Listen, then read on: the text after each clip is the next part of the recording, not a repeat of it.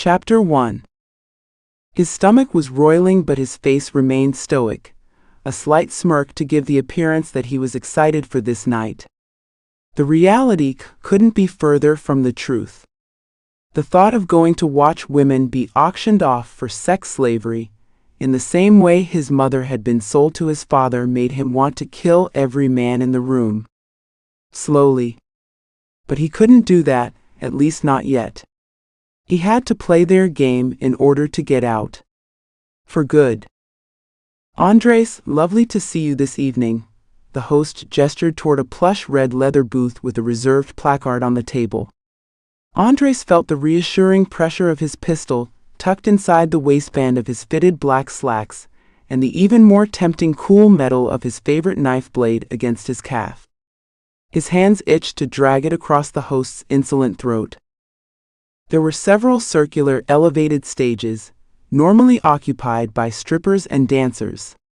But tonight, El Barrio Gentlemen's Club was closed to the public and open only to a very select VIP list. The who's who of illegal business. The tycoons of vice. And among those, Andres was their newest king. Señor Vargas, my deepest condolences to you and your family. Your father was a great man. Andres clenched his fists beneath the table, thinking to himself that his father was the furthest thing from a great man. Thank you. He was one of our most loyal customers. His privileges will of course be passed on to you. Andres nodded once, wanting no part in whatever said privileges were. Is there anything in particular you are looking for this evening, Señor? Andres swirled his amber drink, taking a long sip before responding. He knew what he was looking for, but it wasn't something that could easily be described. It wasn't a type for him. These women weren't sex objects to him. He was looking for a partner, an accomplice to his plan, and he'd know that he found what he needed when he saw it. I'll know it when I see it. Understood, Señor Vargas. A man who knows what he wants. Something like that. Andres downed the rest of his drink and raised the empty glass at the host.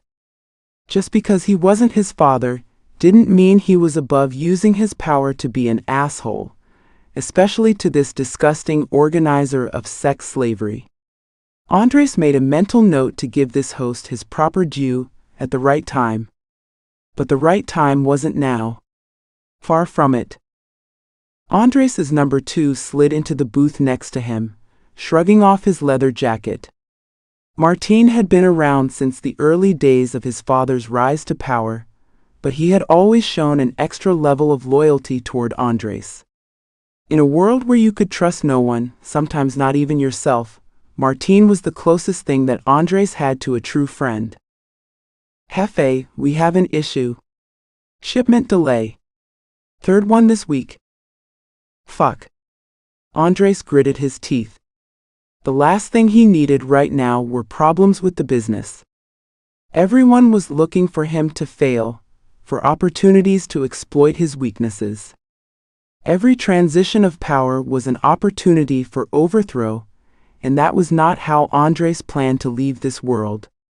He was leaving for sure, but on his own terms and not with his tail between his legs. He wouldn't live his life being hunted down like a dog. In Miami or San Diego? Miami. Andres nodded, not needing any further details. Clearly this was a power play by the Lotega family, who had always felt handicapped and underpaid during the reign of Andres's father. This was their opportunity to renegotiate terms, and they weren't planning on doing it around a conference table. Arrange for a visit. At the safe house. If they want to talk, it needs to be face to face. Not in this cowardly way of avoiding agreements and stalling our shipments. I won't have it. Good idea, Jefe. I'll make some calls. Martín slid out of the booth, his phone in hand. The lights in the club started to dim, and the host returned with a fresh amber drink. They will be out shortly, Andres, enjoy. The host scuttled away quickly, and Andres took another deep pull from the glass. The burn of the liquid felt good as it slid down his throat. Chapter 2. The green dress matched the green specks in her hazel eyes and clung to her body like a second skin. Her breasts were barely contained, spilling forcefully over the top, accentuating her hourglass figure. She felt another chill from the drugs that had been shoved into her forearm, and she bit down hard to keep her teeth from chattering.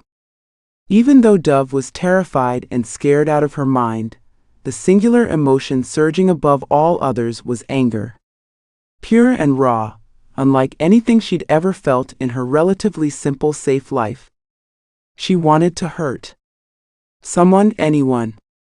But the shaking of her body kept her stuck in place, 2 feet behind a tall, shivering blonde woman, and 2 feet in front of a dark-skinned woman with beautiful almond-shaped eyes. She hated the despair and lack of fight she saw in those eyes, and hoped hers wouldn't lose their luster. "Okay, chica, move." Dove felt the cold metal of a gun at her side, as each woman was escorted from the small waiting room out onto the stages. She put up a small fight, taking short staccato steps and doing her best to squirm in place despite her captor's tight hold on her right bicep. "Always the best ones that give me the most trouble. Stop moving, fucking punta, and this will go a lot easier. Keep being difficult and I'll keep you for myself." His breath smelled rotten, and his hand on her bicep was clammy. She had no way of knowing what terror was in store for her, but the thought of this man touching her any more than he already was had her striding quickly toward the stage like she actually wanted to be there. "Good, punta."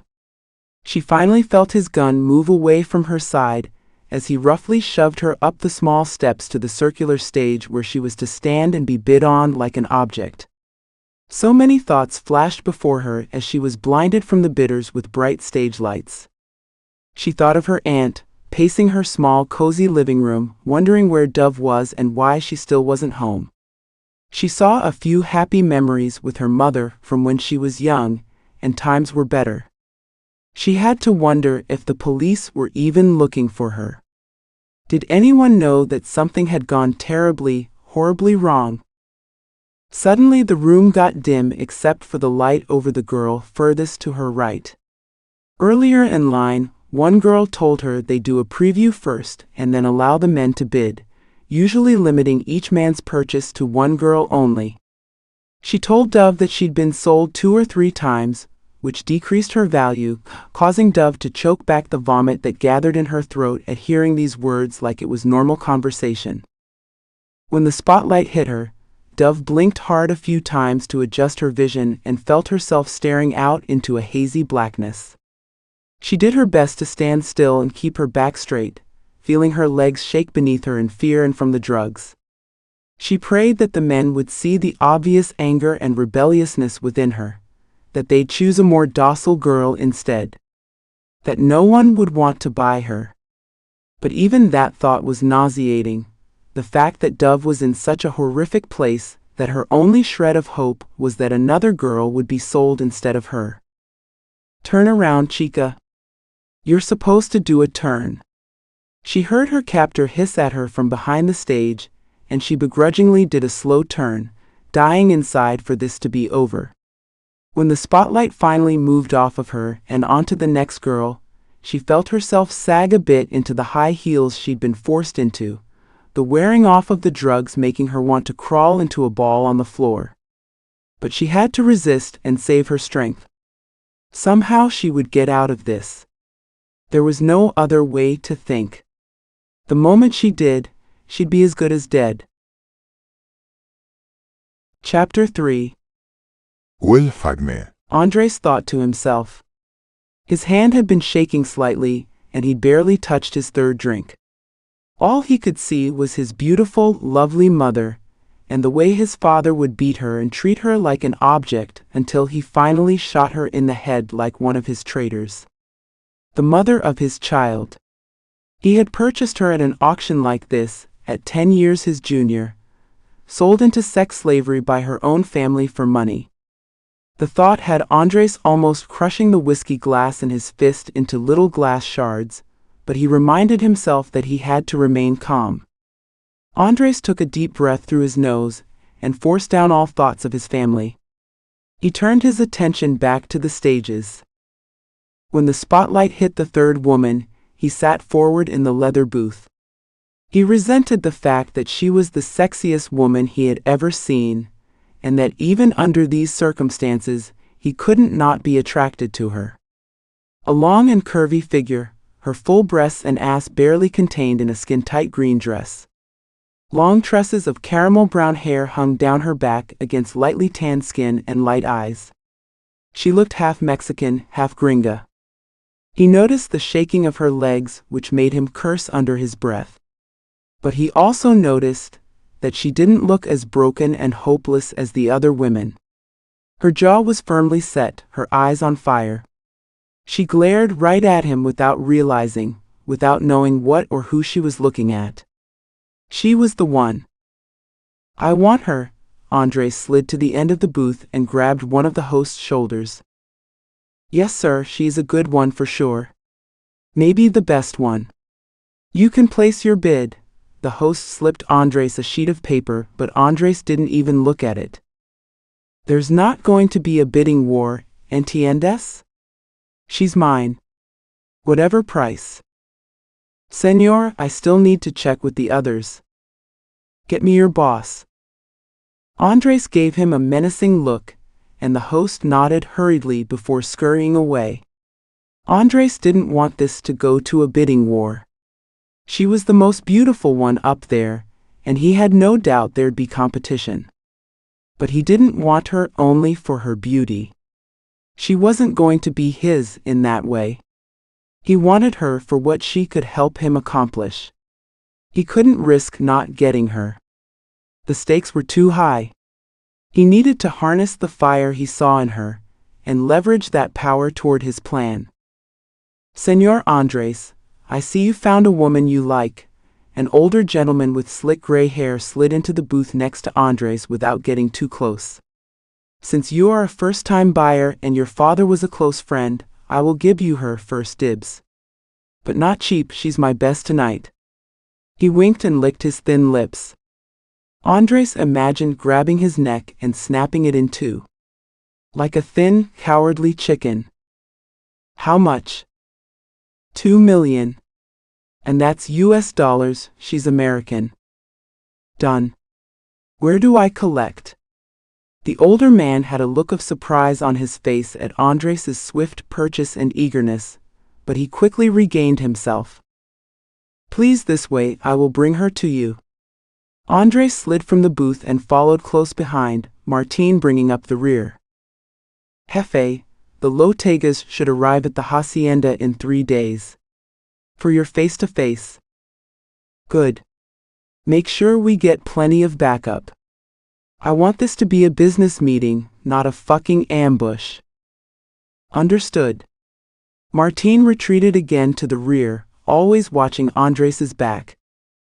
They finally stopped at a back room with a garage roller door on one wall. Every detail had been thought through. Total control over these women with no hope for escape. Andres was far from a saint, and he owned more of the Mexican drug trade than any other living person. But he never dealt in sex slavery. Well, not until this evening. The business disgusted him. She should be out shortly, Señor. Her name is Dove, but of course you can rename her whatever you'd like. Dove. The name was beautiful, feminine, strong. Dove. Someone's daughter, someone's sister. He'd get her back to them one day. She wasn't his to keep, and he wouldn't call her by anything other than her given name. Maintaining identity was critical in traumatic situations. Andres wanted to say this, but instead he simply nodded, crossing his arms over his chest like he was settling on any other business deal. I have the car pulled around, Jefe.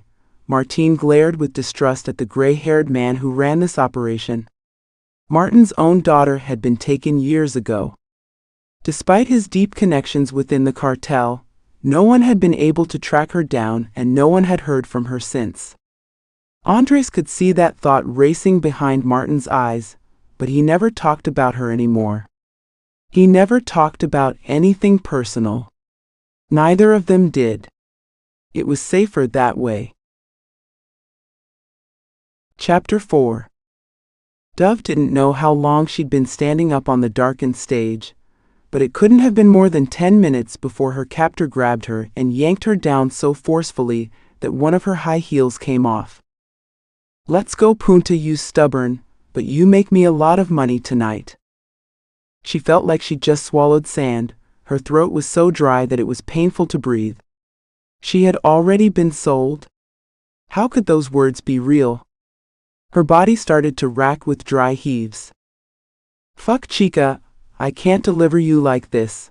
Her captor pulled a needle from his coat pocket and jabbed it into her forearm before she could pull away. She felt fresh, hot tears spring at the corners of her eyes, the pain of the needle and the grim reality of her current situation giving way to the heady feeling of the heroin in her veins. "Follow me, chica. Down this hallway. Don't be difficult." He placed his hand on the small of her back, and she flinched away automatically before being shoved forward. At the end of the hallway, there were several men in dark suits with even darker masked expressions on their faces. They all blurred together, making it hard for Dove to know exactly how many men there really were. Could have been 3 or 6 or 9. Her vision was starting to get hazy from the drugs, and she blinked rapidly as if she could simply will the effects of the drug away. "Andres, meet the lovely Dove." A tall, broad-shouldered man stood with his arms crossed in front of his chest, staring at Dove like he was inspecting a luxury car he'd just purchased. Dove noticed that his jaw stiffened with anger, and she felt her body tighten and curl into itself at the fear of what was coming next. "You give her heroin?" His question came out more as an accusatory statement than a genuine inquiry, his voice deathly low. Dove felt his eyes like sharpened daggers, zeroing in on her nasty captor who was still holding her bicep in a vice grip. "Senor, I had to. She's a difficult one, but I'm sure you can train her real nice." "Let go of her." The little man holding Dove's arm instantly released her bicep, and she took several staggered steps away from him toward the wall. Andres let Dove stumble a bit and gather her footing. He did not reach for her, and she had yet to look him in the eye. He noticed that she had only one high-heel shoe on. Andres whistled for 2 of his men. "Martin, get her in the car and take her to the house. Have Lolita clean her up." He kept his distance, knowing he had to keep this relationship strictly business in order for his plan to work out. He'd have to earn her trust quickly. Eventually he'd make sure this woman was back home and safe, wherever home was for her. But right now she would have a job to complete in order to earn that freedom. Everything comes at a price in this world. Especially freedom. "No. Don't touch me." Dove's voice was shrill as Andres's men grabbed her from both sides, her legs kicking out furiously, causing her to lose her balance. Andres watched in both frustration and admiration at her fighting spirit, but wouldn't allow himself to move towards her. Once the heroin wore off and she was cleaned up, then he'd talk to her. For now, he had to keep his distance. The drive seemed to go on forever. Dove's head felt like it was swimming from the heroin, and she had to hold back vomit every time the dark Suburban lurched or drove over a bumpy road. When the car finally stopped, she felt her heart rate spike again at the unknown, the fighting sense within her rising up and making her feel feral and crazy. When she was dragged out of the backseat of the SUV, a strong sweaty palm covered her mouth, and another strong arm secured her arms behind her back, leaving only her legs free. She kicked aimlessly, causing nothing more than a small dust storm and a string of Spanish curse words from her new captors. Despite hating them already, they didn't smell nearly as badly or as rotten as her previous captor, and they hadn't stuck a needle in her arm. Yet. Lolita, here's Andres's new girl. She's real expensive, so clean her up good. And watch out, she's a fiery one. Dove heard a dark chuckle from behind her, and more faintly she heard the sound of shot glasses as if some sort of party was going on. But her eyelids were too heavy from the drugs, and her whole body began to sag as the edges of her vision faded to black. When Dove woke up, she felt cool, soft sheets around her body and noticed that her hair was damp. It smelled like vanilla. She sat up unsteadily on her elbows, the unfamiliarity of the bedroom causing her heart to race again. The room was barren but elegant, with one door leading into a small bathroom and a long high window along one wall that only let in light but provided no view. She could be anywhere. Literally, anywhere in Mexico, with no way to let her poor aunt and family know that she was still alive. No way to let anyone, know where she was so that they could rescue her. Dove started to let her mind wander back to the last afternoon in her aunt's living room, before she'd been taken, when the doorknob to the bedroom started to turn. Dove clutched the sheet to her chest, glancing frantically around for anything that she could use as a weapon. Señorita, no te preocupes. An older woman entered the room slowly, a very calm look on her face like she dealt with kidnapped women every day. ¿Tienes hambre? The woman set down a tray of food on the small desk in the room, and even though Dove didn't make any movement to leave the false safety of the bed, she felt her mouth start to water. But she couldn't speak. Her throat was too constricted, and her lungs felt like they were bound by a steel cage. Dove needed help, answers, and a rescue mission. But she also needed food and water. And right now, being here in this bed with a tray of warm, delicious-smelling food in front of her. Even kidnapped and sold to God knows who, it was heaven compared to the past few days she'd been through. I will just leave this here, okay, señorita? You take your time. If you want more, just leave the tray outside the door. Dove nodded, or at least she was pretty sure she did, but she barely had any control over her own trembling body. When the older woman left the room, Dove counted to 10, as if that would be the best method to ensure this wasn't some sort of trap, and then sprang out of bed toward the tray of food. Warm, flavorful rice and black beans along with fresh bread and a glass of water. Dove scarfed the food down and pressed her ear to the door, before cautiously placing the empty tray outside as the woman had instructed. She walked into the small ensuite bathroom and rinsed her face and hands, bracing her wet palms on the marble counter surface and looking at her reflection in the mirror. She looked tired, her caramel-colored eyes rimmed in red with purple circles underneath. She still wasn't sure how she'd gotten clean, but she assumed the older woman had at least washed her hair while she'd been high on heroin. Dove started to scratch at her forearms, the terrible crawling bug feeling starting to take over as the drugs wore off. Dove crawled back into the bed, her stomach still hungry but the softness of the sheets lulling her exhausted body to sleep, her fear succumbing to fatigue. Chapter 5. Chapter 6. Dove had eaten another tray of food, taken another nap, and was now pacing the small space of her room, growing impatient. She hated that she'd already become dependent on the drugs her previous captor had been jabbing into her arm over the past several days, and she kept catching herself itching at her delicate skin, leaving small red marks in its wake. She was agitated and on high alert. Even though the food and the sleep had both been welcome reprieves, she still had been very much sold to some mystery buyer whose face she couldn't make out in her memory of last night since everything had been hazy. Dove had already given up on trying to find an escape from within the room. The only window was high above her head and shaped as a long skinny rectangle. She doubted she could crawl out even if she managed to break through the glass. Plus, there was no way of knowing what was waiting for her on the other side. And the bed, and the food she'd been enjoying for the last few hours, told her that it was probably a hell of a lot worse out there than in here. She stopped pacing when she heard several voices outside of the bedroom door. She could understand some Spanish, but not well enough to eavesdrop. She tried to pick up a few words here and there, but before she could try to connect the dots, a loud single knock sounded at her door.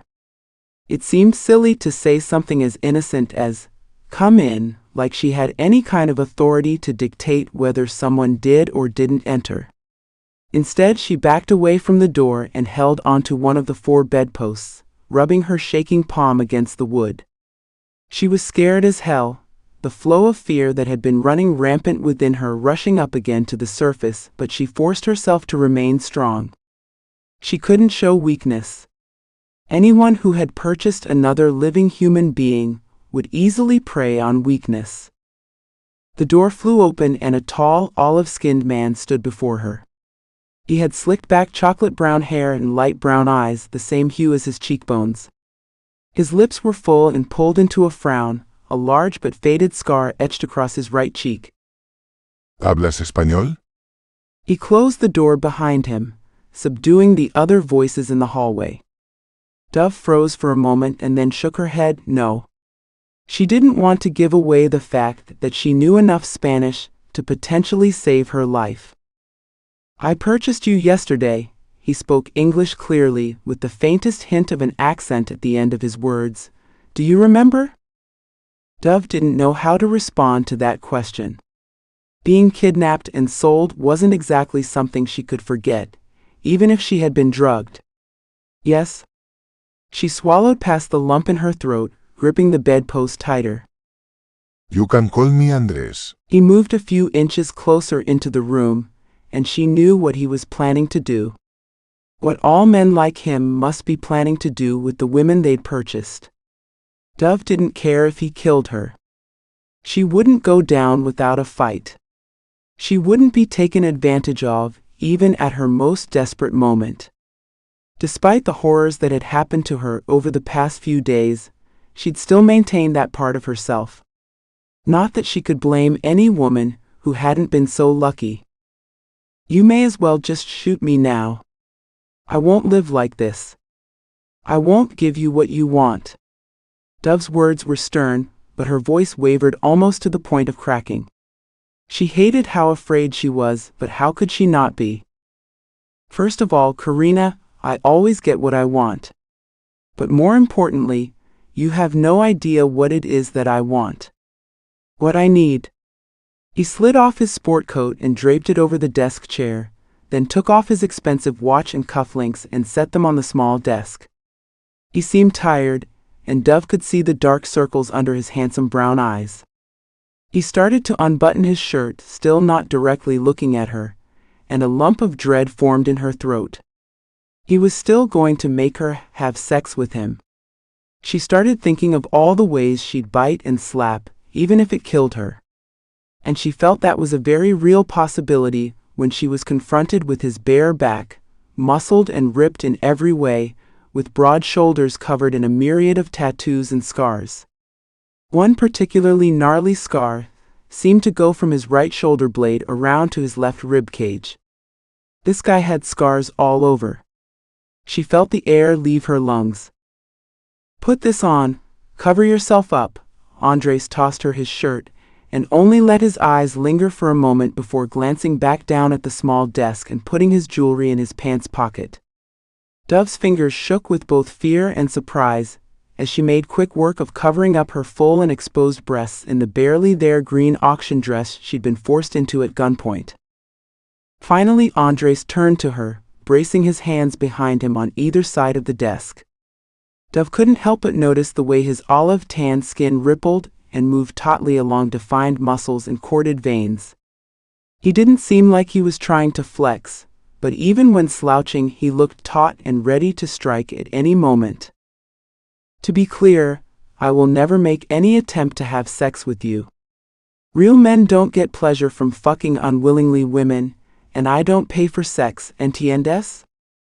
She nodded her head curtly, noting again how mild his accent was. Maybe he spent his formative years in the States. She made an additional mental note, anything she may be able to leverage or use in the future. I have enemies, too many right now. He looked her straight in the eye, and she felt her stomach knot in fear at his intensity. Most of these enemies are protected, armed, and desperate. But they are still men. And that's a weakness I fully intend to exploit. With your help. Dove felt her blood boil and her cheeks redden. So you buy me as a sex slave, not even for your own personal use but to pimp me out as a distraction to your enemies? That's worse. Kill me now, I won't do it. Andres moved so quickly she felt the bed shift before she registered his actions. He was only inches from her face, both of his large tanned palms on either side of her hips on the duvet. Karina, I like your fire, but we're going to have to direct it in the right way, you understand? You work for me. I own you. I protect those who are mine as long as they're mine. If you're smart and do as I say, none of these men will ever be inside you. Not in that pouty pretty mouth, your pussy or your ass. Deal? Under any other circumstance in her past life, and she had to think of everything before this week as her past life, because she'd never be the same, this would be a horrible deal. But considering her reality, he sounded like her best option. Her only option. His words were terrifying but still somehow genuine. She was cautiously optimistic that he would actually protect her in some way, which was more than she was in a position to do for herself.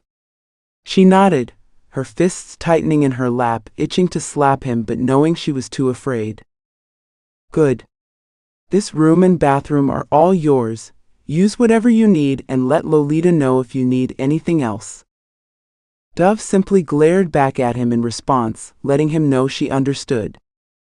Dove, right?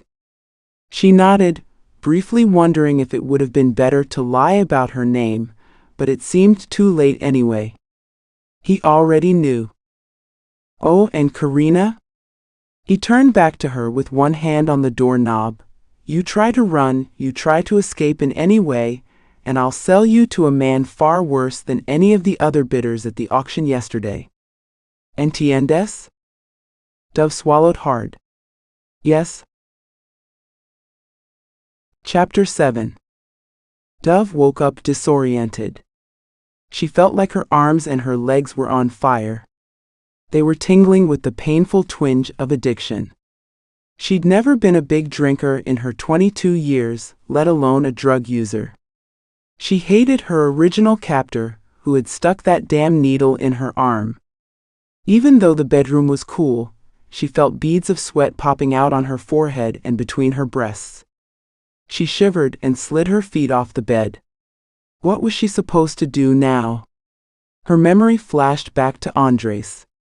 The tall, alarmingly handsome man who had bought her and had promised to protect her if she did what he asked. What on earth would a man like that need a recent American college graduate to do? Dove had the alarming sensation that perhaps he thought she was someone else.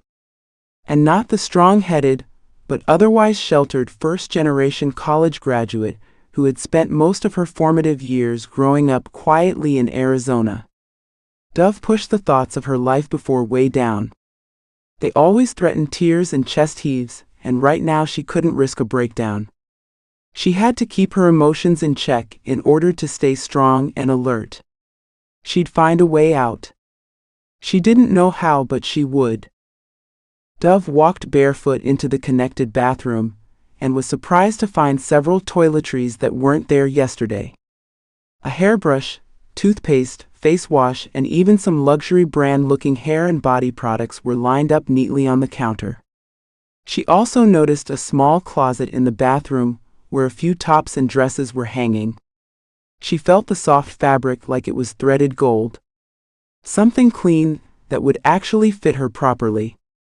She'd never take something as simple as clean clothes for granted ever again. How was it that only a week ago she was doing laundry in her aunt's small cottage house while listening to a podcast on her phone? Had it been longer than a week? Before being sold, Dove had tried to count the hours, the days, but somewhere along the way she'd lost track. But it couldn't have been more than 10 days max. Dove splashed cool water on her face and washed her slightly sweaty face, the toothpaste making her feel an inch more human again even as the surges of withdrawal racked her body. She changed into a white top and denim shorts, surprised by how perfectly they fit. When she went back out into the bedroom, she felt a new wave of nerves, not knowing if she could or should venture outside of the bedroom. As she scanned the space, she spotted a small piece of paper on the desk where Andres had taken off his cufflinks when he'd handed her his shirt.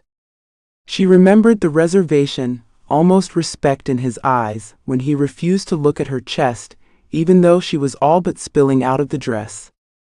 She'd been shocked he hadn't forced himself on her. Shocked but grateful, and still very doubtful that he wouldn't try at some point. The slip of paper had a small note on it, written in manly but neat handwriting. Dove, breakfast will be on the patio when you are awake and dressed. I'll need your help today. Andres. Dove inhaled a deep breath. What would helping Andres entail? And what time was it anyway? Had she slept in until noon? Without a phone or even an analog clock in the room, she had no way of knowing. Dove placed her hand on the doorknob, steadying herself before opening it. The hallway outside of the bedroom was beautiful, lined with a series of arched windows that let the sun wash light over the white plaster walls. She walked tentatively, not knowing exactly where she was headed or who she might run into. But when she turned the corner, she saw one large window that overlooked a beautiful desert vista and a deck with a handful of seated people. She noticed Andres first.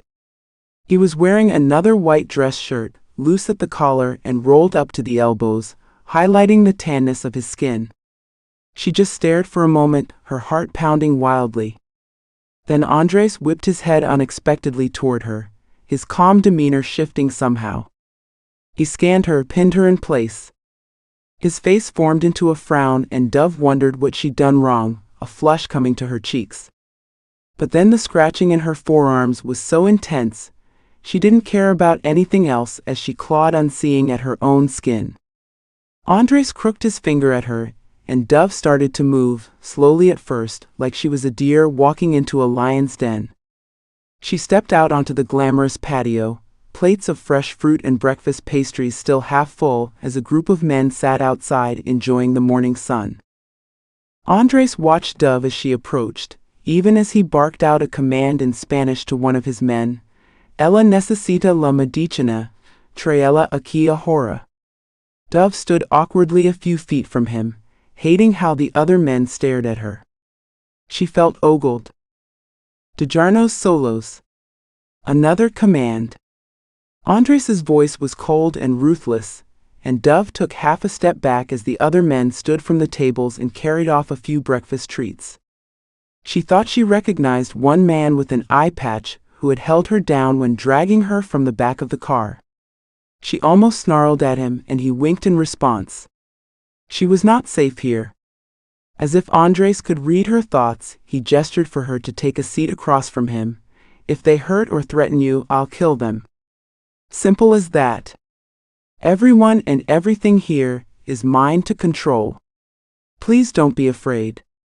At least, not of them. His eyes narrowed, but he also looked wary, like he wasn't sure how Dove was going to react. How did you sleep? Fine, thank you. Dove tucked her head, fiddling with her hands in her lap. A man approached their table and dropped a few pills into Andres's palm. He slid Dove his glass of water and the pills. Take these, they will help with the withdrawal. He took her hand and she felt fire and electricity at his touch, shocked that she didn't immediately jerk away. She stared down at the pills in her palm, hesitant to take anything. I don't. Karina, trust me. He leaned back in his seat, waving his hand quickly and casually in the air. The same older woman, Lolita, returned with an elegant breakfast platter fit for a queen. Dove's stomach growled in pleasure, the starvation she'd experienced in the last several days causing an insatiable hunger within her. Andres's face contorted with concern, but he didn't say anything as he sipped his coffee and let her eat, the silence becoming heavier as she cleared her plate. If there's anything you like, anything you want to eat, just let Lolita know. Andres nodded curtly, and Dove just stared like a trapped animal waiting for the end. He didn't want her for sex, or to use her as some sort of sex toy for others, so what was he going to ask her to do? No way a man like this, a man no doubt involved in some sort of seriously illegal activity, just gives away hospitality for free. Finally, Andres leaned forward, watching every detail and nuance of Dove's facial and physical reaction as he spoke. I have a meeting today. There's a family, a partner based out of Miami. They've been giving us business trouble. I want to renegotiate terms. Andres paused, looking out at the vista before turning his attention back to Dove. The Lotegas are traditional, old school. They won't be open to new terms unless they see me as a changed man. Andres cleared his throat, running a hand through his hair. They need to see me as a man who is not my father. Dove's curiosity briefly outweighed her reservation and fear. What's wrong with your father? Andres laughed, the sound deep and rich but laced with something dark. Menacing. Dove couldn't tell if she was more drawn to him or more afraid of him as he laughed. Karina, my father was El Diablo. The devil. That bastard deserves to be dead. Andres looked down at his hands before looking back at Dove. The details don't matter. The Lotegas like traditional family values. My father was a philandering piece of shit. I need to give them what they want. That's where you come in. Dove sat up straighter, her earlier curiosity eclipsed by another wave of fear. What? How can I help with that? Andres reached into his slacks pocket and pulled out a small black velvet box. He placed it on the table between them. Dove didn't move, her eyes flashing between his face and the box. Andres nodded again, his eyebrows raising high on his forehead as if to say, "Open it." Dove opened the box slowly, a small gasp leaving her throat. Inside was a massive glittering diamond, so large it looked like it might break her finger. She felt panic radiate throughout her body. Was she going to have to marry this man? Couldn't she just go home? Hot tears sprang at the corners of her eyes, something about this task feeling very permanent and very dangerous. Dove, Andres's voice was stern and laced with impatience, it's for show. This is part of what I need from you. It's not a real marriage request. Jesus Christ, I'd never ask that of such an innocent woman. Andres frowned and grabbed Dove's left hand, roughly placing the diamond on her ring finger. When she looked down at her hand, a deep and haunted wail escaped past her lips and she clutched her mouth to try and trap it inside. Karina, ¿por qué estás llorando? His words were rough like gravel. Dove shook her head, trying to dismiss it, trying to regain control over herself. But something about seeing this ridiculously huge ring, as meaningless as it was, had her thinking about her mother. Her aunt. Her friends. They had all probably given up on her. Figured she was dead. The thought of them grieving filled her with another wave of emotion. Andres grabbed her face in one hand, brusquely wiping away her tears with his callous thumb. Tell me and I'll try to make it stop. I need you strong today. I can't have them not believing we are engaged. This is why I purchased you. His final words were quiet, spoken with a gravity that had Dove looking into his eyes and deciding to be honest with him even though she wasn't sure she could truly trust him at all.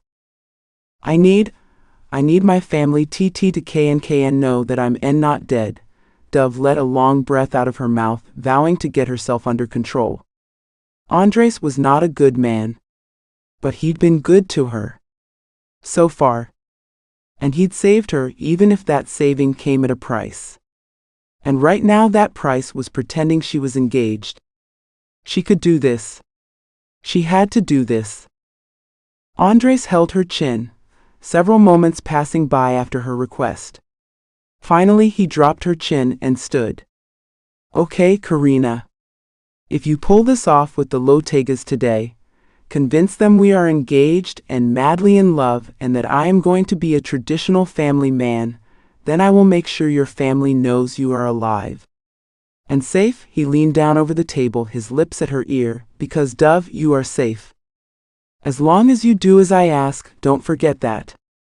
He stood and barked out a slew of commands in Spanish that Dove didn't understand, the smallest light of hope glowing dim but unwavering in her chest. Chapter 8. Andres walked back into the house. He needed to debrief with Martín before the Lotegas arrived. He ran his hand through his hair, a sense of frustration and doubt welling up inside of him. Dove's breakdown was understandable, but nonetheless threatening to his plan. Maybe he should have given her more time to adjust, to come to terms. But the Lotegas were coming today. Andres needed them to believe he was as far from his father as possible. The small, dark voice inside his head reminded him that he and his father were more similar than he cared to admit, but he ignored the thought as he entered his office. Martín was already seated across from his desk. They're en route, Jefe. Should be here in 2 hours. They have security, 4 or so guards. Andres nodded at Martin's update. They had men at every road juncture for miles around, whose sole job was to watch any comings and goings and report back with details. Andres wanted the meeting to go down peacefully, but he'd have his men on guard in case the Lotegas were after more than just an increased cut of the trade. It was impossible in this business to know who you could or couldn't trust, so Andres trusted no one. He even kept an eye on Martín, the man he trusted more than anyone in the world. Any allegiance could be weakened by the promise of more money, more power, more women. Loyalty, blood relations, none of it held up 100%. Andres sat in his office chair, pulling out his company ledger. He may now be at the helm of the largest drug trade in Mexico, but they still did their accounting on paper. No way would they risk bringing the DEA right to their doorstep with a single computer hack. They'll want a 30%, maybe even 40% increase. I'll offer them 10% and settle on 15%. If they warm to me and my perception as a traditional family man, they will accept the lower compromise. My intel is still solid, see? They value tradition as well as profit. Indeed. It is one of the reasons they are wary of newcomers, including newer generation leaders like yourself. Martín shifted in his chair, looking like he wanted to say something else. What is it? Andres glanced up from the ledger, memorizing the numbers he needed. The Lotegas would try to increase their trade value and make it seem like they were bringing in more profit than they actually were. The middlemen always did. It's just, do you think she's ready? The girl. She's not a girl. She's a woman. 22. Martín snorted but caught himself. Jefe, a woman who grew up in the States, sheltered like she did, is still a girl. She hasn't been through shit. Maybe we should bring in one of the putas. Someone with more experience in this world. No. Andres's response was short but hard enough to cut glass. He was already well aware of Martin's thoughts about his decision to purchase Dove. But Martín didn't know the full extent of Andres's plan. And he wouldn't be able to pull it off with some narcos whore who would be just as easily swayed by money and other offers as the rest of them. He needed a woman who was desperate to please him, who wanted out of this world as much as he did. Someone he knew wouldn't turn on him. Dove just needed time to trust him, to realize that he wouldn't let her get harmed if she did her part in his plan. I'll have the men ready and in position, Jefe. Marin stood, buttoning his leather jacket, and Andres kept his eyes on the ledger. He'd already memorized the numbers he needed, but he didn't want to acknowledge Martin's doubt about his decisions. As Martín stood in the doorway, Andres barked out a final command. Make sure she's ready. Have Lolita help her. Martín nodded and exited the office as Andres sat back in his chair, pinching his full bottom lip between his fingers. Lolita brushed out Dove's long brown hair, the curls from the iron falling in thick soft waves. Dove noted her reflection in the mirror, the light but pretty makeup she'd applied highlighting the beauty of her natural features. Lolita had recommended she wear a long flowing sundress that hugged her curves but still covered her legs. How long have you been working for Andres? Dove aimed for casualness as she met Lolita's eyes in the mirror. But she wanted intel. Any information that she could somehow use to give herself an upper hand or at least a sense of awareness about her new owner. The word brought a fresh wave of nausea to her stomach, but she pushed it down. Oh, for years and years. I've been with his family since before he was born. How old is he? Lolita paused, the hairbrush midair. She set it down on the counter and turned Dove to face her, gripping her slender tan shoulders. 29. Why do you ask? Dove shrugged, just curious. Lolita smacked her lips together like she didn't believe Dove, but she busied herself with cleaning the bathroom. Is he a dangerous man? Dove's voice descended to a whisper, her heart racing. She had no idea how Lolita would interpret her question, but she was leaning into the fact that she was an older woman, a caretaker. She had to know how terrified a young woman might be in this situation, and offer something, anything to comfort. Dove, Lolita's lips curled around her name with a Spanish accent, he has to be dangerous. There's no other way to be El Jefe. Do not cross him, and he will take care of you. Lolita lifted a delicate gold chain to Dove's neck, and Dove grabbed her long hair so that she could place the necklace, a single teardrop-shaped diamond in the center. That answer didn't offer much, but it was something. Dove stared at herself for a final moment and took a deep breath. The diamond necklace and engagement ring glittered fractured light against the walls of the bathroom.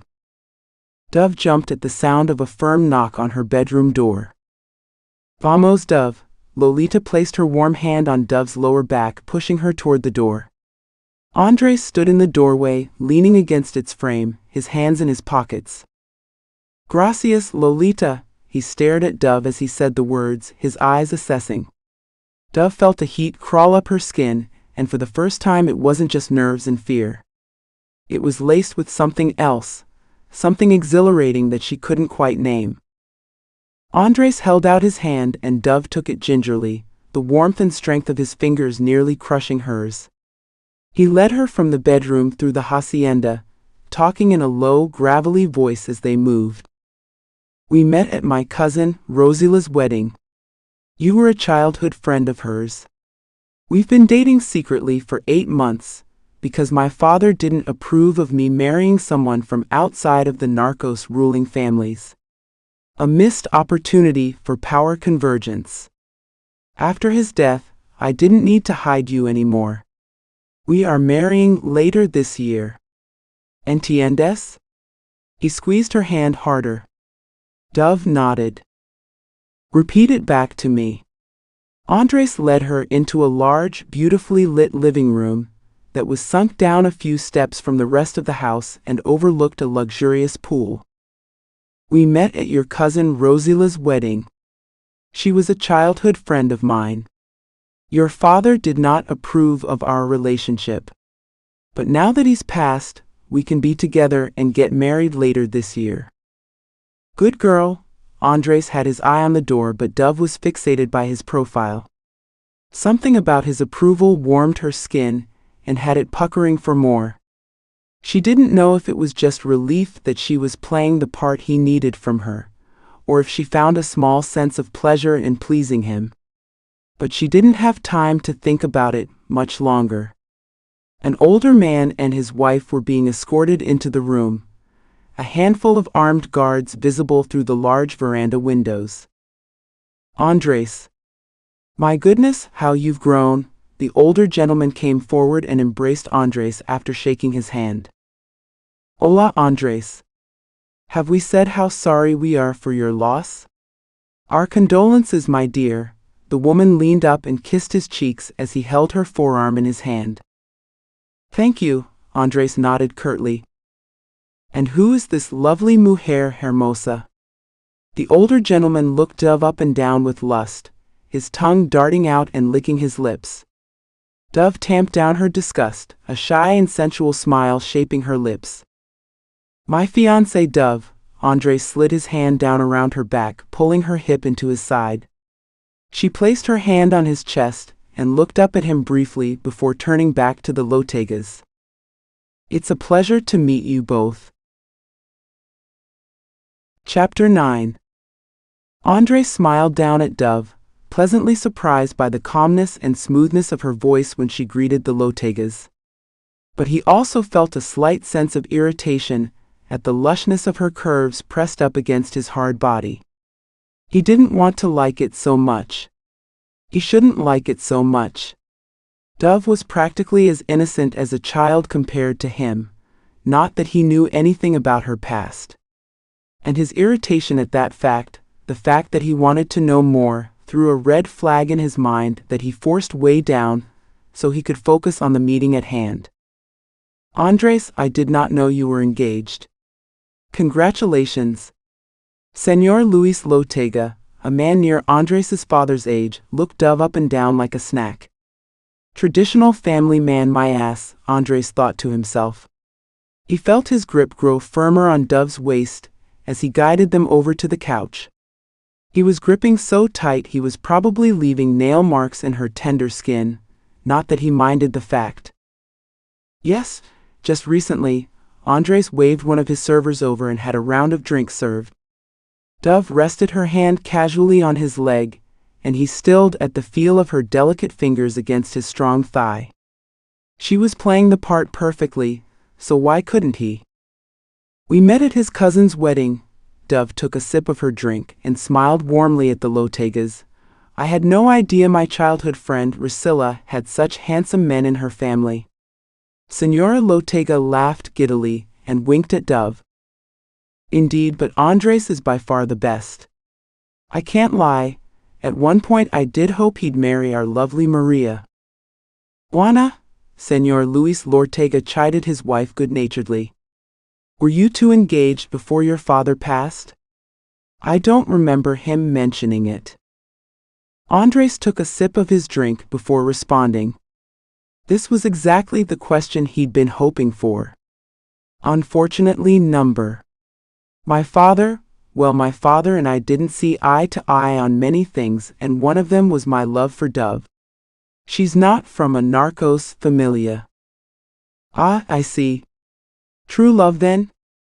Señora Lotega smiled, her eyes glimmering with excitement.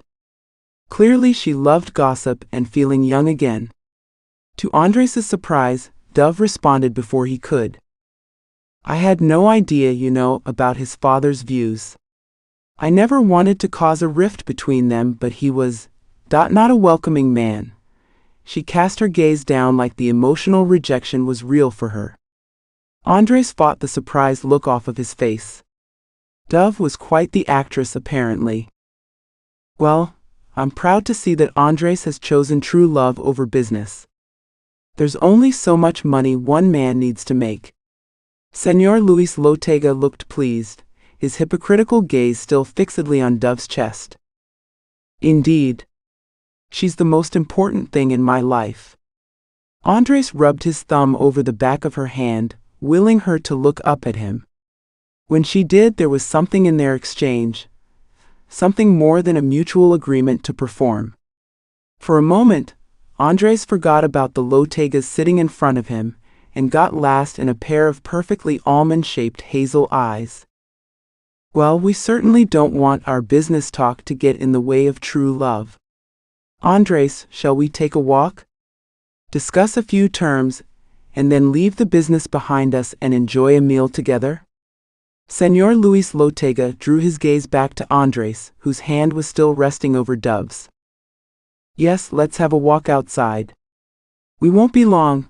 Andres ducked his head, aiming for Dove's cheek.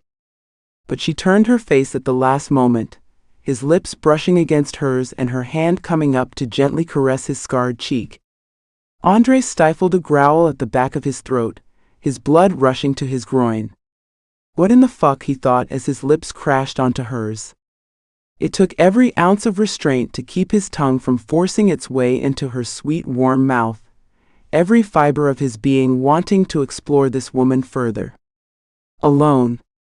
But he stood quickly, releasing her hand and running it through his hair, as he gestured for Señor Luis Lotega to follow him outside. Dove sat frozen on the couch, her lips burning with the taste of Andres. She had only planned on a light kiss. Something sweet and benign that couples do who are familiar with one another. Even though he stopped the kiss before it could escalate, Dove was left feeling anything but benign. My goodness, chica, the way that man looks at you. Señora Juana Lotega fanned herself with her hand as she took another sip of her drink. He looks like he wants to rip your clothes off. Dove blushed and took a big gulp of whatever tequila-based cocktail had been prepared for them. She felt her neck flush as she swallowed. Tell me, between us girls, Señora Juana Lotega leaned in closer, her eyes conspiratorial. How good is he? Everyone will die with the news that he is getting married. You are going to be one hated woman. She winked, but Dove could barely hide the instinctual flinch at her words. The last thing Dove wanted to do was bring any negative attention her way. Agreeing to be Andres's fiancé hadn't seemed like that big of a deal once she'd gotten over the shock and grief of seeing a huge ring on her finger. But her stomach started to swirl at the thought of this news getting out, Andres clearly being something of a celebrity or known entity. She knew he was cartel. That much had been clear since the beginning. But she had no idea of his reach, of his reputation. Dove sighed like a woman in love, and flipped her hair over her shoulder, catching the eye of a server and kindly gesturing for another drink like this was something she did regularly. She shook her head, imagining what it might be like to be under Andres's long, hard body, one of his warm, veined hands at her throat. She'd never had thoughts about a man like this, the depth of her innocence and embarrassment for her. It's just incredible. I'm practically addicted. Señora Juana Lotega laughed and reached out to briefly stroke Dove's hair. He's definitely a good drug of choice, chica, I'll give you that. The server brought over 2 fresh drinks and they clinked their glasses. So, Señora Juana Lotega continued, what does your family think since they are not narcos? Are they accepting? Dove glanced down at her lap, trying to buy herself some time. Andres hadn't given her any specific details or backstory for her own family, and the thought of them brought genuine emotion to her face. She decided to lean into her own sadness. I don't have much family left. My parents both died when I was younger, and my tia who took me in, she's very old. Dove smiled sadly, wiping a sole tear from her cheek. Oh, Dove, I'm so sorry to hear that. Señora Juana Lotega patted Dove's knee like a mother would a child's, and Dove stifled a cry within her chest. All right, beautiful mujeres, business time is over. Let's celebrate. Dove and Señora Juana Lotega looked up as Andres and Señor Luis Lotega strode into the living room, a happy look on both of their faces. Well, happy would never properly describe Andres, but he looked content. Dove tried to read his expression, but she couldn't decipher it. My love, he leaned down and kissed her below her ear, a shiver racing down her spine as she shuddered at his lips against her skin. Dove swore she heard Andres growl, but the sound was so deep and so brief that it may have been only her imagination. Shall we eat? Señora Juana Lotega stood, lacing her arm through her husband's. Indeed, the dining room is this way. Andres led the group, his hand on the small of Dove's back. He dragged his finger back and forth, a small movement she was keenly aware of since it couldn't have been for show. No one else could see him doing it. Please have a seat. Will just be a moment. Andres nodded at Señor Luis Lotega, a wolfish grin on the older man's face that made Dove shudder a bit in disgust. She didn't know how she could tell so clearly since she hardly knew this man at all, but something about the way Andres's hand tensed and his body stiffened validated that he felt the same. Your room now, Andres whispered in her ear, the words harsh. Dove worried that she'd somehow upset him, that she'd failed at her first task. The promise Andres had made of notifying her family in some way to let them know that she was alive weighed heavily in her chest as they moved quietly through the hacienda. Andres led her back to her room and closed the door quickly behind him. Once it was just the two of them, alone, the air seemed to shift, tension filling every corner. Dove backed away slowly, the look in Andres's eyes murderous. Lolita's earlier warning about him being a dangerous man, a man not to be crossed, warred with another emotion. Raw, female desire. Something she'd never felt so strongly before, let alone for a practical stranger. Andres gripped the bedpost, his other hand in his pocket. I'm impressed, Karina, but his words didn't match his tone. He sounded pissed, annoyed, agitated. Anything but simply impressed. Chapter 10.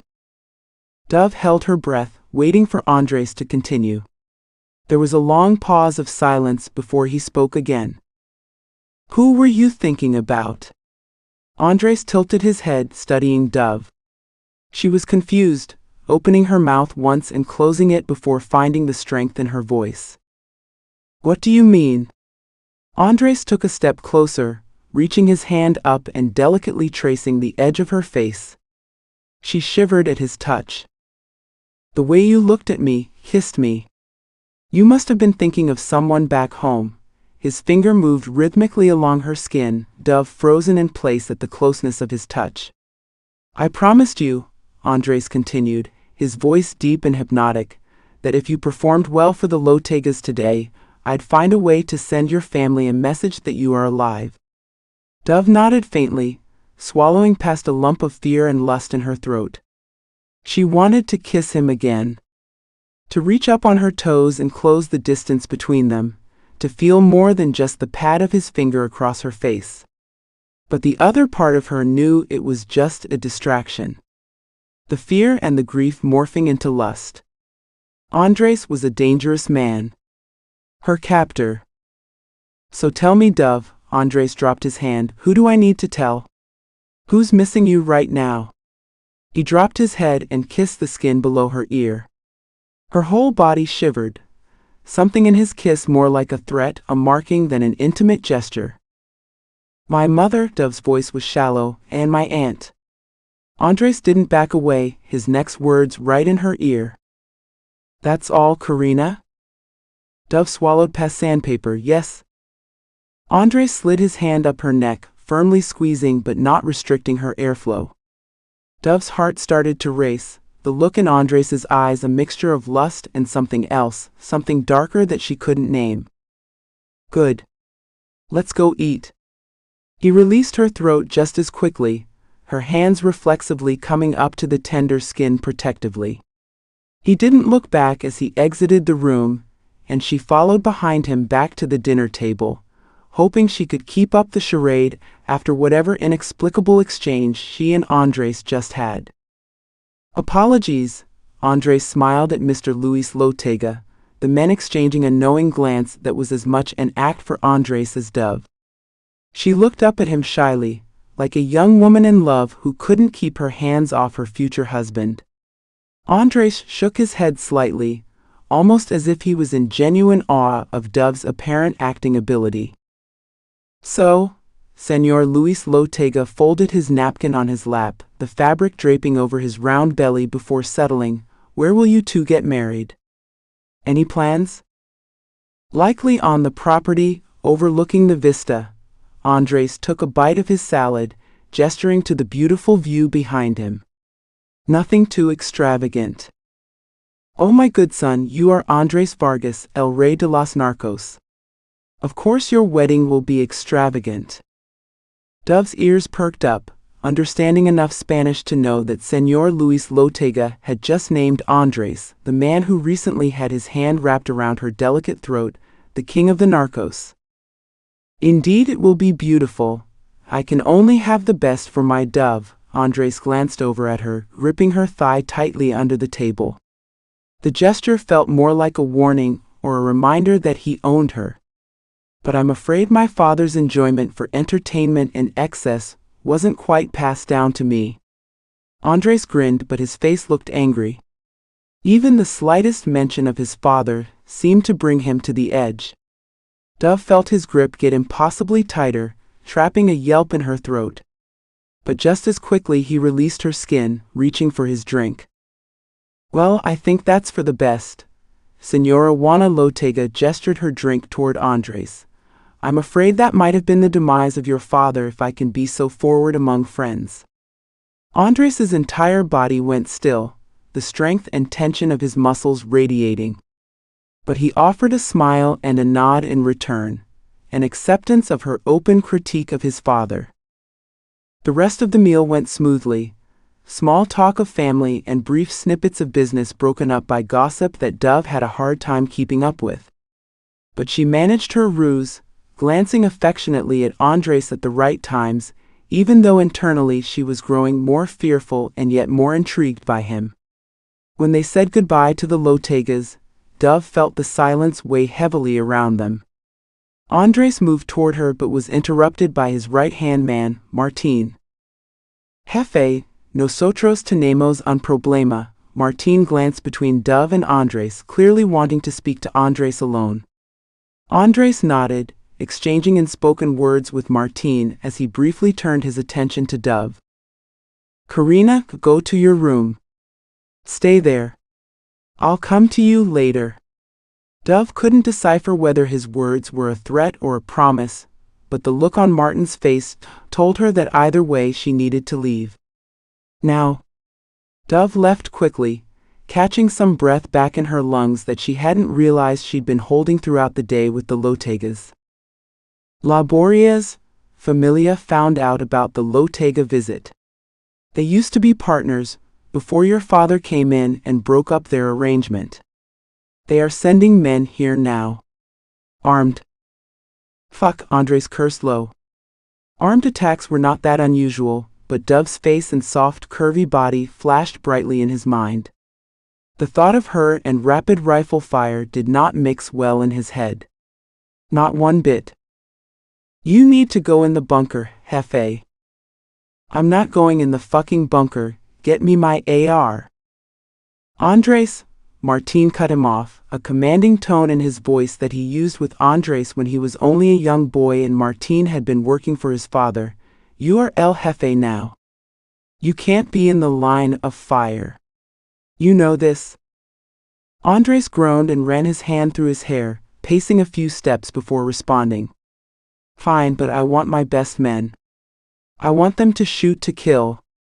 Lobario's familia is ruthless and commits violence in excess.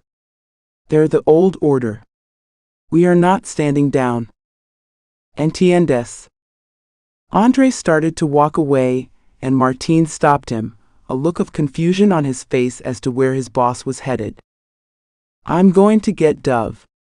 She's coming into the bunker with me. Chapter 11.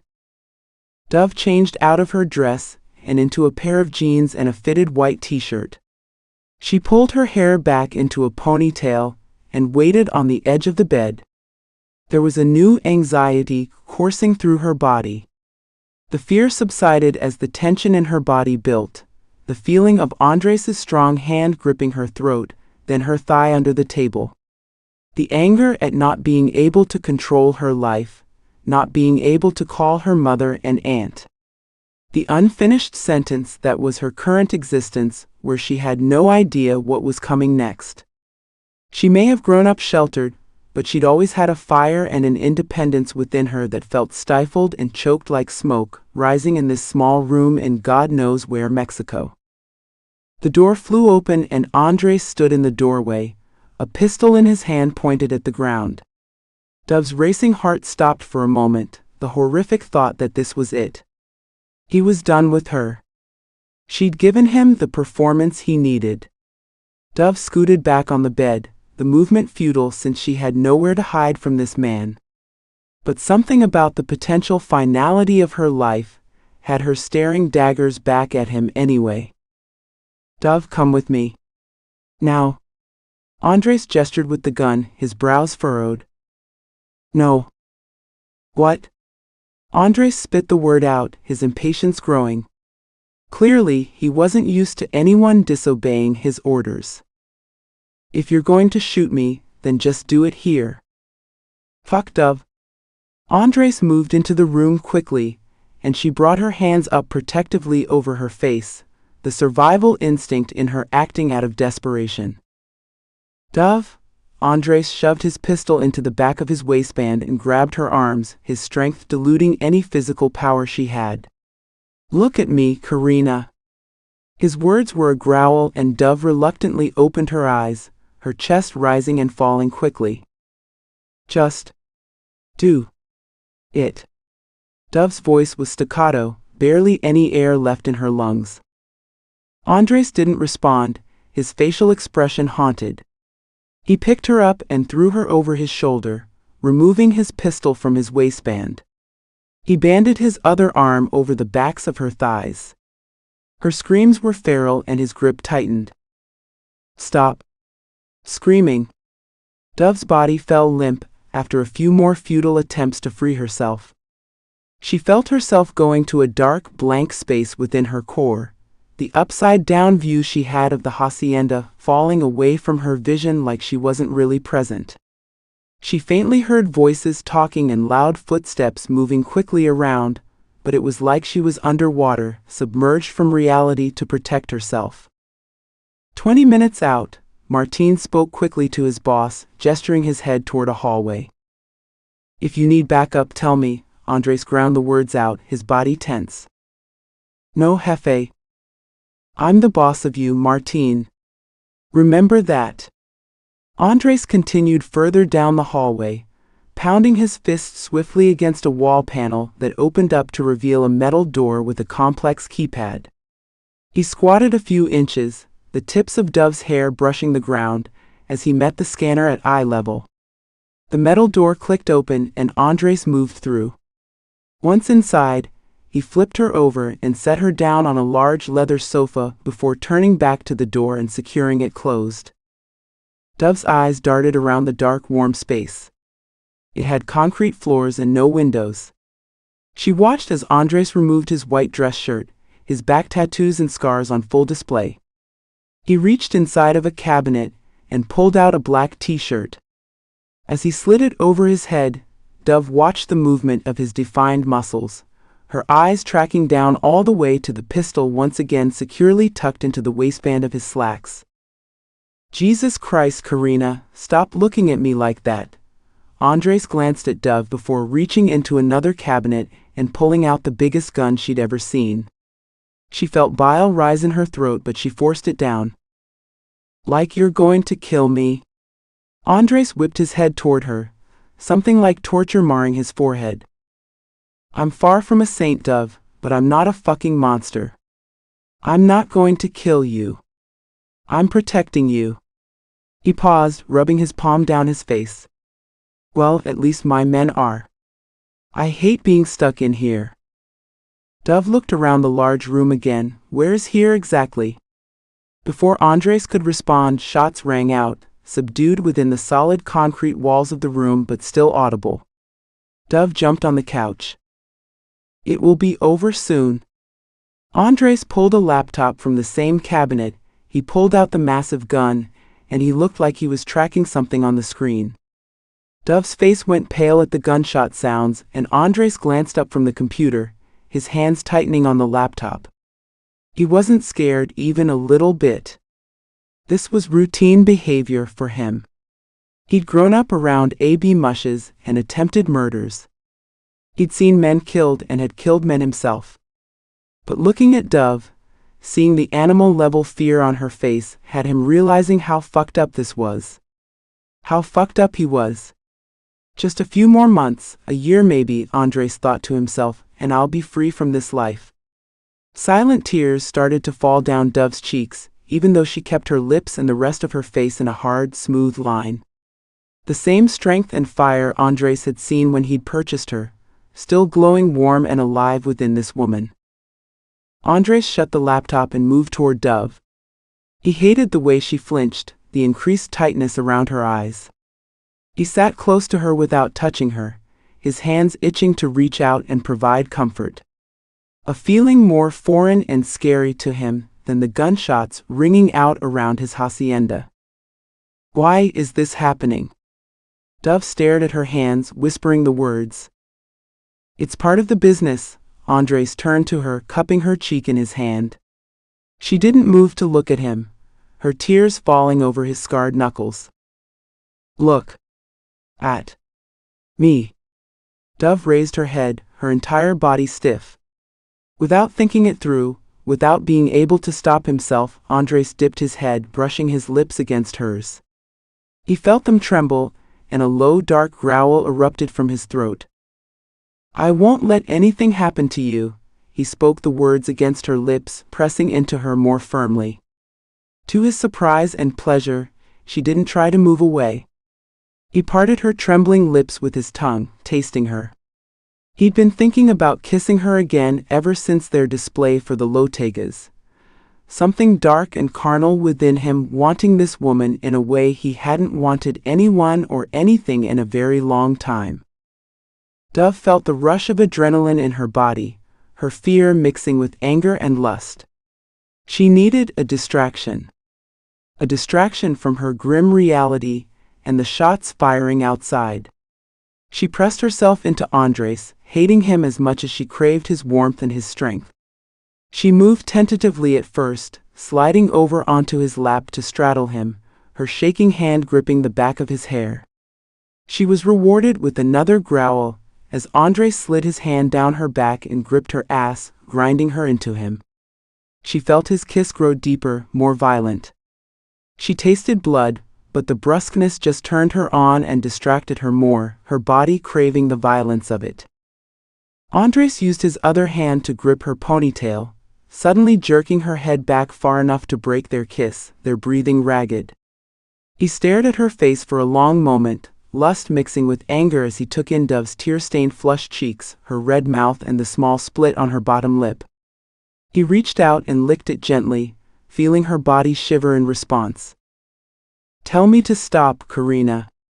Tell me you hate me. Andres held her so tightly she could barely move her head.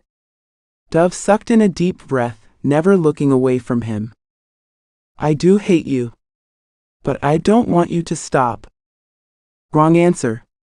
Andres crashed his lips back down onto hers, his hardness pressing perfectly into the apex between her thighs as he lifted her ass and slammed it back down, the friction between the denim of their jeans causing Dove to moan in frustration. A loud electronic noise pinged from the laptop, and Andres released her, reaching over to grab it with one hand. All clear. Andres's voice was husky, and Dove realized that the only pounding sound in her ears now was that of her own heartbeat. The gunshots had stopped. Andres slid her off his lap and stood, busying himself with the cabinets as he put away the large scary gun. Dove sat dumbstruck and confused on the couch, feeling like whatever had happened between them was very much unfinished. And she didn't know if she was more relieved or more disappointed by it. Do not, Andres stared at her, putting his pistol back in his waistband. Let me do that again. Dove didn't reply as Andres moved over to the massive metal door, scanning his eyes again before it clicked open. Chapter 12. Andres left the room and Dove tentatively followed after him, watching as his broad back scanned the hallway before turning. All clear, Jefe. Martin gestured with his gun facing down, and Andres nodded tightly. No fallout? Not on our side. Can't say the same for theirs. Andres nodded again, happy that none of his men were hurt, but knowing that a successful ambush defense against the enemy just meant future retribution. They'd come back harder, but it had bought him time. He turned to see Dove standing behind him, her lips still red from their kiss. He wanted to do more than kiss her. He wanted to fuck her hard and lose himself entirely in her body. Escape his life for just a few sweet moments. She tilted her head at him like she was trying to understand his expression, and he almost fell to his knees right then. The girl needs to go back to her room. We have clean up. Andres turned back to Martine. He was right. Dove didn't need to be scarred with the sight of dead bodies littered outside the hacienda. But that didn't change the fact that Andres didn't like anyone, even his right-hand man, telling Dove what to do. Go, Dove. Now. She shook slightly, her legs parted to brace herself almost like she was about to make a run for it. Not that she'd get very far with Andres and Martine blocking the end of the hallway. No. Her voice was small but powerful, her bottom lip quivering. No. Andres moved toward her slowly, stalking her like a predator. He leaned down toward her ear, noting the goosebumps of flesh breaking out across her slightly damp skin. You don't get to say no to me, Karina. Ever. I just did. Her voice broke on the last word, but she didn't move. The only movement of her body was the rapid rise and fall of her chest, the hard breathing from the adrenaline-inducing gunshots, and Andres' searing kiss. Dove. I don't want to be alone. She rushed the words out in a whisper, honesty seeping through the fear. Please. The last thing on earth she wanted to do was beg this man, her captor. But the thought of going back to the bedroom alone, knowing nothing until morning, only to have nightmares and anxiety about her family and her future, had her taking a chance on him. Andres leaned down impossibly closer, his jaw brushing her temple. Down the hall, last door on the right. Do not make eye contact with any of my men. Dove wanted to protest. She wanted to ask what the last door on the right contained, and how it was any better than her own bedroom, but Andres had already turned back around and was walking toward Martine. My office, Vamanos. Andres tilted his head and Martine followed, but not before Martine shot Dove a nasty look, her eyes immediately diverting toward the floor. She walked quickly in the direction of Andres' instructions, forcing herself to not look at the commotion and activity of Andres' men outside. When she got to the door, she pushed it open slowly. Her new life meant that fear could be around any corner at any moment. She walked into a dimly lit room, steel-looking curtains over the windows and elegant-looking light strips glowing from the baseboards. She traced her hands along the curtains and realized they were in fact steel, or some sort of metal, only allowing a rim of evening light to pass through the edges. A large four-poster bed stood in the center of the room, elevated up 2 steps. It looked soft and luxurious, dark perfectly folded linens and pillows tucked in at the edges like a fancy hotel. Lolita's handiwork, no doubt. Dove walked further into the room, a massive bathroom with elegant marble tiles and 2 huge sinks on the left. There was a shower and separate soaking tub, each big enough to fit several grown adults. She shuddered at the luxury, knowing more intimately now how it was earned. You can't disobey me in front of my men, Karina. Dove jumped at the deep timbre of Andres' voice, her hand gripping the edge of the bathroom doorway. I thought I couldn't disobey you, ever. But I did. Her eyes went wide, her body warring between regret and retribution. She was done being bossed around. If this man was going to kill her, she knew he'd follow through. There was no point in trying to avoid or delay it. She needed to feel a sense of control again, even in the smallest form. Dove? Andres walked toward her but stopped a few feet away. I know this may be impossible to believe coming from me. He looked down at the ground before glancing back up, but I am sorry about what happened to you. And I will make sure your mother and your aunt know that you're alive. He moved in closer, reaching his hand out to gently stroke her cheek, his finger shaking, and that you'll be returned to them alive. That's a promise, Karina. I never make a promise I don't intend to keep with my life. Dove swallowed, tears welling at the mention of her mother and aunt. Why me?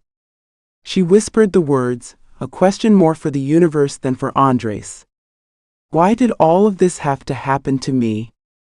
Andres moved in closer, slowly sliding his hand down her waist to the small of her back, his confidence growing as she stood still, not pulling away. He moved his body against hers, pulling her into a hug.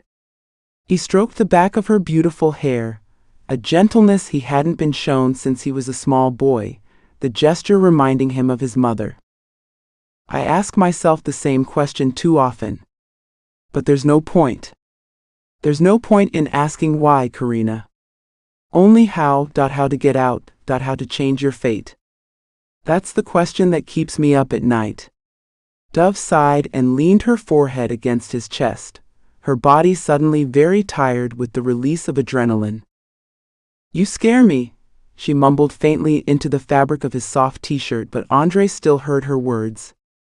He tipped her chin up at him, the first small smile she'd ever seen curling up the sides of his lips. Boo. Dove let out a disbelieving laugh at Andres' silly response, her body melting further into his. Andres threaded a strand of hair behind her ear before his face turned serious again. Fear is good. It keeps you alive.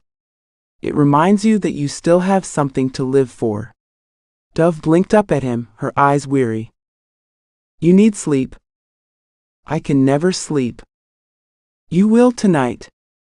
Andres picked Dove up off the ground like she weighed nothing, and laid her down on the bed. He pulled her shoes off and his large hands went to her zipper next, but Dove's body went rigid, her eyes wide. Just sleep, Dove. You can't sleep in jeans. I'm not sleeping with you naked. Andres chuckled at her response, but there was no malice in it. Karina, you really think a pair of jeans is enough to keep a man like me from something he wants? Dove sat up straighter in the bed, her heart racing wildly with fear and temptation. You want me? Any red-blooded man would want you, Dove. You didn't answer my question. I answered it well enough. Andres moved away from the bed and into a closet. Dove shamelessly watched as he removed the black t-shirt and slacks, his strong muscular thighs calling to something animal within her. A predator. A protector. A lover. A villain. All of the above. Andres slipped off his boxers, and Dove couldn't stop her sharp intake of breath as she saw his large manhood fully hard as he pulled a pair of block joggers up and over his legs. She clenched her thighs together and made no effort to remove her jeans. Here. Andres tossed her a pair of joggers similar to his own, and Dove caught the fabric to her chest. She slid off the edge of the bed and tiptoed into the bathroom to change. Dove slipped under the covers, scooting as close to the edge of the bed as possible, putting several feet between herself and Andres. Dove, Andres bit out into the darkness of the space, a small glowing light from his laptop illuminating the hardness of his jaw. I'm not going to touch you. I'm a devil to men, but never to women. I've told you this. I don't like to repeat myself. ¿Entiendes? Yes, Dove whispered out into the dark, her exhaustion and gratitude for not being alone eclipsing her fear of the powerful man beside her. Sleep beckoned her and she followed, finally falling into her first deep, peaceful sleep since she'd been taken over a week ago. Chapter 13. When Dove woke up, she felt truly rested. The metal curtains still shielded light from outside Andres' bedroom. She sat up, noticing that his side of the bed was empty. She moved over the dark satin sheets, glancing at the modern clock on his nightside table. 11:31 a.m. She brushed her wayward hair back from her forehead, scooting out of bed and into the massive bathroom. She must have slept for close to 15 hours, her body finally feeling refreshed. She splashed cold water on her face, taking in the Methuseline objects on the bathroom counter. Bottles of expensive-looking colognes, a few large watches, shaving cream. She ran her fingers delicately over the objects, wanting to see Andres as just a man, and not as some captor narcos king. After freshening up, she crept out into the hallway, the bright early afternoon light causing her to blink and regain focus. Her stomach growled and she clutched it, embarrassed even though it appeared no one was around. She wondered when the insatiable hunger would end. "Hungry, Dove?" Lolita's voice cooed from around the corner as she offered a small smile. Dove blushed, nodding. "Yes, I must have slept through breakfast." "Not a problem, I can make you something to eat." Lolita gestured for Dove to follow. "What is it you Americans call brunch, see?" Dove let out a small laugh, the light sound almost foreign to her own ears. "Yes, brunch would be wonderful." Dove took a seat on a kitchen bar stool, watching as Lolita worked. "Yesterday," Dove cleared her through, tracing her finger on the cool countertop, "the attack." "Oh, it happens all the time. Nothing to worry about." Lolita waved a spatula at Dove, dismissing her concern. "Andres's men are the best. Poor Andres just hates missing out on the action. I swear that boy has always had some sort of death wish. The last thing he wants is to be locked up, away from the action." Dove swallowed hard past the cup of coffee Lolita placed in front of her, barely tasting it. "A death wish?" Lolita hummed as she cooked, not immediately answering Dove's question. "These men, they're like soldiers. It's illegal and violent, but it's like an army. And Andres, he loves to fight. To be part of the action, you know? I swear that man should have never been narcos royalty. I've never seen anyone in his position resent it so much." Lolita began to plate some food, as Dove took another tentative sip of coffee.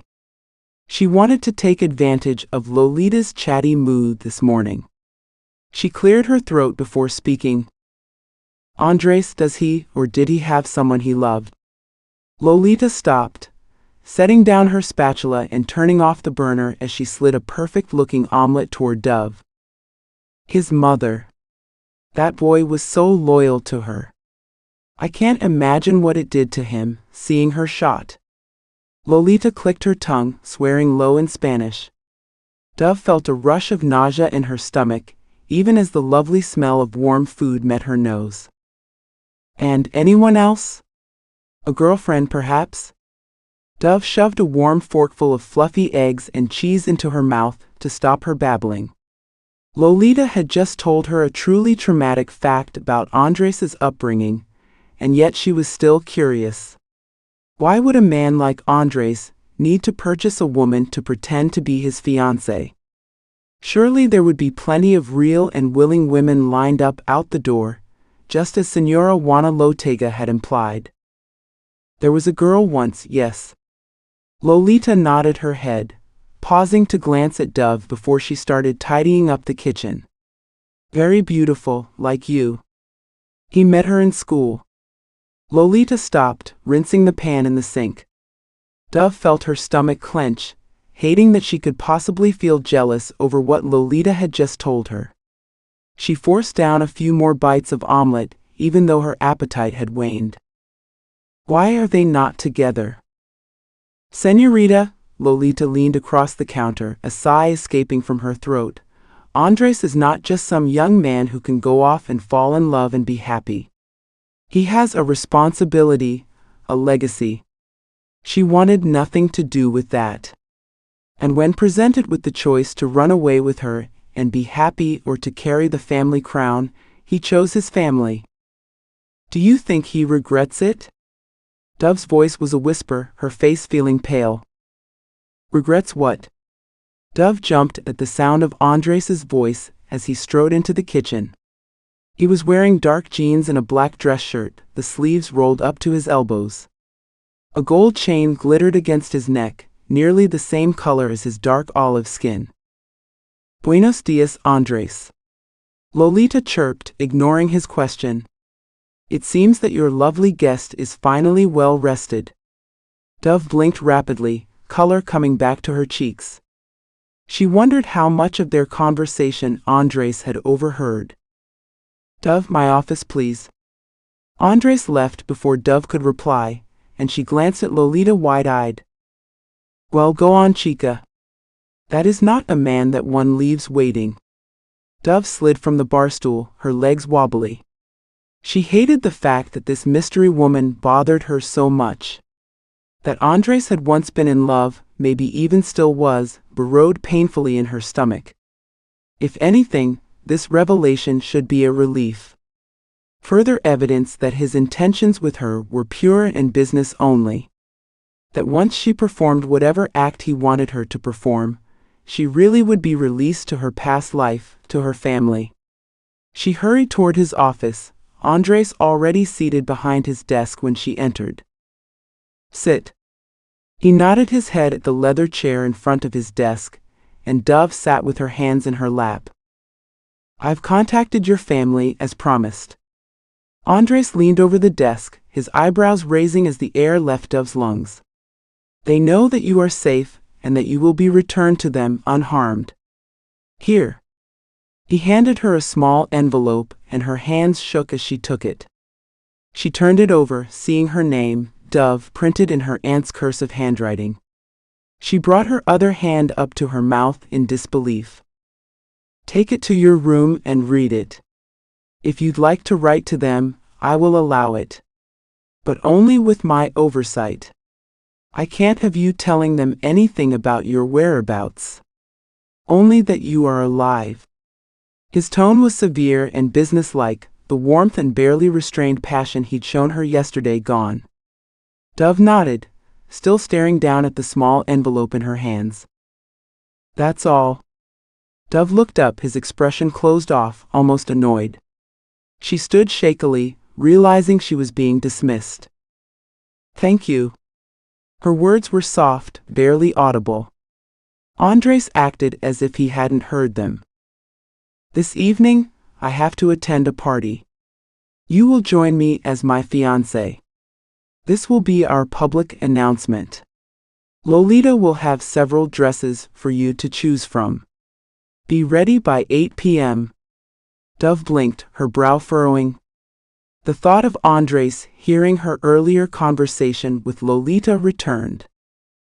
Okay. Okay then. Andres turned his back toward her, focusing on the papers on his desk. She moved quickly and quietly out of the room, closing his office door behind her. She clutched the small envelope to her chest, hurrying back to her bedroom, her fingers itching to read it. Chapter 14. Andres adjusted his cufflinks, his dark suit tailor-made, the matching dark shirt underneath open at the collar. His jaw was taut, the earlier conversation he'd overheard between Lolita and Dove replaying in his head all day. If Lolita wasn't practically family to him, he'd have her fired. Or at least threatened. He had strict rules about his staff remaining professional. And that professionalism included not gossiping about his personal life, past or present. But Dove had that effect on people. The desire to let her in, to trust her. He'd felt it himself. Andres finished slicking his hair back, flexing his knuckles at the thought of Jessica. The woman Lolita had told Dove about, even if not by name. The only woman he had ever loved. She used to be all he thought about, his decision to not run away with her weighing heavily in his chest for years. She'd given him the ultimatum of his life, rejecting a large part of who he was and where he came from. Andres had still kept tabs on her for years. She lived in California. Had gotten married to some dumb, worthless American for 2 years before getting a divorce. She was a teacher, had friends, enjoyed going to the beach. She was a far, far cry from his life of violence, drugs, and power. Almost ready, Jefe? Martín appeared in his bathroom doorway, still dressed in his signature leather jacket. Martín never dressed up for parties. His job was always the same, to keep Andres safe and informed. Tonight would be no different. Yes? Is she? Andres's words were razor sharp, the thought of Dove crowding his earlier thoughts of Jessica. He realized he hadn't checked in on his team's Jessica intel file ever since the night he'd purchased Dove. Something like betrayal cut through his chest. She is. Martine nodded. What? Andres grabbed his phone before strapping on his two favorite knives under his slacks. He could always tell when Martine was withholding an opinion. Perhaps, Jefe, you should have chosen a more understated woman. Andres stood straight, cocking his head in confusion at Martine. Go on. Andres crossed his arms after checking the magazine in his pistol. She's going to get a lot of attention, Jefe. That's the most I can say without being disrespectful. Andres let out an annoyed laugh. Are you implying, Martine, that she's too beautiful for me? Jefe, Martine cleared his throat, she's too beautiful for anyone. That's why I chose her. No. Martine stepped closer, lowering his voice. You chose her as a way out. You chose her so that whatever it is you are planning, you can get back to Jessica. The woman you love. Suficiente. But instead, Martine continued, despite Andres's threatening tone, you went and chose a woman so beautiful that you're going to distract yourself from all of your plans. If you say another word, I will slit your throat. Andres growled low, angry at Martine for overstepping his bounds, acting as if he knew exactly what it was that Andres was planning to do and why. Even as his closest right-hand man, no one knew the full extent of Andres's thoughts. Even he was struggling for clarity in his own mind. Let's go. Andres shoved Martine as he left his bedroom, his jaw ticking ominously. He'd known Martine had been against his decision to purchase Dove from the start, but he had no idea the depth of his disapproval until tonight. Martine always had a soft spot for Jessica, helping her and Andres meet secretly, vowing to keep her safe since she meant so much to Andres. Martine had even assembled the team of men that Andres assigned to watch over Jessica in California, not that she knew anything of the fact. The car is ready, senor. Andres nodded at one of his men, as a black Escalade, fully bulletproof, sat idling in front of his hacienda. He heard the clicking of heels behind him, and saw Dove emerge from the hallway. Andres felt a rush of blood to his cock, straining against the silky fabric of his slacks. Dove was stunning. Everything Martine had warned him against, and then some. She wore a cream-colored silk gown that hugged her curves, a corset-like bodice showing off the smallness of her waist. Her hair hung down past her shoulders in loose waves, and her eyes were smoky with makeup, making them look even more yellow against her tan skin. Hi. Dove came up to his side, her voice hoarse. Hi. Andres wanted to say something more. He wanted to grab her and throw onto his bed, not letting any other man see her this lovely. He wanted to lose himself in her, the attraction more violent, more animal than he'd ever felt for any woman. Even for Jessica. The thought struck him as he shook his head, gesturing for Dove to make her way down the steps and toward the waiting car. Dove slid into the back seat, Andres joining her. He kept his distance, not trusting himself even if his hand brushed against the silk of her dress. They rode in silence for several minutes, Dove keeping her gaze fixed outside the window. Finally she turned toward him, licking her lips before speaking. What's the story for tonight? What do you need me to do? Andres turned toward her, letting his gaze shamelessly take her in. What did he need her to do? Andres nearly groaned out loud as he rubbed his hand down his jaw, trying to control himself. It's a party. Have fun. His words were terse. Are you always this difficult? Rafel's eyes squinted at her comeback. Always unexpected with this one. Even when she visibly appeared afraid of him, she never backed down from speaking her goddamn mind. It made Andres even harder as he shifted in his seat. I hardly think I'm difficult. It's only natural to be pissed when I overhear my staff gossiping about things they have no business talking about. Dove's painted mouth popped open at his honesty, and she let out a small huff. Don't you think I have a right to know? Or at the very least, don't you think you could have informed me that you're in love with someone else in case the topic of her ever comes up? If we really are supposed to be engaged, don't you think it's natural that I should know about your ex? What if someone asks me about her at the party, and I don't even know her name? Andres ran a shaking hand through his hair. She wasn't going to let this go. This beautiful, sexy, fiery woman who had no place being so brazen. Jessica. Andres's tone was clipped, his voice low. Dove blinked, her eyes wide with surprise at his simple response. And I'm not in love with her. I was, past tense.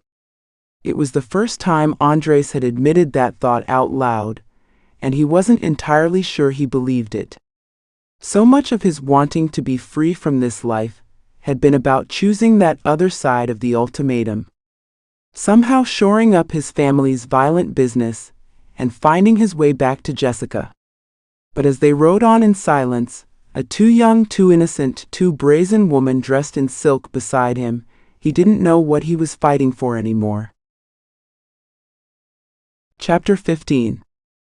The modern White House exudes opulence as Dove stepped out of the car, one of Andres's men holding her hand to help keep her balance in heels. Andres came around the vehicle, his face set and his jaw tense. He offered his arm to Dove, but didn't look her in the eyes, his head nodding almost imperceptibly at his staff, a signal passing between them. Andres led her into the house, two men following close behind, no doubt fully loaded beneath their sports coats. Dove felt her throat constrict with nerves, the polished marble floors of the house almost reflecting like glass as beautiful men and women sauntered about, the smell of expensive weed in the air. For you, beautiful, a man with an American accent and dusty blonde hair handed Dove a perfectly rolled joint, his honey brown eyes warm and clearly high. Dove's heart almost stilled at the realization that there was another fellow American here, perhaps someone who could help her, a reminder of home. But Andres's words broke her reverie. Nice house, Jason. Seems like you upgrade every year. Every 6 months if I can help it, the American man laughed, pulling a full drag from his joint, but you know me, it's good to be on the move. All I take with me is my toothbrush.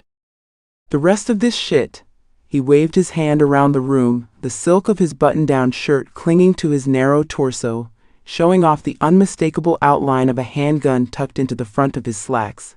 I just sell along with the place when I go. Jason's eyes moved between Andres's and Dove's, and she tried to remove the look of shock, fear, and dashed hope from her face, reminding herself that her only instructions from Andres had been to act like she was having fun at a party. Not to act like a terrified kidnapping victim. And who is this lovely, mute creature? Jason reached out and twirled a lock of Dove's hair, moving his body in closer.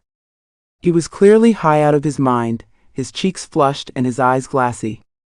Dove felt Andres go rigid beside her, standing up even taller. My fiancé. No shit. Jason took a step back, a huge Cheshire grin on his face. You're telling me you finally found the one to make an honest man out of you? Jason slapped his hand on Andres's shoulder, nearly leaning on him for support to stay upright. I don't know whether to say congratulations or good luck in hell, but this one right here makes either scenario pretty damn well worth it. He raised his joint in the air, the smoke trailing around his face. Andres smiled, but it was forced, impatient. I wanted to talk with you about the American trade routes. Specifically, Miami. Dove watched as Jason's eyes seemingly cleared and focused after Andres's words had turned to business. You looking to give me a shot, El Rey? I'm looking to make a change. I like change. I know you do. Andres nodded his head slightly, similarly to how he had outside. Two of his men seemed to appear out of nowhere, crossing their arms in front of their chests. We taking a walk? Jason waved his hand toward one of the servers, and dropped the remainder of his used joint on a silver tray. Stay out in the main room, Andres whispered in Dove's ear, his voice low as she inhaled the masculine scent of his cologne. Do not wander off with anyone. I'll be back in 20 minutes. He stood and straightened his coat, leading the way for himself and the American Jason to take a walk, no doubt to discuss important business terms. Dove glanced around the modern house uncomfortably, noticing that one of Andres's men remained behind, standing just a few feet from her. Champagne, señorita? A server approached with a bubbling glass, and Dove took it gratefully, nearly downing it in one sip. The server smiled and offered her another glass before scuttling away. Dove descended down into the sunken living room, large glass windows surrounding the space as lights outlined the vista. She tried to pretend that she was in some Hollywood star's house, and not at a party full of dangerous narcos. You need a light? Dove turned at the sound of a deep voice with a thick accent. A man towered over her, his black hair slicked back tightly, green piercing eyes assessing. He was huge. As broad as a linebacker, she could barely see around him. She paused before responding, blinking at him confused. Your joint? He indicated his head toward the perfectly rolled joint still held tightly between her fingers. The large man watched with a forced smirk on his face as Dove raised the joint, her hand shaking slightly. He pulled a silver lighter from the breast pocket of his coat and brought it toward the tip of the joint, as Dove put the other end in between her full painted lips. I haven't seen you before. Who are you with? Andres. No shit. The guy let out a disbelieving dark laugh, his eyes glittering. You his? Dove blinked again, her heart racing wildly in her chest like she was caught in some sort of trap. She glanced around the room, scanning for Andres, but seeing no sign of him, she held up her ring finger as her only form of defense, the oversized diamond glittering under the recessed lights. Tell me, beautiful. You're marrying the man of the moment. You've got a rock the size of a damn grape on your finger, and you're sexier than any woman here. So tell me, why do you look so damn miserable? I'm not. Don't lie to me. I can help you. He leaned in closer, his eyes piercing into hers as he held her forearm. Blink twice if you need help. Dove's heart stopped at his final words. His accent was gone. Another American. He was too perceptive, too hyper-aware. Dove's mouth popped open. The thought that maybe this man really could help her, maybe someone could take her home, warring with the short-lived but strange loyalty for Andres. Before she could fully process her reaction and decide whether to blink twice, a warm, strong arm slid around her waist, causing a small jump of her shoulders. Hi, am I Amor? Andres dipped down, kissing Dove's cheek, his hands digging into her sides in warning as he pulled her a few inches away from the linebacker with the fake accent and the perceptive green eyes. Paulo, hello. Andres's words were ice, and Dove could feel his heart pounding angrily against her back. Andres. Dove glanced between them, taking a deep drag on the joint and coughing slightly as she exhaled. Andres steered her away, but not before Paulo glared back at her, pleading with his eyes that his offer of help was still standing. Outside. Now. Andres steered Dove past several intoxicated partygoers, a few of the women tossing lustful glances Andres's way as led them toward a large sliding glass door. What did he offer you? Andres spun around, his eyes hard and closed off. Dove dropped her joint, smudging it out under her heel as she felt the effect of the high spread throughout her limbs. Nothing, Andres. I don't even know who he. Was it money for my head on a plate? Andres. I thought you were starting to trust me. He leaned forward, closing in on Dove as her back came up against the outside wall of the house to the left of all the windows. And here you are, making deals that could end my fucking life before I even have a chance to get you back to safety. Andres. Dove's voice rose, her eyes scanning his face wildly, trying to put the pieces together. I don't know what you're talking about. Andres let out a dark laugh and rested his hand beside her face against the wall. You think I don't know what your kind of fire is capable of? You think I'm fooled by your soft upbringing and your beauty? I chose you because I knew you'd be strong. I needed strength. But what I didn't need was for my supposed ally to turn on me. I didn't. And what I really didn't need, Andres leaned his lips just an inch from hers, was a woman so distracting, so goddamn consuming, that I don't know if I'm more pissed that you almost just made a deal with a DIA agent or more furious that you were standing so close to another man. Dove's eyes went wide with Andres's words, her mind still scrambling to keep up with everything he'd just said as his lips crashed down onto hers. She felt her mind go blank, her hands lifting of their own accord and fisting violently in his hair. She was pissed at him for keeping her in the dark, for using her as some sort of ally and keeping her from her family, even though he was also keeping her safe in this incredibly dangerous world. And more than anything, she hated the fact that he was consuming her too, no longer as something only to be feared, but also as something she was becoming afraid to lose. Chapter 16. Tell me, Karina. Andres moved in closer, the barrel of the gun tucked into the front of his slacks pressing up against her stomach. Did you want him to save you or fuck you? Dove blinked rapidly, her eyebrows marring in surprise. Neither? I don't know. Dove pushed against Andres, but he didn't move any more than if she had pushed against the wall at her back. I don't know what I want, Andres. I've been taken from everything I've ever known, from my home, my family. Her voice rose higher, drawing a few glances from inside the house, but no one seemed concerned enough to bother. Either that, or they were too high off of the world's best weed to notice. And then you. You tell me to trust you, that you have some sort of plan, but I don't know you any more than I know that American man inside.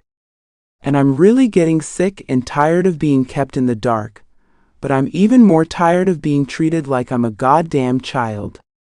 Dove stamped her foot, her fists curled tightly at her sides as her breasts almost spilled out her silk champagne dress from her heavy, exasperated breathing. You really think, Andres took a step back, rubbing one hand along his jaw as he appraised Dove from head to toe, that I think of you as a child? That's the piece you took away from all of that. Dove tried to move away from the wall, but Andres extended his arm back out, effectively trapping her again but still keeping distance between them. You think that I look at you and don't see the same goddamn thing as every other man in that room, as every other man in any room that you set foot into? You think I don't want to rip that silk dress in half and use a shred of its fabric to gag your mouth as I fuck you so hard you'll forget just how angry you are at me, at the world? Andres's words were low and hypnotic, a deception of calm underlaid with vibrating pent-up energy. Dove stopped breathing, her palms braced against the wall for futile support as she felt dampness between her thighs. Fear laced with lust pounded loudly through her veins. If you want him to save you, he'll want your body in return, Dove. I don't pretend to be a better man than a DIA agent, but I'm telling you that they're half narcos themselves. No one this close to the action isn't crooked. Andres licked his lips and leaned down to talk directly in her ear. I'm giving you the choice, Karina. I won't stop you. You want him? You want a chance at the kind of freedom you think he can give you? Andres's lips grazed her jaw, Dove's entire body shivering in response. Then go. I won't follow you. I'll tell my men to stand down. Everyone in this fucking house will stand down if I tell them to. His final words came out like a growl. The only skin-to-skin connection point between their bodies were his lips against her jaw.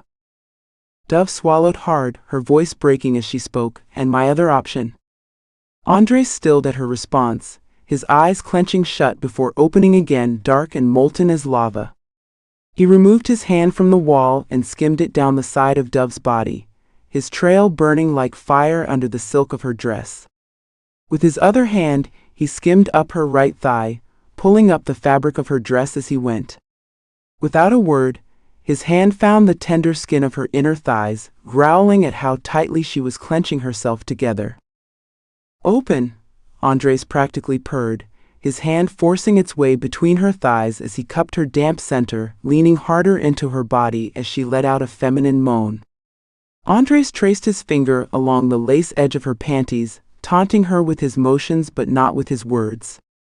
He was done talking. He'd given Dove an out.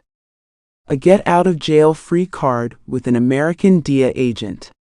Yes, the agent would want sex and intel in return, but he'd also be Dove's best chance for near-term freedom. And yet she'd chosen Andres. With her question, her flushed cheeks, the way she leaned further into his every touch. She'd chosen him. Andres trailed his forefinger along her wet seam, the skin-to-skin contact causing both of them to groan as Andres captured her mouth in his, drowning in each other. Dove felt her thighs shake, the rhythmic feeling of Andres' strong finger and the intimacy of his touch driving her out of her mind. The party, the secretive mission, the DEA agent, it all felt so far away and farther away with each stroke. When he slid a finger fully inside of her, she dropped her head to his shoulder, her lips feeling nipped and swollen from Andres' ruthless kisses. He wrapped a strong arm around her waist, sliding another finger inside of her and keeping her body upright, as both his gun and his erect flesh dug into her stomach, both equally large and intimidating. Andres Fuick, Dove moaned into his shoulder, rolling her hips on his fingers, a wanton side of herself that she'd never seen before coming out in full display. The fact that the house was nearly all glass, and that the only thing keeping a room full of high and dangerous strangers from seeing exactly what Andres was doing to her, was the way he had his body angled, almost like he was shielding her from view. Still, it was hardly discreet and far from anything Dove had ever done before in public. "Give it up for me, Karina. Prove that you're choosing me," Andres growled into her neck as he held her against the wall with one hand digging into her hip, the other working her inside and out, stroking her folds and lightly stretching her tight opening, his dick surging when he felt her body clamp down so hard on his fingers, her whole body trembling shortly after. "Oh my God!" Dove's shoulders moved with her ragged breaths as she lifted her head from his shoulder and leaned it back against the wall, her chin tilted up at him. "How did you do that?" Her cheeks were rosy with pleasure, her dress disheveled as Andres gently removed his hand and fixed her panties before lowering the silk of her dress back down to the ground. "We need to leave, now." Andres' eyes reluctantly left Dove's face, scanning the surrounding area like he was assessing an impending threat. "Something wrong?" "Yes," Andres fixed her with a stare, his caramel skin and black hair giving every inch of tall, dark, and handsome. And dangerous, Dove thought to herself, very dangerous. Andres lifted his fingers to his lips, the ones that had just been inside of her. He opened his mouth and sucked hard, never breaking eye contact with Dove as he slid them out of his mouth and touched them to her bottom lip. "Open, Dove. I need all of you to open for me." Dove felt a new rush of lust and anticipation, her body still brimming from her orgasm but already greedy for more. Slowly she opened her full lips, allowing Andres to force his fingers inside, and she sucked hard enough to earn a wicked gleam in his eye as he stared at her mouth working. "Let's go. I can't wait another hour to be inside of you, it'll kill me." Dove let out a small yelp as he ripped his fingers from her mouth and grabbed her wrist, hauling her around the side of the house from the backyard, before barking out some command in Spanish into what appeared to be a small speaker in his silver cufflink. And as Dove struggled to keep up with the handsome devil of a man who had just given her an earth-shattering orgasm with nothing but his fingers and his words, she realized the gravity of the choice she had just made. Giving up on a DIA agent, an unlikely encounter with an American who had connections, the means to get her home and to get her safe. As Andres whisked her into the backseat of a blacked-out SUV, his arm never leaving hers, the last thought she had before his lips crashed down was whether home and safe even held the same meaning anymore. Chapter 17. Andres trapped a low growl in his throat as he nearly threw Dove into the back of his waiting Escalade. This was certainly not how he had expected tonight to go. His plan was to negotiate trade routes, to start giving families his father had cut off or screwed over more and more of the route piece by piece so as to not draw suspicion, until one day he no longer owned any critical route points. He was chipping away at his narcos crown, bit by bit, until others held the shards that they'd be warring over into the next generation. But instead, his carnal need had won out over his business purpose. He hadn't expected the pure rage at seeing an undercover DIA agent looming over Dove like she was something to consume, to lure with his promises of American ties and veiled freedom. Andres had been in this life since birth. He knew how to suss out a good DIA agent from a shady one. Even though the good ones wanted nothing but to bring Andres down, he could at least respect their cause. The shady ones pissed him off the most. Pretending to be on the side of the righteous while enjoying all the vices of narcos kings.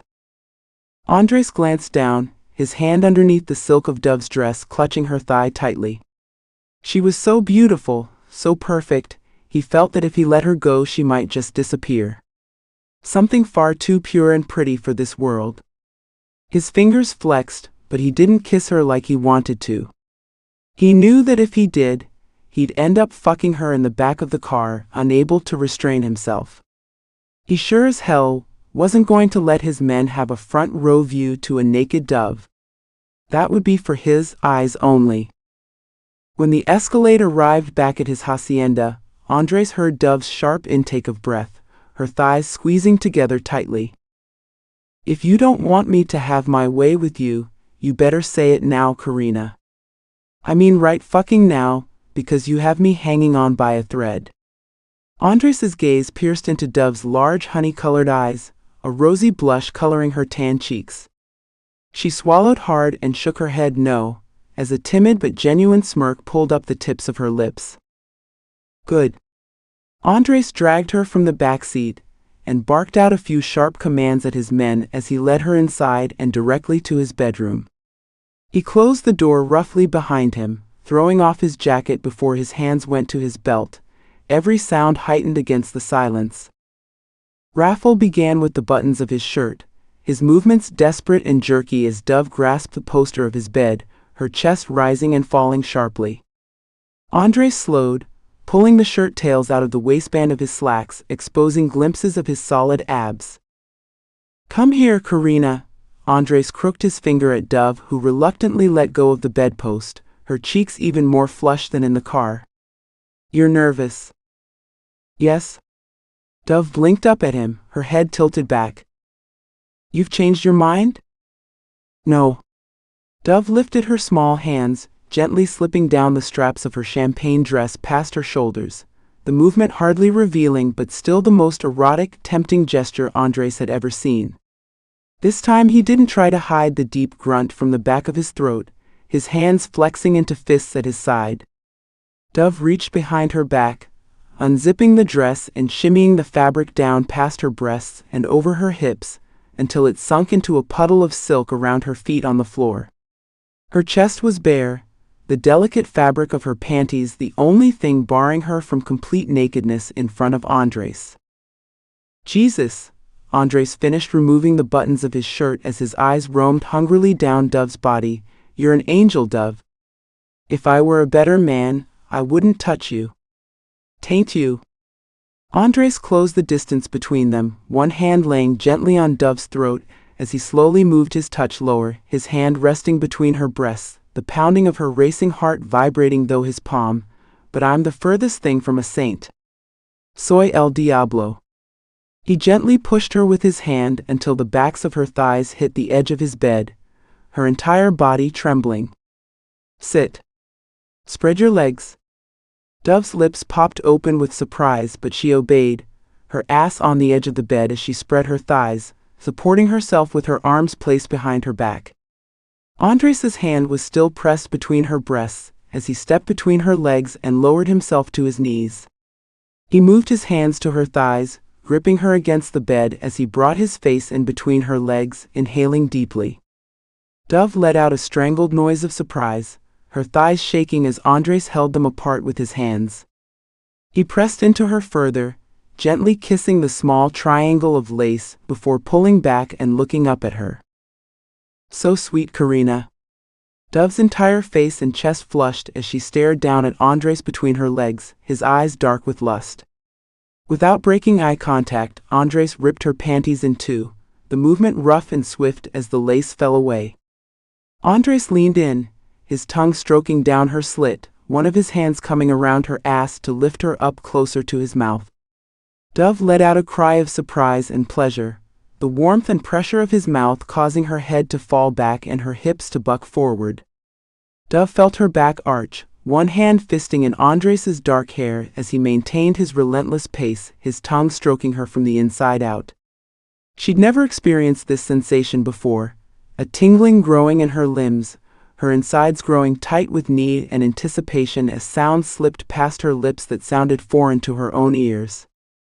Right when Dove thought she couldn't take any more of the sweet torture, her thighs trembling, Andres pulled back and slipped 2 fingers inside of her, riding out her orgasm as she mumbled incoherent words, her head thrown back without abandon for the first time since she'd been ripped away from her past life.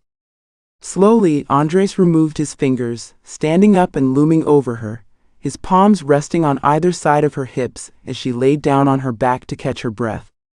Andres dipped lower, kissing a gentle trail up her neck and over her lips, her eyes fluttering open as he stared down at her. Good? Andres had a mischievous gleam in his eye, his lips in a manly smirk. Jefe. A loud knock at the door had both Andres and Dove whipping their heads in its direction, an annoyed grimace coming over Andres's expression. Later.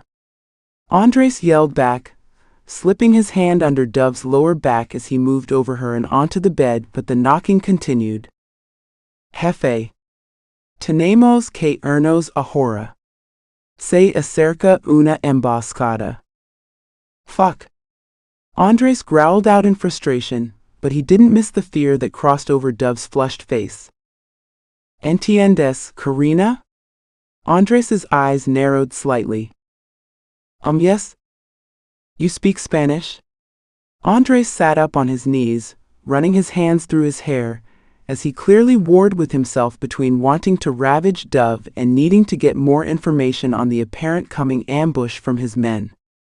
Before he could decide, Martín had burst through the bedroom door, his chest fully strapped and loaded down with 2 large guns, a sweat breaking out over his forehead. Jefe now. Martin's expression flexed with anger as he fully took in the scene before him. A naked Dove desperately clutching her arms over chest underneath Andres, who was naked from the torso up. Andres slammed his fist into the comforter, more out of annoyance than fear, but Martin's eyes didn't leave Dove. She felt a frisson of fear move through her at what she saw in his eyes. We're coming. Andres pulled Dove up with him, holding her shaking body against his as he reached for his shirt. Leave, Martín. Martin paused for a moment, his gaze still fixed on Dove before he ducked his head and slammed the door behind him.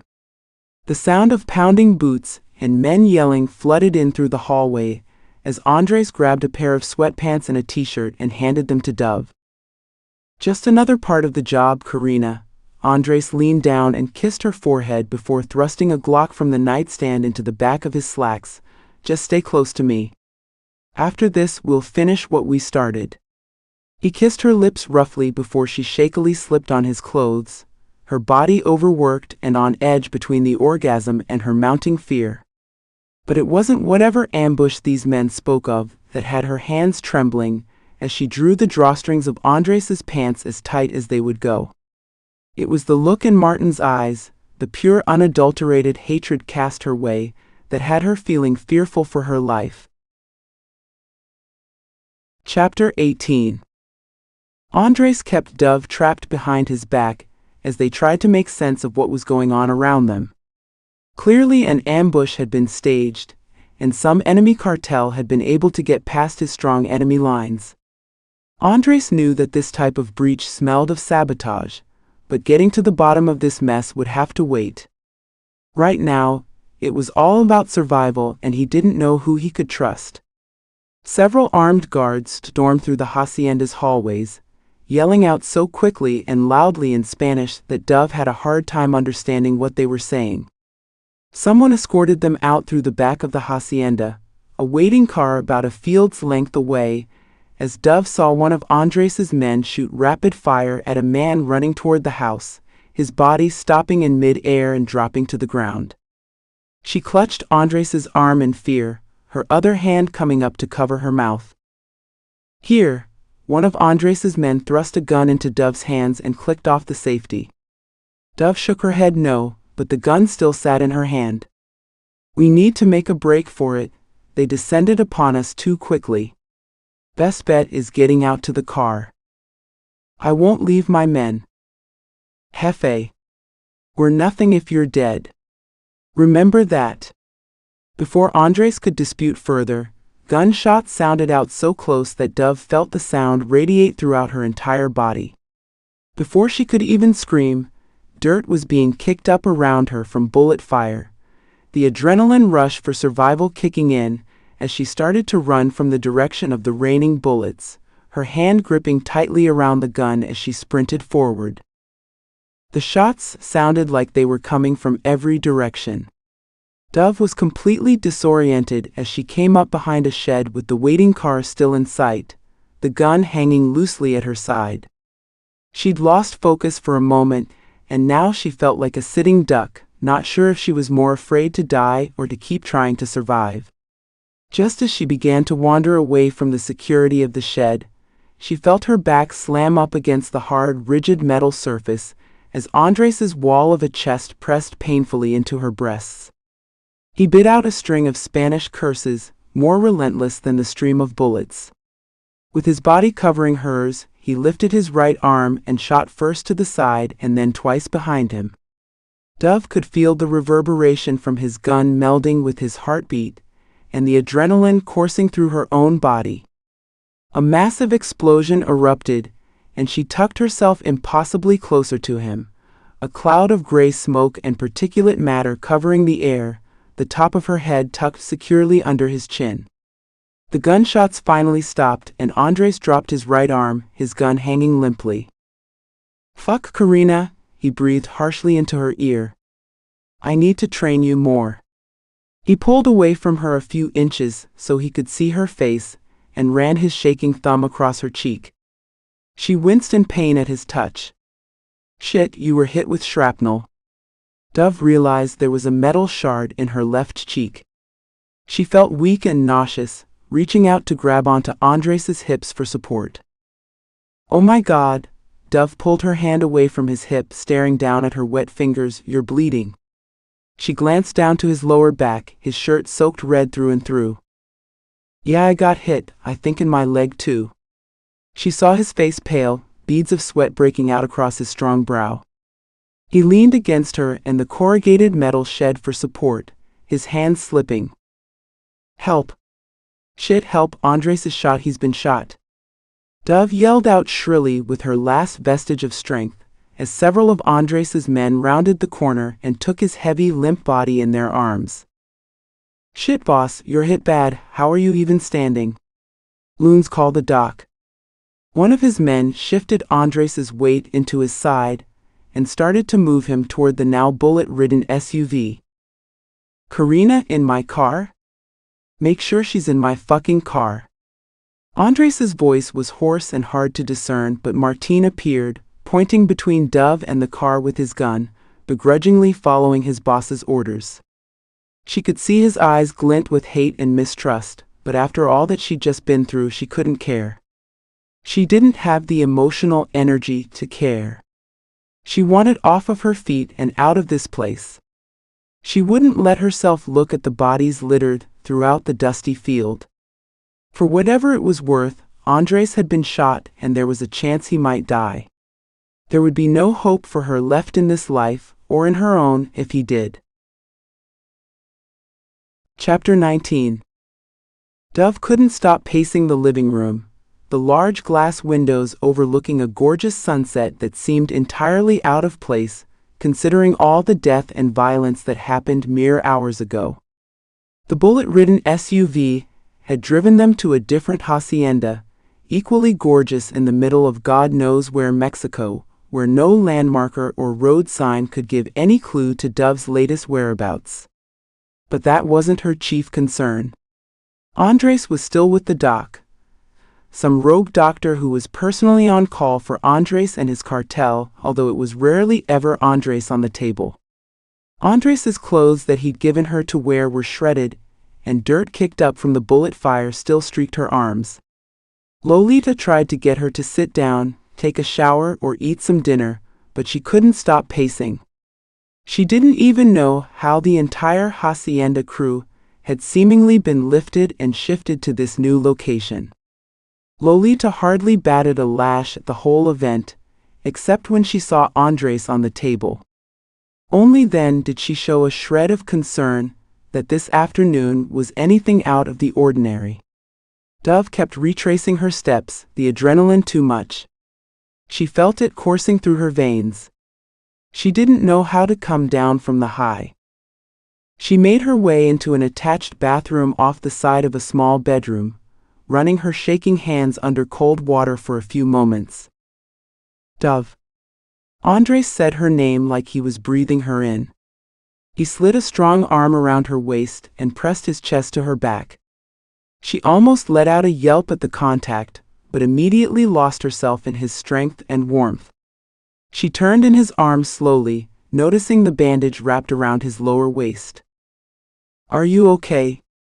Her voice was surprisingly tender, even to her own ears. "Your cheek, why didn't anyone address this?" He picked her up by the waist and set her on the counter next to the sink like she weighed nothing. He bent down below the sink and found a pair of tweezers and some antiseptic. Delicately, he wiped down her cheek and gave her a moment to adjust to the burning before pulling out the shard in her cheek that had been causing her pain. "Andres, my cheek is fine, you were shot. You can't get hurt like this. Sleep with me again tonight." He ignored her comment and moved his hand slowly down her throat, reveling in the softness and smoothness of her skin. "Just sleep." He gave her a small smirk, but the humor didn't meet his eyes. She could see he was in pain and exhausted, likely even more tired from whatever pain meds the doc had given him. "Yes? Take a shower, Karina. Lolita will show you to my room." Andres kissed her just below her ear, gently pulling her off the counter as he walked with his head hung in exhaustion down the hall. Lolita appeared and beckoned to Dove, who finally felt hot tears stream down her cheeks, part shock, part exhaustion, part fear. But primarily immense relief that Andres was alive and walking and still being his bossy, commanding self, despite coming within inches of death. She still didn't know the full extent of Andres's plan that had brought her into his life, but she knew he wanted to leave this world, and it wasn't hard to understand why. Danger, greed, vice, and death. How could anyone ever find love and peace in a life like this? As Dove washed the dirt and mess from her hair, warm water washing over her skin, she begrudgingly remembered Jessica. The woman from Andres's past, and perhaps the woman he saw in his future. Dove hated the tight fist that formed in her stomach at the thought, knowing her only concern should be getting back to her home, to her family, to her life. Dove slipped under the silky sheets of the bed where Andres's large form was propped up against the pillows, the blinds pulled fully shut. She inched closer to him, unable to keep her distance, wanting to feel his strength underneath her fingertips. Andres let out a deep grunt as she slid her palm over his bicep, resting her head on his shoulder. His body shifted, his hand coming to spread over her bare stomach. "You're naked," Andres grumbled, annoyance and pleasure combined. Do you feel okay? Will you heal fully? Dove's voice was barely a whisper, and Raphael shifted her closer to him, propping his arm up behind his head as he looked down at her. I purchase you. I bring you into the most dangerous world imaginable, and I fail to protect you from an enemy ambush, Karina. Why are you concerned about me? You should be trying to escape for your life right now. Andres's words vibrated from his chest, a note of regret in his voice that she'd never heard before. Running her fingers across his warm, smooth skin, she stared out at the darkness of the room, tears welling in her eyes. I don't know why I care, but I do. Andres reached down and cupped her jaw with his hand, angling her face toward his. Dove? Andres's eyes moved rapidly over her face like he was desperate to memorize it. A woman like you cannot care about a man like me in that way. You don't deserve it. I won't let you. Dove sat up, her adrenaline returning, but this time from a different place within her. A place of fire and stubborn strength instead of a place of fear. Why not? Why not a woman like me? Dove? No, I want to know. What is it about me that makes me unfit for you, but not Jessica? Do you still love her, Andres? Are you trying to lay whatever plans and leave all this behind to have a life with her? Dove's voice broke on her last words, but she didn't relent in her stare.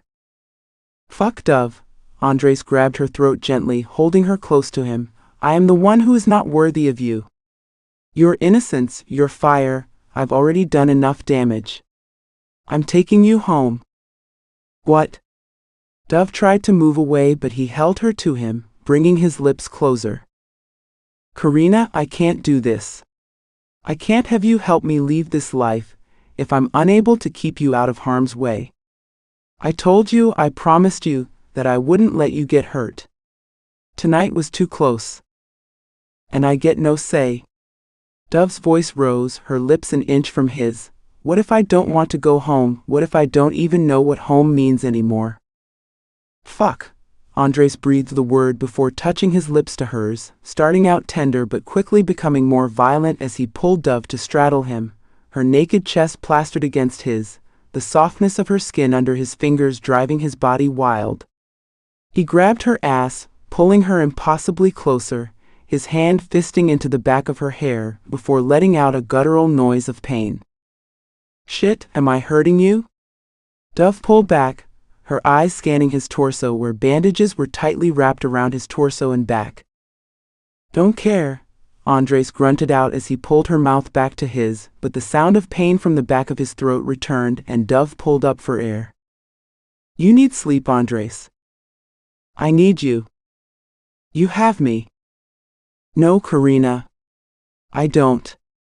Dove traced the edge of his hair, running her fingers through it. Sleep? Dove kissed his cheek and settled back down into the crook of his arm, not missing the hardness of his body, of his cock, as she tried to ignore the urge to ride him, something she'd never done before. Andres grunted in response, his eyes finally closing as he held her tightly to his side and drifted off to sleep. But Dove laid awake, reassured by the rhythmic sound of his breathing, the rising and falling of his chest. She wasn't ready to leave him. Not yet. Even if leaving him was the only route to safety. Chapter 20. Andres woke in the darkness, the pain throbbing in his lower back, thankfully more dull due to the meds from the doc.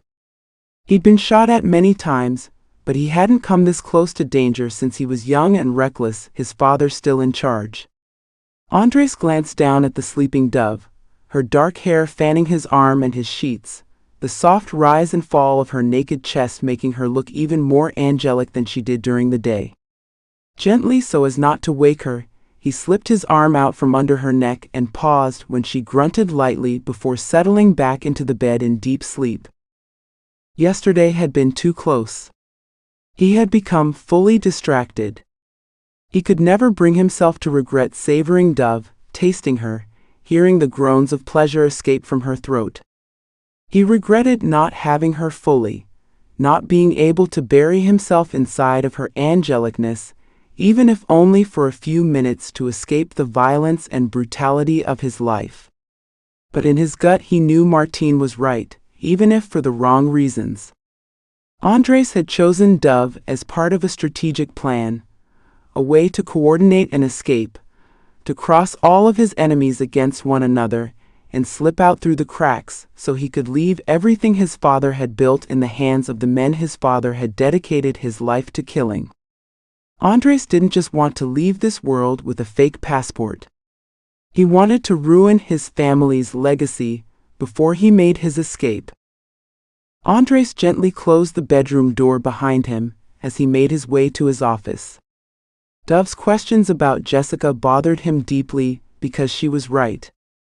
His original plan after burning his narcos empire to the ground had always been to reunite with Jessica, to ask her to join him in a life of peace and anonymity, to make her his wife, to make her the mother of his children.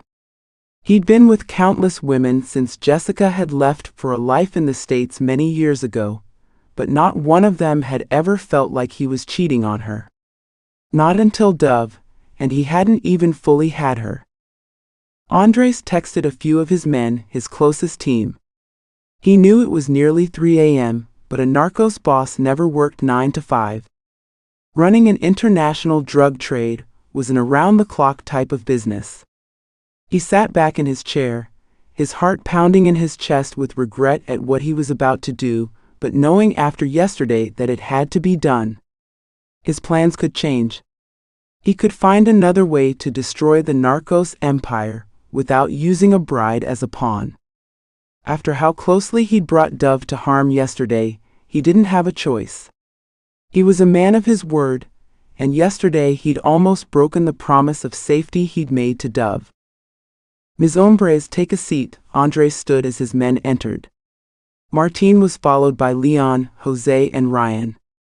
Ryan was one of the only gringos in his crew, a fiercely loyal American who had defected from the DEA after his Mexican girlfriend had been killed by the States in a coordinated ambush, using Ryan as a pawn. People on the outside would never understand just how much the DEA and the cartel were embedded with one another. Going undercover, making deals under the table, even falling in love.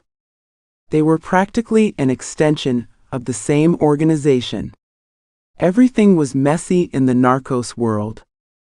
My plans have changed. Andres took a seat and steepled his hands on his desk, his eyes roaming over his men, not missing the slight arrogant tilt of Martin's chin. Yesterday was too close of a call, not just for my own safety but for Dove's.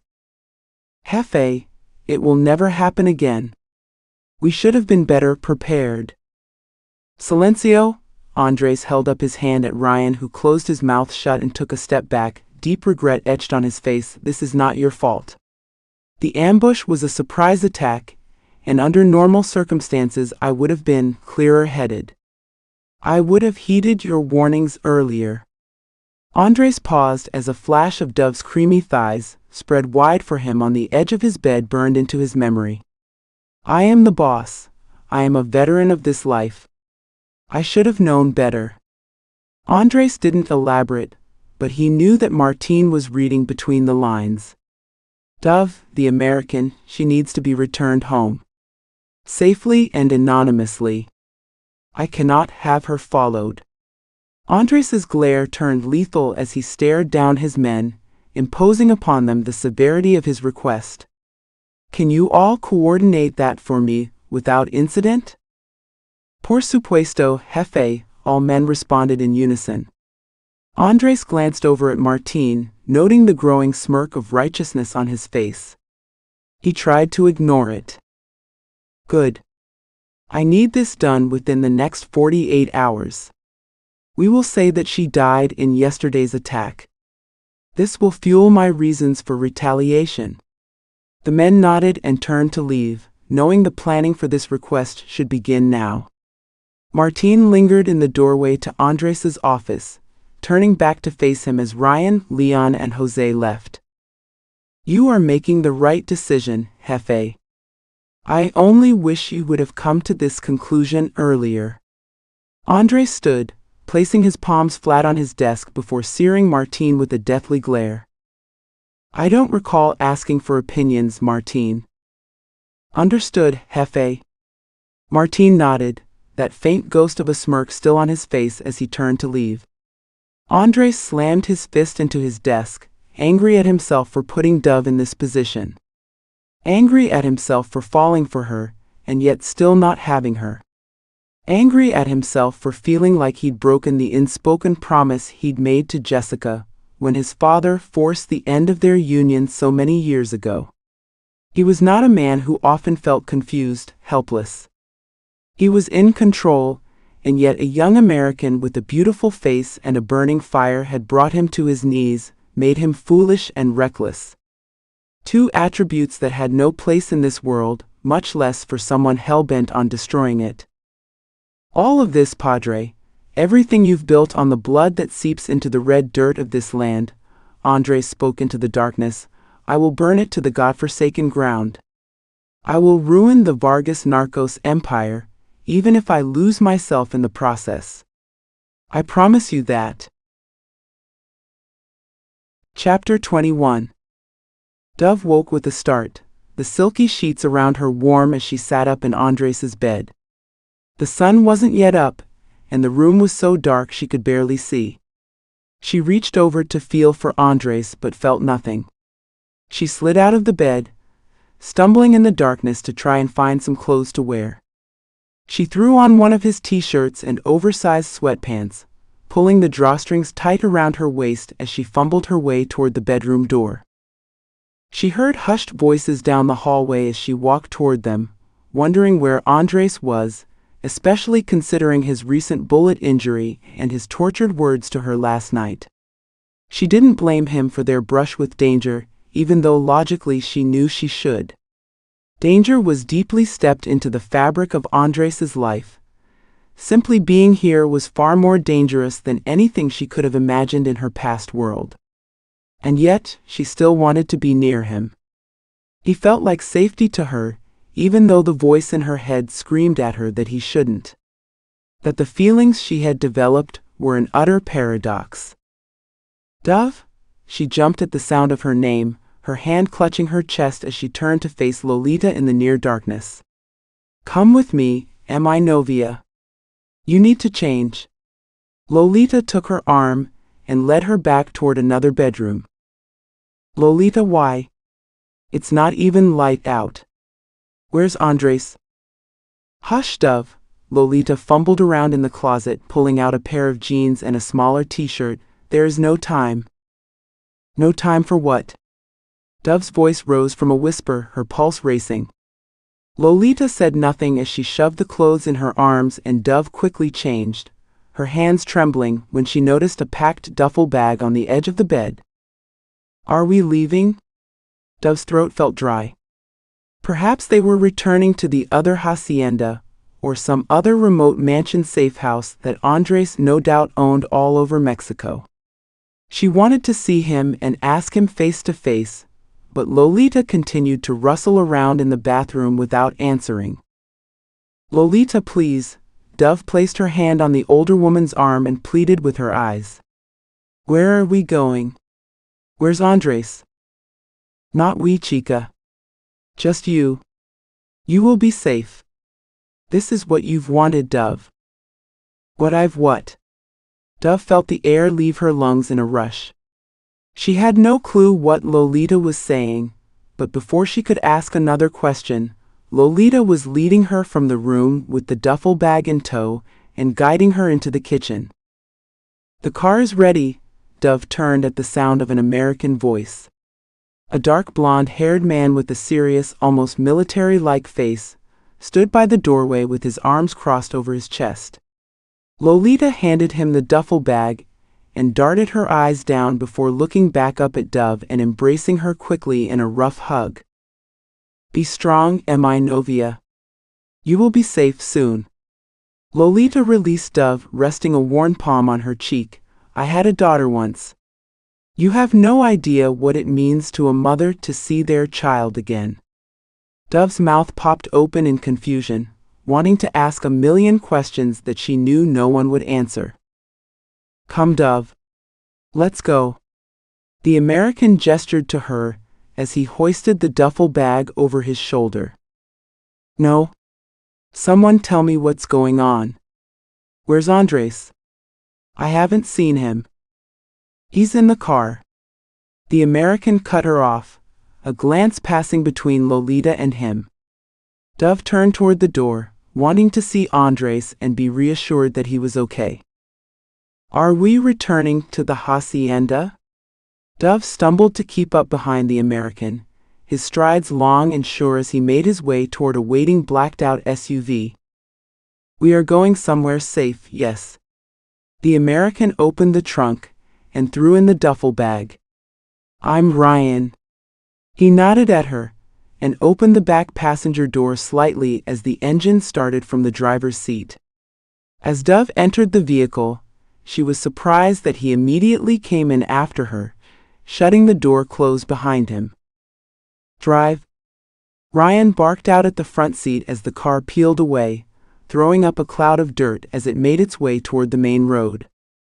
Dove scanned around the car, seeing no sign of Andres as another SUV began to follow behind them. What the hell is going on? Dove felt the same forceful rush of adrenaline cover her body as when she'd first been kidnapped. A ripple of electricity ran from her scalp to her toes as the two men in the front seat stared fixedly ahead. She reached for the car door to try and open it, but the vehicle was locked. Let me out. Let me out now.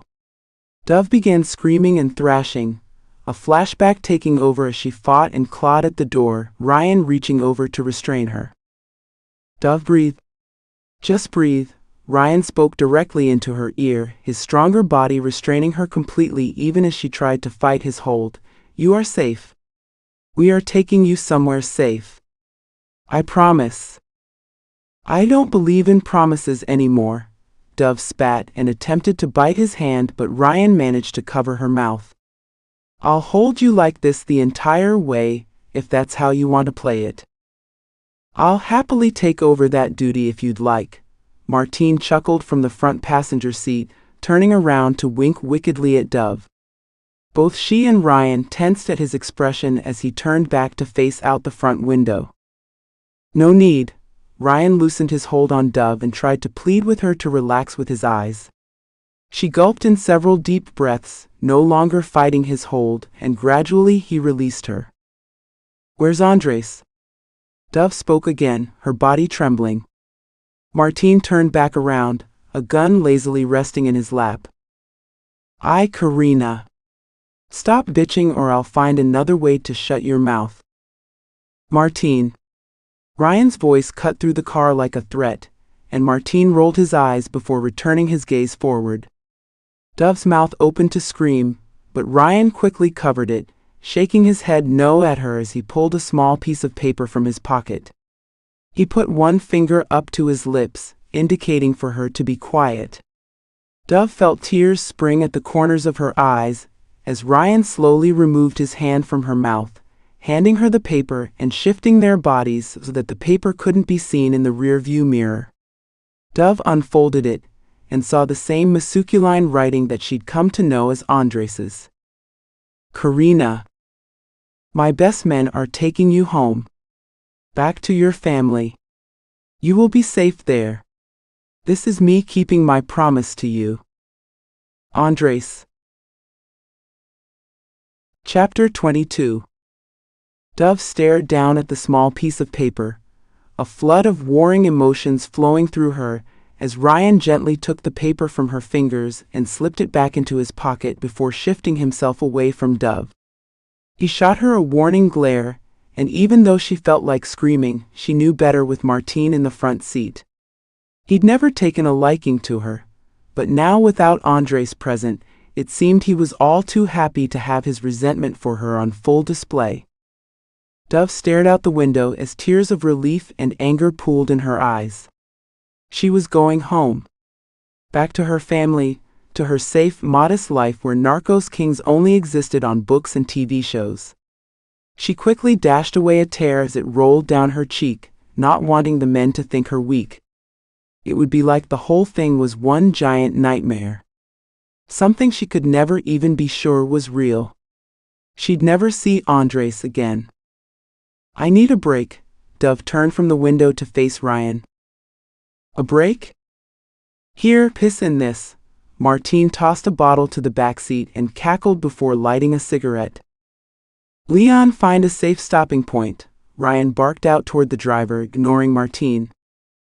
No can do, gringo. Martine turned, his eyes traveling up Dove's legs. The boss said no unnecessary stops. The boss said to make sure she was comfortable and safe at all times, Ryan snapped back, holstering his gun. Pull over up ahead. Dove felt her throat constrict at Ryan's words, wishing more than anything that Andres would have at least said goodbye. That she would have been able to hear his voice one last time. The SUV pulled over at an abandoned-looking gas station, where an old man who was seated out front on a rocking chair waved as the men left the vehicle. Ryan held Dove's arm and guided her forward. I need to talk to him. Dove kept her voice low and her head down so the other men couldn't hear. He said you'd say that. So let me talk to him. She yelled as they made their way inside the station, Ryan's grip growing firmer. No. Please? Use the restroom and then we'll go. Now. Dove darted her eyes to the ground before turning in Ryan's hold to face him fully, her face pleading. Haven't you ever loved someone? Someone who is wrong for you in every way, and you know you should walk away, but before you do, you have to at least say goodbye. Her voice broke on the last word as she choked back a sob. Ryan stared her down, his jaw ticking furiously as he worked through his decision in his mind. Here, Ryan shoved the phone from his pocket into the palm of her hand and thrust open the bathroom door. 2 minutes and then I'm breaking the door down. Thank you. Dove took the phone and quickly closed the door behind her, scrolling Ryan's contacts for Andres, but she couldn't find his name. She looked at his recent calls and saw a missed call from Jefe at 3 a.m. that morning. Ryan, what's the issue? I told you no contact until after drop-off. Andres' deep voice barked out through the phone on the second ring, and Dove felt her heart pound wildly in her chest. Ryan? Talk to me. Andres? Dove's voice was weak as it trailed off, unsure of what more to say. What the fuck, Dove? What happened? Are you hurt? Yes, she thought to herself. I'm completely and utterly broken thanks to you. No. Not hurt. Dove? Andres breathed out her name like a curse and a prayer combined. She pictured him pacing in his office, his hands in his hair. You didn't say goodbye, Dove whispered over the phone, the tears returning to her eyes. Karina, it's better this way. You'll be home soon. And you'll be where, Andres? What if I want to see you again? Dove jumped at the sound of Ryan's knock on the door and swiped the tears from her eyes. You won't, Karina. I promise you that. I hate you. Dove spat the words out, bracing her hands on the edge of the decrepit bathroom sink and staring at the confused and broken woman in the cracked mirror's reflection. She should be overjoyed. She'd been kidnapped, taken from safety, from those that love her most.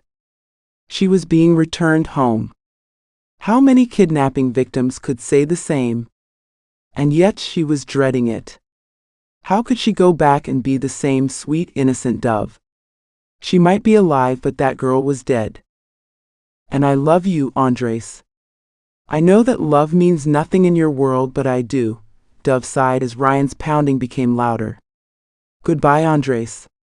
She hung up the call and thrust open the door, shoving the phone back at Ryan. Okay, let's go. After another several hours of driving, they finally stopped at a downtrodden motel, parking the car in the back as Martine went to the front desk. Dove hadn't spoken a word since her plea to Ryan. The call with Andres had only made her feel worse, even if hearing his voice for a few moments had sent a current through her body that she knew no other man would ever match. Let's go. Martine threw open the back door and dragged Dove out, her knees hitting the side of the door. You're coming to my room tonight, chica. Dove kicked her legs out and thrashed, hating the innuendo in his voice. Never had he shown this side to Dove over the last several weeks. He was Andres's right-hand man, his number 2. She kicked out again before Ryan ripped her from Martin's grip and threw her behind his back, drawing his gun on Martine as Leon stood behind with his hands up, not wanting to get involved. She's staying with me. Keep your hands to yourself, Martine, or I'll shoot them off. I, the gringo and the American bitch. How cute. Martine spat into the ground before looking back at them. Maybe this little American romance has been going on for a while, see? Not sure how Jefe would feel about that. Shut up.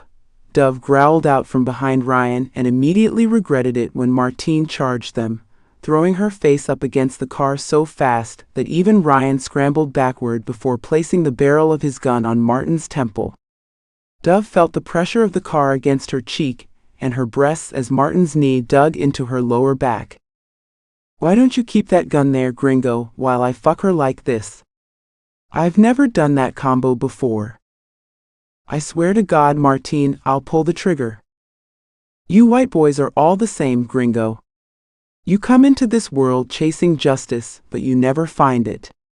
You just find sweet Mexican pussy like that girlfriend of yours, right? Before Dove could blink, she felt the immediate loss of pressure from her back and the warm spray of blood on her cheek. The shot was so loud that she couldn't hear a thing as she felt Martine slump down to the ground behind her. No fucking way. Fucking fuck, Leon yelled, but the sound was like being underwater for Dove, who slowly slid down the side of the car, her limbs trembling. I had to. Ryan's voice was low, his demeanor alarmingly calm as he dragged Martin's body away from the car. I'm driving, you sleep in the back with Dove. That's your grand plan? Just leave Jefe's number 2 on the side of the road and keep driving to Arizona? You have another plan? Ryan barked out angrily as he lifted Dove's limp and shocked body into the car, roughly wiping the blood on her face with the edge of his t-shirt. You're a fucking dead man, Ryan. Leon shook his head and rounded the car to the other side. Not as dead as Martine. Chapter 23. Jose. Andres barked out from his office, shrugging on his sport coat and his favorite Glock underneath his suit jacket. He had a meeting with another narcos familia today, and was planning on telling them about the ambush and the death of his fiancée, to fuel their sympathy and support in starting a cross-trade war with the familia who had ambushed his team. But now all he could hear was Dove's whispering voice through his phone, the fear lacing through her words and the fact that she'd said she loved him. That cut deeper than a literal knife stabbing through his chest, and he knew it too because he still had a scar there from a too-close altercation in his 20s. A handmade suit and expensive watch were in sharp contrast to the patchwork of scars and tattoos underneath, now with the addition of a new through-and-through bullet mark in his lower abdomen. See, Jefe? Jose stood at Andres's office door, his hands clasped in front of him. Walk with me. Andres strode through the house, that sixth sense he'd had to develop from a young age to survive at the top of this world, kicking into high gear.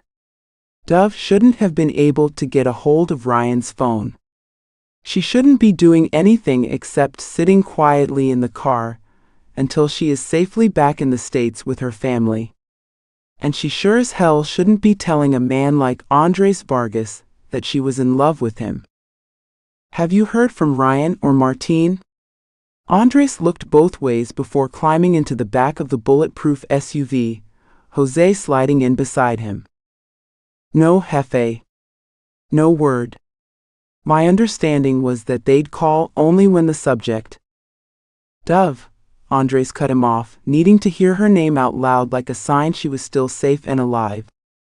They referred to subjects as problems to solve, pawns in a scheme, an item on a to-do list.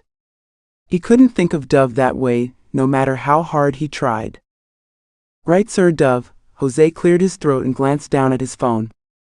Do you want me to reach out to them? See if I can get an ETA on the mission? Andres glanced out the window, his sunglasses covering his sleep-deprived eyes.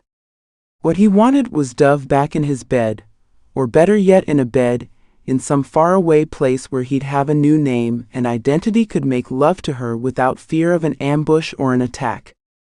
The thought made him roil with guilt at the awareness that this is what he'd always imagined himself doing with his first love, Jessica, but he couldn't deny it to himself anymore. Even though he'd never see Dove again aside from a confirmation photo that she was, in fact, returned safely to her family in the States, he knew that what he felt for her was more than he'd felt for any other woman in his life, including Jessica. And he also knew there wasn't a damn thing he could do about it. No, give the men the rest of today. They should arrive in the States late afternoon, early evening. Expect a call from Martin then. I want a picture with the timestamp, ¿entiendes? Andres tried to keep his voice business as usual, but he knew it radiated with a sense of urgency that bordered on manic. A man who wasn't thinking straight. Jose had the tact not to mention it and simply nodded, slipping his phone back into his pocket. Back to today's meeting. Andres cleared his throat and forced away the images of Dove's sweet face from his mind. I want the Cojuna familia to go after the Montero family. They've been ambushed by them in the past. They should sympathize with me, especially after the loss of my fiancé. The Montero familia plays dirty, old school. The Cojuna family wants money, as clean as they can get it. They are sick of violence, for violence's sake. We will throw our support behind the Cojuna familia, and in return for their successful killing of key Montero members, siphon off 15% of our Colombian trade routes for them. Jefe, are you sure? Jose's voice rose in surprise, but Andres tried to play it cool. Only Martin had an inkling of Andres's master plan, to siphon off his Vargas blood-ridden legacy bit by bit, until he had nothing left. But his team couldn't be thinking that along the way. It was too dangerous. He'd secure the good ones, like Jose, formidable positions with families like the Cojunas. But that bit would not be revealed until Andres was far away from this place, with no trail to follow him. Jose, you have potential. But one thing you must learn is that ruling the narcos trade isn't about holding onto it with a death grip. Andres slid off his sunglasses as the SUV pulled up in front of the Cojuna estate. In order to get, you have to give, and showing some generosity can go a long way in the end. But Jefe, 15% of the Colombian trade route is... Jose, Andres's tone went deathly low, his jaw firm. Leave the business side of my business to me, no?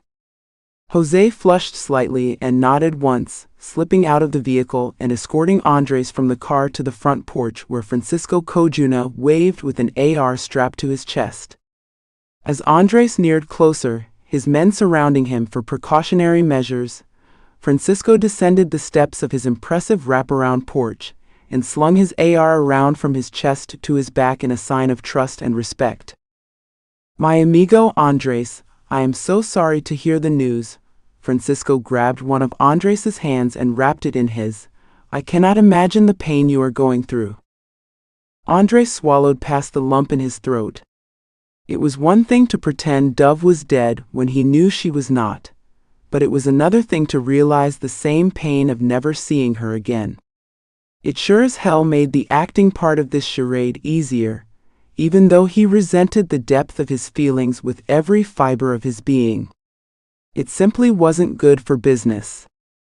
Muchas gracias, Francisco. I fear my heart is broken at the loss of my dear Dove. I won't stand for the Montero familia's outdated and violent behavior. You know I've resented them for years for it. Francisco nodded deeply, shaking his head. Ay, Andres, you may be El Rey of the narcos, but to lose your love and your right-hand man all in such a short time. No man, not even you, can withstand that with ease.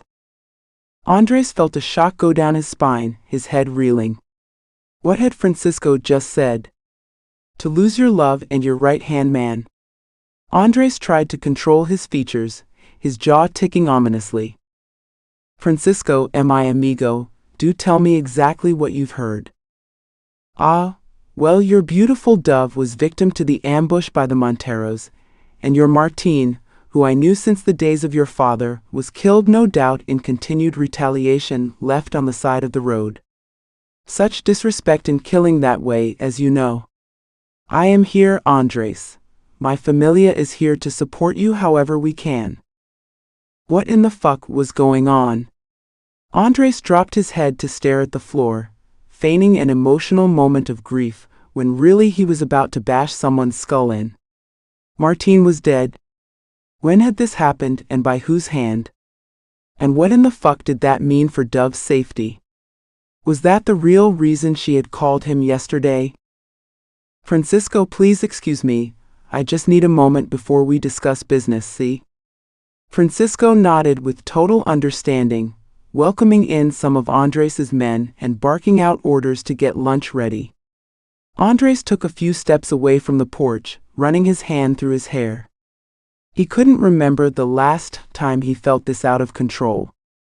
Pulling his phone from his suit pocket, his strong hands shaking slightly, he sent a text to Ryan's cell. Jefe, change of plans. I want an update in the next 10 minutes, regardless of whether or not you're in the States. Send a photo with a timestamp of Dove and Martín now. Andres slid the phone back into his pocket, hoping like hell that whatever news Francisco had heard about Martín was inaccurate.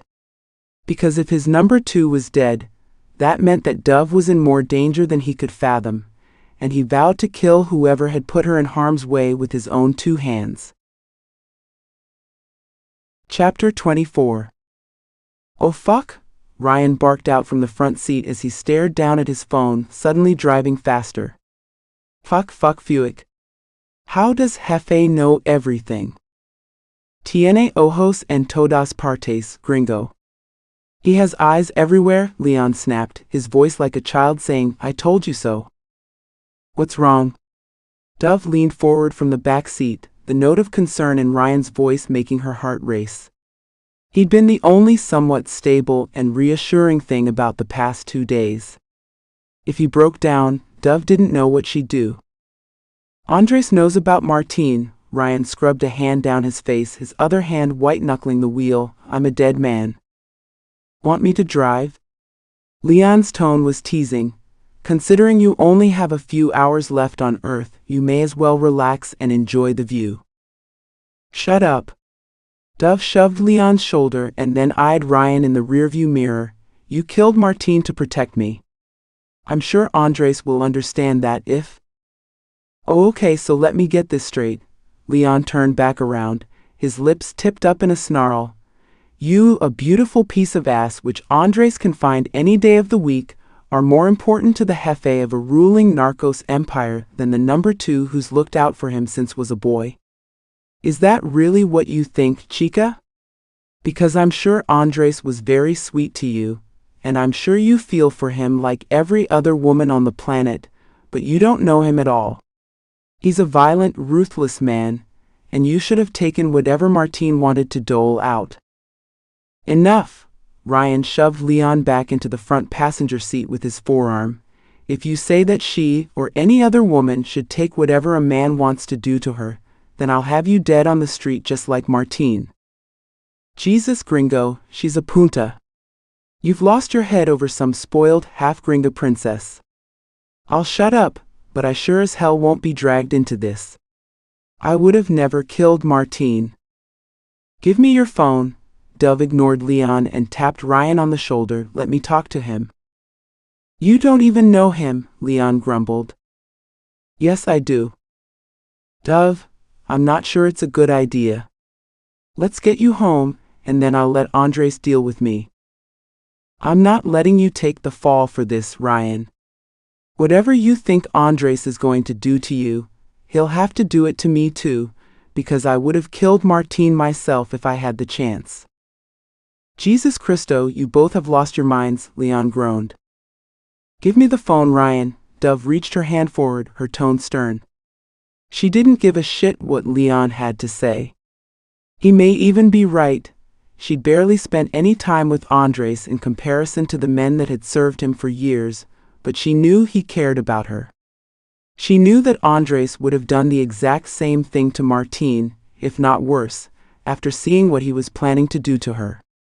Narcos king or not, Andres was a man who cared for Dove, and she just needed to get through to him to help him understand. Fuck fine. If he spares me my life, I sure as hell will need to get a new job. Ryan handed Dove his phone as Leon laughed sardonically. It will be hard to find a job when you have no hands, no feet, and no dick.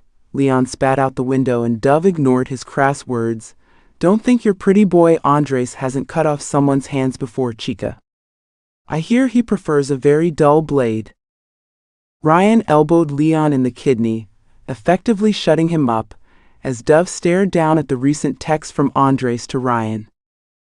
Jefe, change of plans. I want an update in the next 10 minutes, regardless of whether or not you're in the States. Send a photo with the timestamp of Dove and Martine now. Dove's breath hitched in her throat, just knowing she was about to speak to him again, that her rushed call in an abandoned gas station restroom wouldn't be the last time she heard his voice. She angled the phone in front of her and snapped a photo, her lips just barely titled up in a smile, but her eyes wide with sleep deprivation and fear. She made sure the timestamp was included and hit send.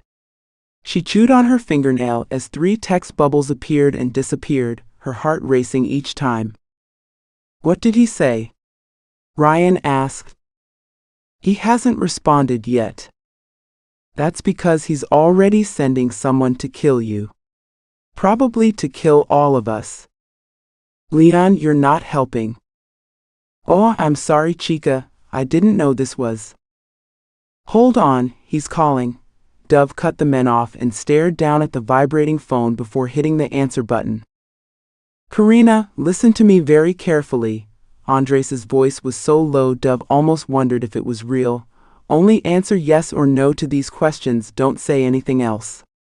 Dove nodded, even though she knew Andres couldn't see her. She wanted to rush out an explanation, but restrained herself at the cold and detached sound of his voice. Are you safe? Dove wasn't entirely sure, but she felt safe enough with Ryan.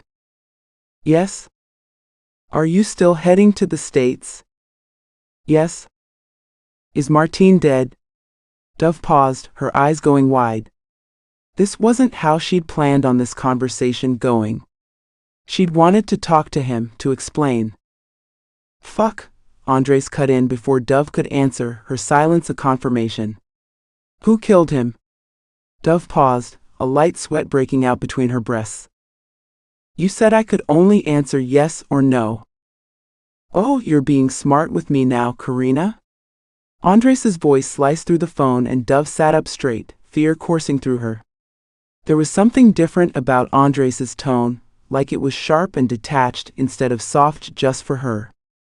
She feared that Leon may have been right, but she wouldn't admit it out loud. She felt her heart breaking slowly inside her chest, as doubt bloomed painfully. Shit, we've got company. Ryan swerved hard and Dove let out a squeal, the phone still by her ear as she slid across the back seat and hit her head against the other window. Fuck, El Diablo works hard but Andres works harder, Leon bit out as he aimed his gun out the back, forcing Dove to squat low on the floor of the car. Dove, am I Karina? Talk to me, what the fuck is going on?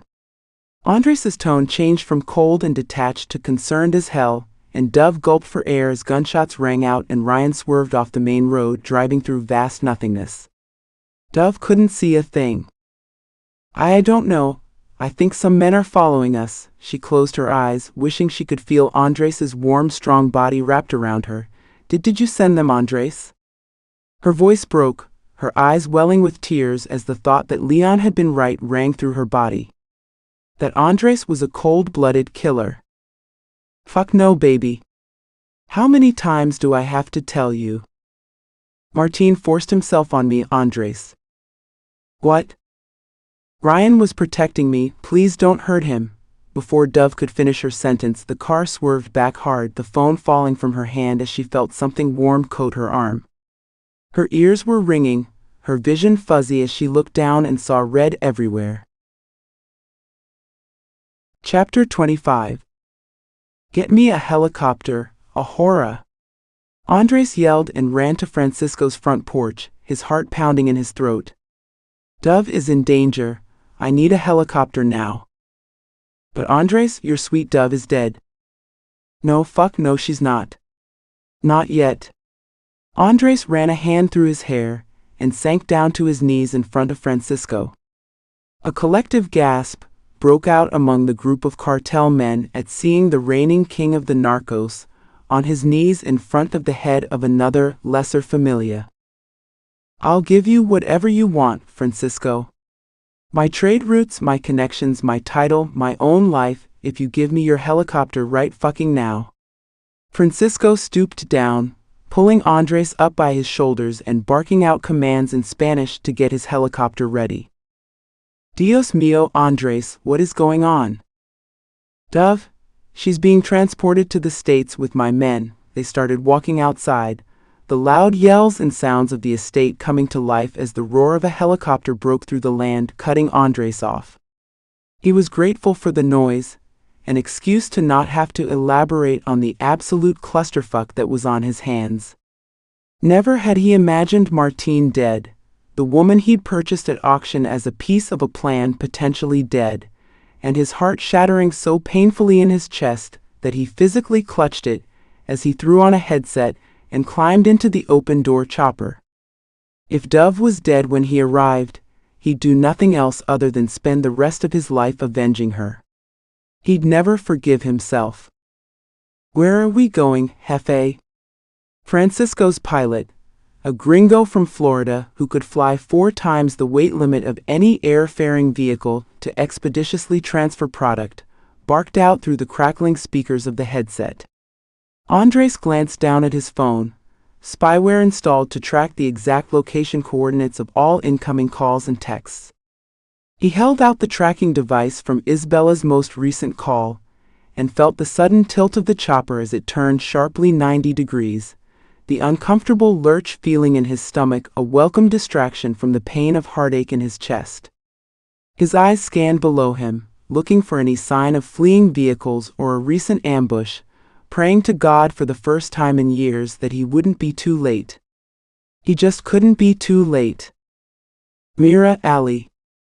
Jose yelled through the headsets, his face pale with fear as he pointed downward, shouting, "Look there?" He may have been a hitman for one of the cartel's most infamous drug bosses, but he was not a fan of heights. Andres looked to where Jose pointed, before watching Jose throw up outside the door of the helicopter, grateful that the wind wasn't blowing the other way. Lower. Andres gestured his hands frantically at the pilot, knowing it was one of his signature blacked-out bulletproof SUVs, idling below next to another SUV, and a cloud of dirt and chaos that slowly became clearer as they descended. It was a standoff. Men hunkered behind both vehicles, shots ringing out like bullets against metal plates. Andres pulled an AR that was strapped below his seat and peered through the sights as the helicopter continued its descent. He took his time, taking a deep inhale and exhale before slowly pulling back on the trigger. He couldn't spot Dove, and there was no way in hell he wanted to cause her even more pain. He made several precise, clean shots, helping reduce the two-way gunfire considerably as the helicopter landed, his eyes on his black SUV now covered in dust. "I'll keep the engine running." The pilot shouted and gave a small salute, his demeanor no different than if they were on a joy helicopter ride tour of the city. Pilots in this world were practically suicidal. If he didn't die in this shootout, he'd die somewhere over the ocean, his engines giving out to the weight of cocaine. Andres squatted low, taking advantage of the men's distraction at the helicopter's arrival. He spotted Ryan's sandy blonde hair, before seeing Leon perch up and fire off a few wild shots in the attacker's direction before ducking back down again. Do you see, Dove? Andres' whisper yelled to Jose, while keeping his gun held steady, trying to catch Ryan's eye and give him a nonverbal signal. No, Jose paused, looking up and over Andres' head when the buzz-like sound of a bullet flew past Andres' head and struck Jose with nothing more than a grunt. Andres quickly covered the open distance between the chopper and the back of his men's SUV, breathing heavily as he rested his back against the trunk, looking back over to Jose's lifeless, bleeding body, turning the dusty dirt beneath him into blood-red mud. He heard a thud at the back of the car and saw Dove's face through the trunk window, her arms beating wildly against the glass, the awareness that she was alive and literally kicking, bringing a flood of warmth and relief to Andres so powerful that he let out a small laugh despite himself. Despite the fact that nothing, absolutely nothing about this situation was even remotely funny. Holy shit, Jefe, how did you? Leon came around the side of the vehicle, his face in pure shock before his knees hit the dirt, and his expression froze, his torso falling forward and slamming into the dirt. Andres ducked back again, indicating for Dove to crouch down from within the vehicle. They still had at least one enemy, who was loaded and fighting for his life. But Andres was done putting up with this shit. Without giving it a second thought, he replaced the magazine of his gun and rounded the back of the SUV, ignoring Dove's screams of protest as he marched forward with ease, firing off 1,000,000 bullets from his gun as he walked directly toward enemy fire. He hit his mark, but still couldn't stop firing until the magazine cleared, his adrenaline running higher than he could ever remember in his life. He finally stopped when he felt someone touching his shoulder, his magazine empty, as he whipped around to see a dirty and bloodied Ryan holding his arm closely to his side. Andres, I don't know what to say. How did you're here? Ryan's voice was hoarse and dry, dirt and blood covering every inch of his exposed skin. Andres looked back down at Ryan's arm, seeing the pool of blood at his side as he clutched it there like it was no longer part of his body. You kept Dove safe, Ryan. I owe you my life. You owe me nothing, Jefe. Don't call me that anymore, Andres spit out, slinging the AR over his back and reaching out to help steady Ryan. Call me Andres. Andres, Ryan smiled big, too big, as he wavered on his legs, his body having lost too much blood. Andres lifted his arm around his neck and dragged him to the chopper, the pilot coming out to help. He needs a hospital in the next 30 minutes, or he's going to die. Andres shifted Ryan into the helicopter, trying to strap his wayward body into the seat. 30 minutes? Please at least give me a challenge, won't ya? The pilot winked and roared the chopper back to life, his calm demeanor even shocking to the war-hardened Andres, who felt like his entire life had just flashed before his eyes. Twice. Don't worry, Jefe, I've got this one. The pilot nodded back at Ryan, firing up several controls on the dashboard. Why don't you go and take care of the pretty one, yeah? Andres looked over his shoulder to where Ryan was looking, seeing Dove furiously pounding at the glass windows of the blacked-out SUV. She must be locked inside. Andres reached into Ryan's pocket, pulling out the car keys and nodding once at the pilot before moving away from the chopper, knowing every second he spent was another second that Ryan didn't have to lose. Andres ducked and moved away from the cloud of smoke and dust that swirled under the chopper, waiting a moment before striding toward the SUV, the key fob in hand. Chapter 26. Andres unlocked the SUV, his black slacks covered in dirt and his face and arms coated in a sheen of sweat. Between hearing Dove scream over the phone to demanding Francisco's helicopter and engaging in a standoff gunfight, this was the first moment he'd had in hours to take a deep breath. Before he could reach for the car door handle, it flew open and Dove nearly stumbled out, catching herself on the door handle before falling.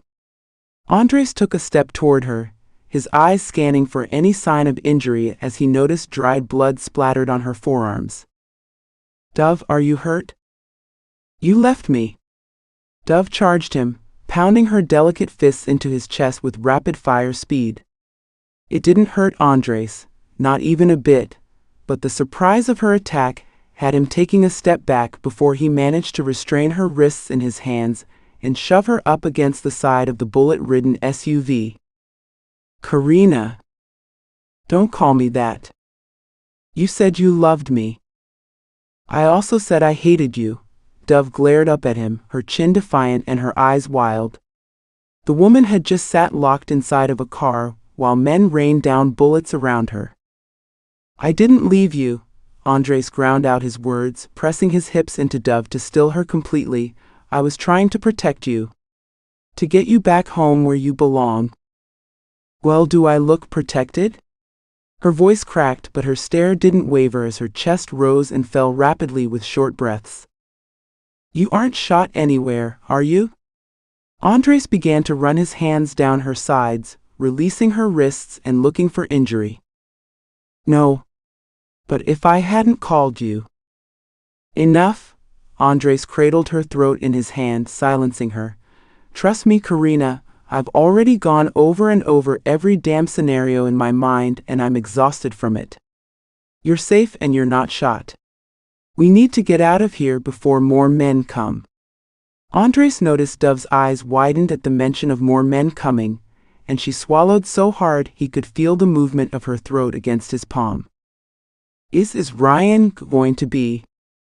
He'll be fine. Andres pushed away from Dove, not liking the sight of concern on her face for another man. You're worried about him? He protected me. From Martin. Andres hung his head with his hands on his hips before spitting into the dirt. He never trusted anyone in this world, but if there was ever a soul to get as close to trust as one could, it had been Martin. The guy was practically an uncle to him. But hearing Dove's words, the adrenaline of fear still coursing through her body, he knew it was true. And he resented the fact that Ryan had been the one to kill Martin instead of him. Get in the car. Andres looked Dove up and down, wanting to throw her lithe body in the backseat of the SUV and fuck her on the side of the road like an animal. He wanted to drown himself in her, die with her underneath him if it came to that. But he knew that if someone shot him in the back, it would only be a matter of seconds before they harmed Dove.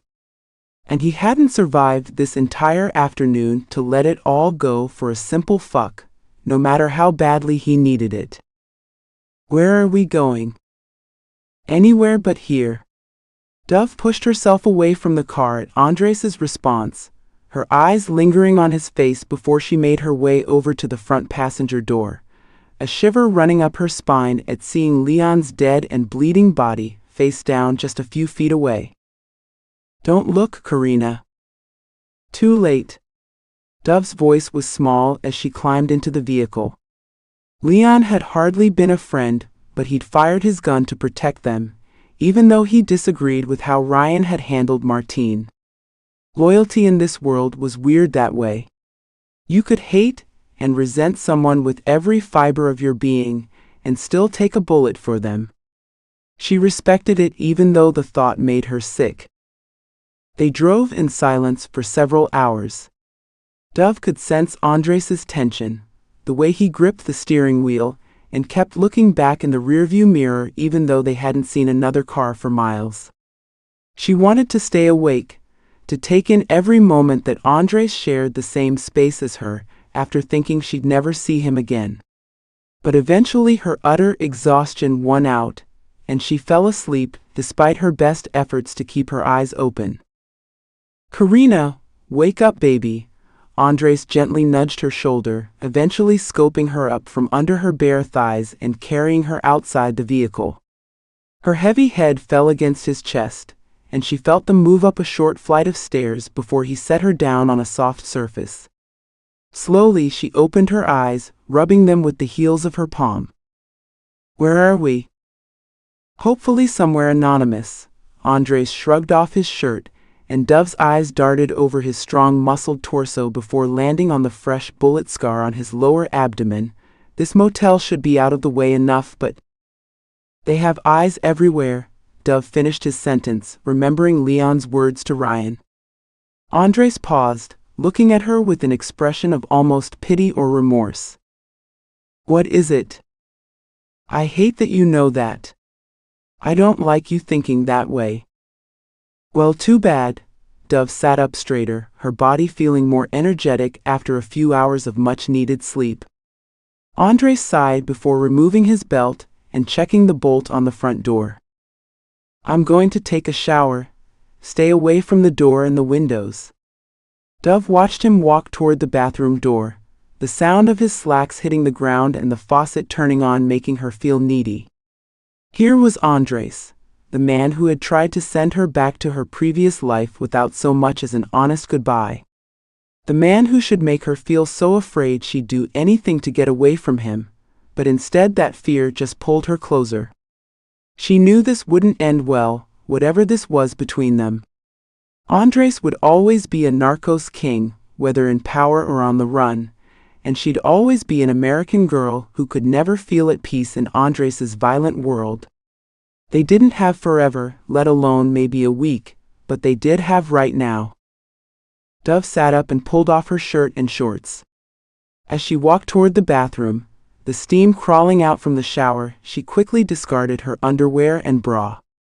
She didn't want to get clean. She wanted Andres to mark her. To have her. To brand her in a way that she'd always know, years from now when she was back in the States working a desk job and going to happy hours with friends, that this had happened. That Andres was real and carnal and violent and so perfect there was no choice but for her time with him to end in nothing less than earth-shattering heartbreak. Dove opened the shower door and climbed in, Andres's broad and tattooed back facing her. She wrapped her hands around his lowered torso and squeezed her thighs together at the sound of the growl that erupted from his throat. He placed both palms on the wall of the shower, his head ducked under the spray of the water as Dove moved her hands further south, Andres already hard for her. Fucking Christ, Karina. He bit out his endearment like he was grappling between pleasure and pain, and the sound urged on Dove's confidence as she began to stroke him, her full breasts pressing up against his bare back. She began to pump harder as Andres's body became more rigid, his forearms straightening, his neck tightening as Dove bit the skin between his shoulder blades, egging him on further. Andres whipped around, pressing Dove's back up against the tiled wall under the spray of the water, as he wedged himself in between her thighs, his mouth at her neck. You torture me, Dove. He sucked at the sensitive skin under her ear, grinding his hips into her core. When you're away from me, when you're next to me, it's fucking torture, Karina. But I can't get enough. Then take more. Dove lifted her head to meet his eyes, her body shivering despite the warmth of the shower water. She barely recognized the wanton tone of her own voice, but she meant every word. She needed Andres to take her tonight, to finally seal this thing between them in a way that neither one of them could ever forget or regret. Andres stared down at her, his hand coming up to trace over the edge of her face in a movement so tender it felt out of place with the strong, scarred, tattooed drug lord standing over her. Dove closed the distance between them, bringing her mouth onto his and sliding her tongue into his mouth with total abandon. They'd been together for half a day, and this was the first time she'd been able to kiss him again, to feel his powerful mouth against hers. Andres grabbed the back of her head and stole the air from her lungs, lifting her out of the shower and wrapping her legs around his waist as he carried her back to bed. He set her on the edge of the mattress, her legs still wrapped around his waist, angled up as he stood bent, standing over her. He moved his hand up her stomach and over her breasts, filling his hands with her until he came back to her throat. She nodded once at him, unable to speak, everything about them entirely connected. He watched as she shivered from the cold and the pleasure of his touch as his other hand stroked her. Fuck, Karina. Andres, please. Dove moaned, raising her hips up higher and begging him with her body to take everything. To ruin both of them. To end their waiting agony. Before he could stop himself, Andres positioned the head of his manhood at her entrance and slammed into her. Hard. Dove cried out, the mixture of physical pleasure and pain mirroring everything she felt emotionally. Andres slid out and slammed in again, his hand tightening around her throat as his other hand dug into her hip, leaving marks against her skin. He increased his pace, pulling out and slamming back in, feminine cries flying from Dove's mouth as she moved her hips in concert with his movements. It was too much.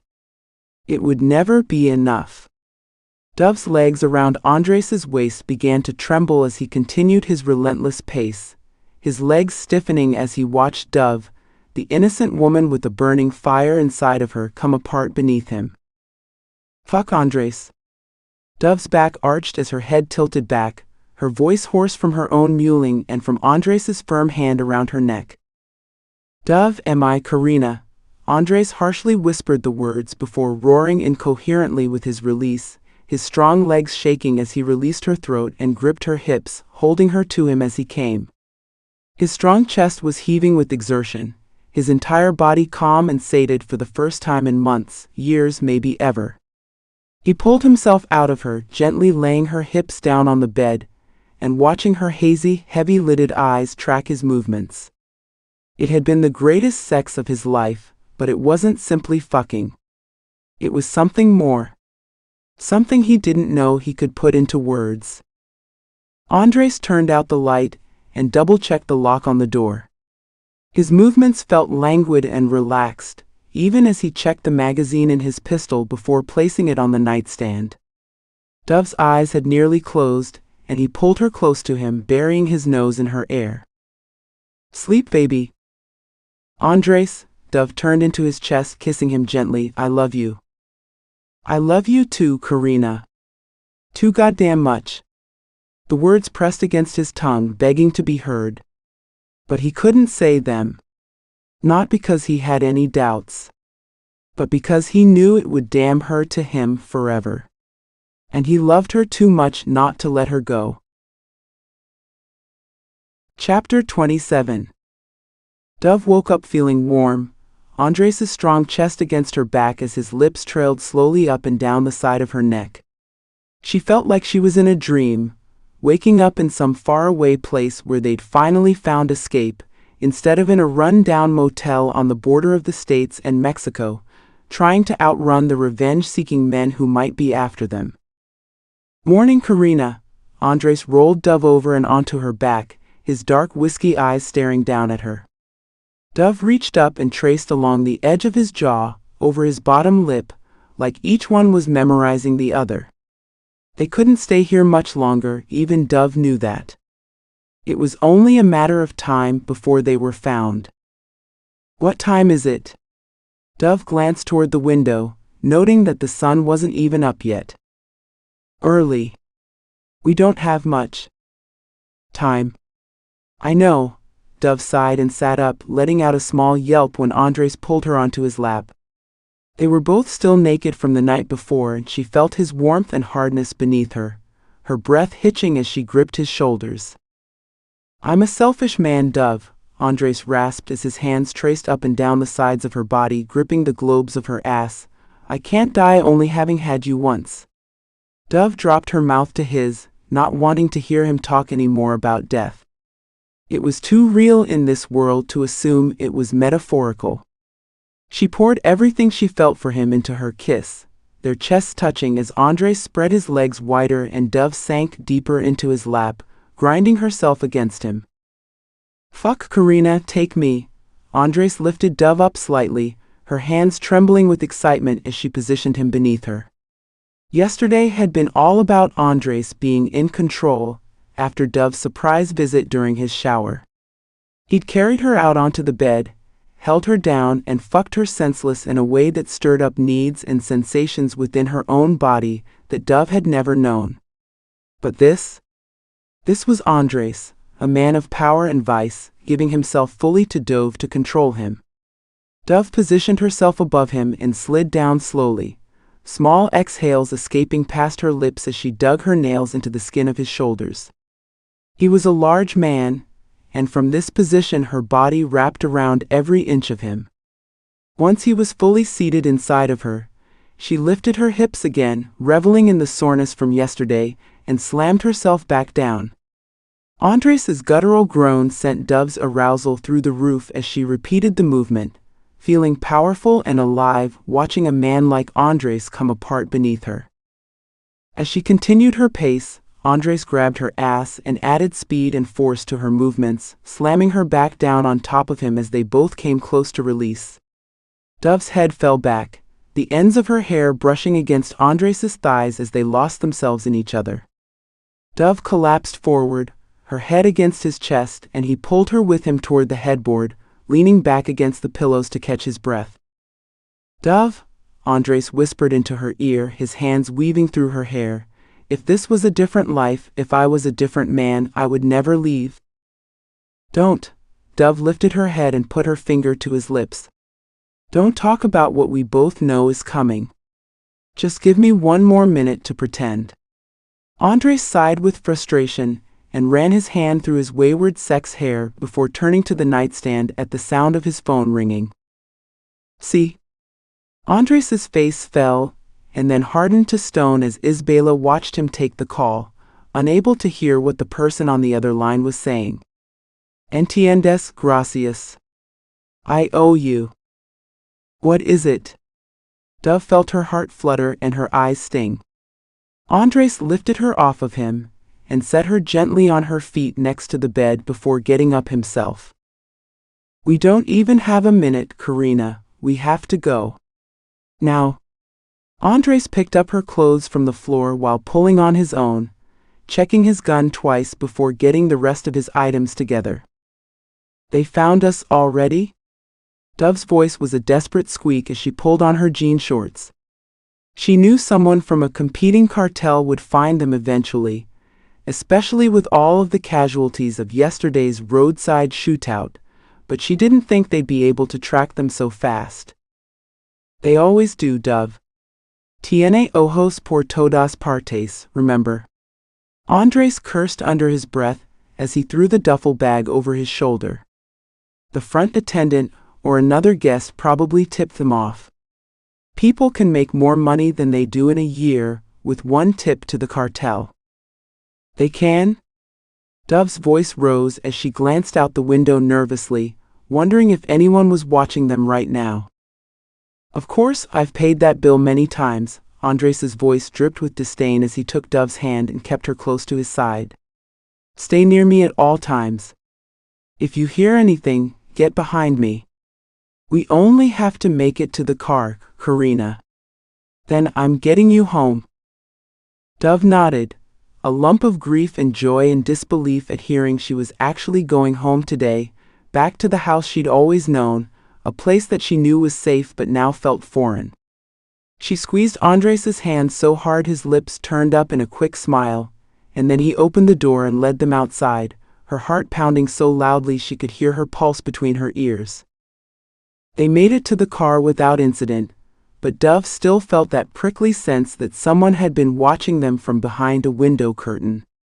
Even as they drove, she kept glancing back to look around and peer into the other cars on the highway, trying to suss out something she didn't know but hoped she would feel if it was another cartel member. Her body couldn't handle another shootout, let alone one where her only protector was Andres. "Dove, relax." Andres squeezed her thigh from across the console and nodded solemnly at her. "I've been texting with my men. We're in the clear right now." "You've been texting? And driving?" Andres let out a dark laugh at the concern in Dove's voice. "Would you rather me be texting while I drive, or unloading an entire clip of my gun out the back window while keeping the car moving forward in a straight line?" "Fair." Dove rolled her eyes and smiled at him. It was nothing, just a teasing between a man and a woman, but it felt right. Like they were just a normal couple, bickering in the car for a moment. Too bad they were nowhere near normal. They'd been driving a few hours when things started to look familiar to Dove. She began to recognize certain exits and road signs, her heart leaping into her throat as Andres finally exited the highway. Her mother's house was just a matter of minutes from here. How could she simply get out of the car, kiss Andres goodbye, and saunter back into her childhood home like she wasn't irrevocably changed? She felt her palms sweat with nerves as she stared out the window. Andres slowed the car as they approached the intersection of her old street. Dove clutched her chest as she started to take short, erratic breaths. It was like a form of trauma all over again, and she felt guilty for not being simply overjoyed. How many women people had been ripped from their homes and their lives, taken against their will. She was one of the lucky few who ever got to return home again. Her mother's cooking, her aunt's laughter, sleeping in her own bed. She wanted these things, she did. But was anyone or anything worth never seeing the man sitting next to her ever again? Dove, baby, you have to do this. You have to go home. I can't. You can, Karina. Andres reached over the console and gripped her face in his hands, brushing away her tears with his thumbs as they fell down her cheeks. You're going to go home and be safe and get some rest. And then you're going to go back to work and travel and have a career. And someday soon you'll meet a nice young man who will treat you well. Andres, please. You have to know that I want it for you, Karina. He swallowed again, desperate to tell her plainly how much he loved her, how in love with her was, but he restrained himself. It would be selfish. His words could only cause her more pain. I'll never see you again. Dove's words were a hoarse whisper, her face pale and tear-stricken as she stared back at Andres, her hand coming up to her face to rest against his. Andres opened his mouth to respond, but before he could speak his phone pinged. Fuck. Andres cursed, dropping his hands from Dove's face as he stared down at the screen. Something changed within him. Dove could see it happen in real time. It was like he shut himself down, his eyes becoming distant, his jaw becoming stone. His mouth set in a cold, hard line. Dove, get out of the car and run toward your house. Do not look back, do not try to contact me ever. And never go back to Mexico. Raphael reached over Dove and threw open her car door, his eyes hard and serious, and somewhere far, far away. Somewhere she knew she'd never reach him. Yes, Jefe. Dove poured all the anger, all the resentment, and all the unreturned love she could into those two simple words. In this moment, their final moment, he was simply her cartel boss. Her captor. Barking out orders, expecting obedience, detached from emotion. She saw his jaw tick, his knuckles turn white against the steering wheel. But otherwise he remained locked down. She got out of the car and began walking quickly up the road toward her house, hearing the blacked-out SUV speed off, doing a quick U-turn before taking off in the direction of the highway. Andres was gone. Dove was back home. And now she had to piece her life and her shattered heart back together, bit by painful bit. Chapter 28. Andres sped off, performing a dangerous U-turn, allowing himself only one last glance at Dove in his rearview mirror as she stood by the curb, her face unreadable as she slowly turned and made her way up the street. Andres slammed his fist against his steering wheel in anger as he sped onto the highway, changing direction to throw off the men who were onto his trail. He only hoped that the last time they spotted his vehicle was closer to the highway and nowhere near Dove's specific street. Fuck, Andres cursed through his teeth as the full gravity of his current situation set in. He'd lost control of his own plan, fleeing his country and the protection of his men, killing rival Narcos members along the way, and now he'd just left the true love of his life on the side of the road, without the time or decency to walk her to her damn door. Andres knew he couldn't reach out to her, couldn't contact her and apologize. What would he even say? Their paths were always destined to be crossed for only a short while when he first saw her for sale in that underground nightclub, and now he must go on with his plan and what was left of his life without her. Andres drove for a few hours, aimlessly turning on exits and changing direction to throw anyone off his tail. He'd been followed enough times in his life to know what to look for, and he hadn't seen a suspicious vehicle in miles.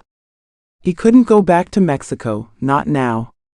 He'd need to get word from his men that they'd managed to clean up his mess and secure a safe route back to his hacienda. If he tried to return now alone, he'd end up dead or more hunted after another roadside shootout. In a moment, Andres realized the rarity of his current situation, of an opportunity he'd hoped would present itself for many years. He was alone, seemingly untracked in the United States. He'd imagined this unreal moment in his mind for years where he'd make his way to Southern California and find the one woman he hadn't been able to keep by his side in his world of violence and greed. For the first time in 10 years, he felt truly alone and confused, like a lost boy instead of a strong, powerful man. He needed a familiar face, comfort, and advice. He needed someone who had known his mother and his father, who understood the purity of his soul that had existed before the depravity seeped in. Before he was forced to wear the narcos crown and bound by blood to its throne. He needed to see Jessica. Andres shifted course west, from Arizona to California, his eyes scanning his rearview mirror for tracking vehicles as he tried to focus on the way the sun set and the sound of his own breathing as he drove in silence. When was the last time he'd been this alone, this free, from a band of protectors and followers and enemies? He didn't know who he was without it, and yet he wanted to badly. After only stopping a few times for gas, Andres found himself idling on Jessica's street, his car lights off in the early morning. He knew her address. He knew where she worked and her favorite dinner spots. He'd had men tracking her for years, keeping tabs, and only stopped receiving bi-weekly updates when Dove appeared in his life, consuming everything within him with her beauty and her fire. And yet all of this, the chaos of the last few months, his desperation to leave the narcos, and his maddening and impossible love for Dove, had still led him to this point. To see Jessica again. Andres checked his watch. It was just past 6:30 a.m., and the sun had begun to barely peek out from behind the hills of Los Angeles. He scanned the area, once again looking for anyone that might have been following him, peering into parked cars to ensure no one was lurking inside. He walked around the perimeter of her small but well-maintained house, checking to make sure that all looked clear. He didn't find anything to raise suspicions, and before he could come up with more excuses to stall this meeting, he found himself on her doorstep, his hand raised to knock on her door.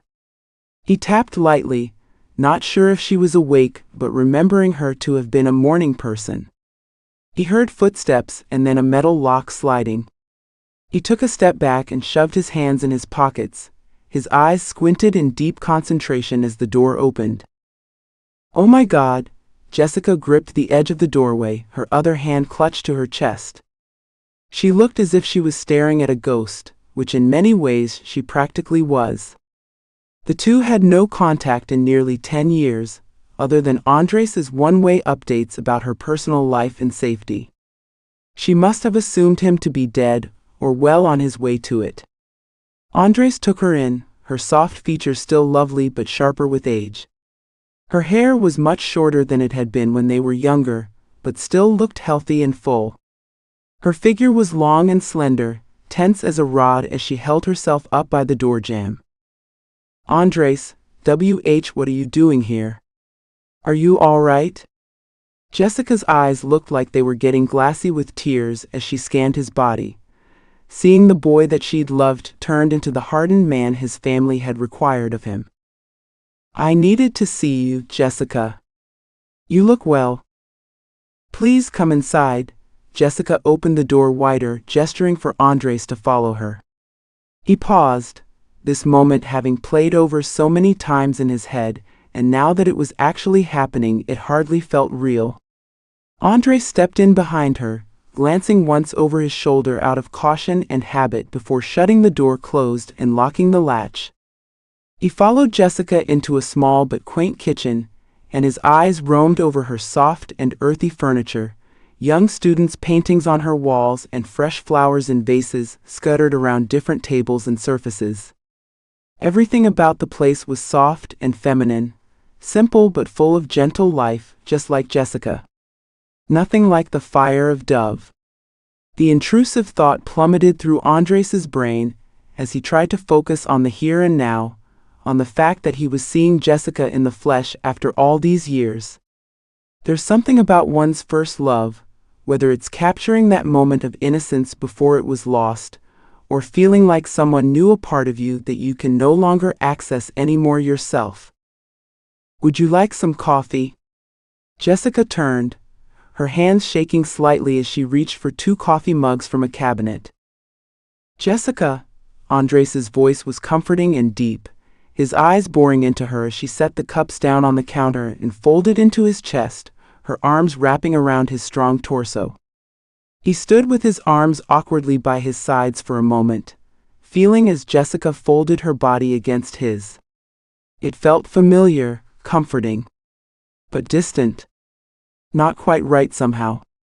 He slowly wrapped his arms around her, drawing comfort from the fact that they were both alive in this moment, despite all the odds that had been stacked against them when they were young.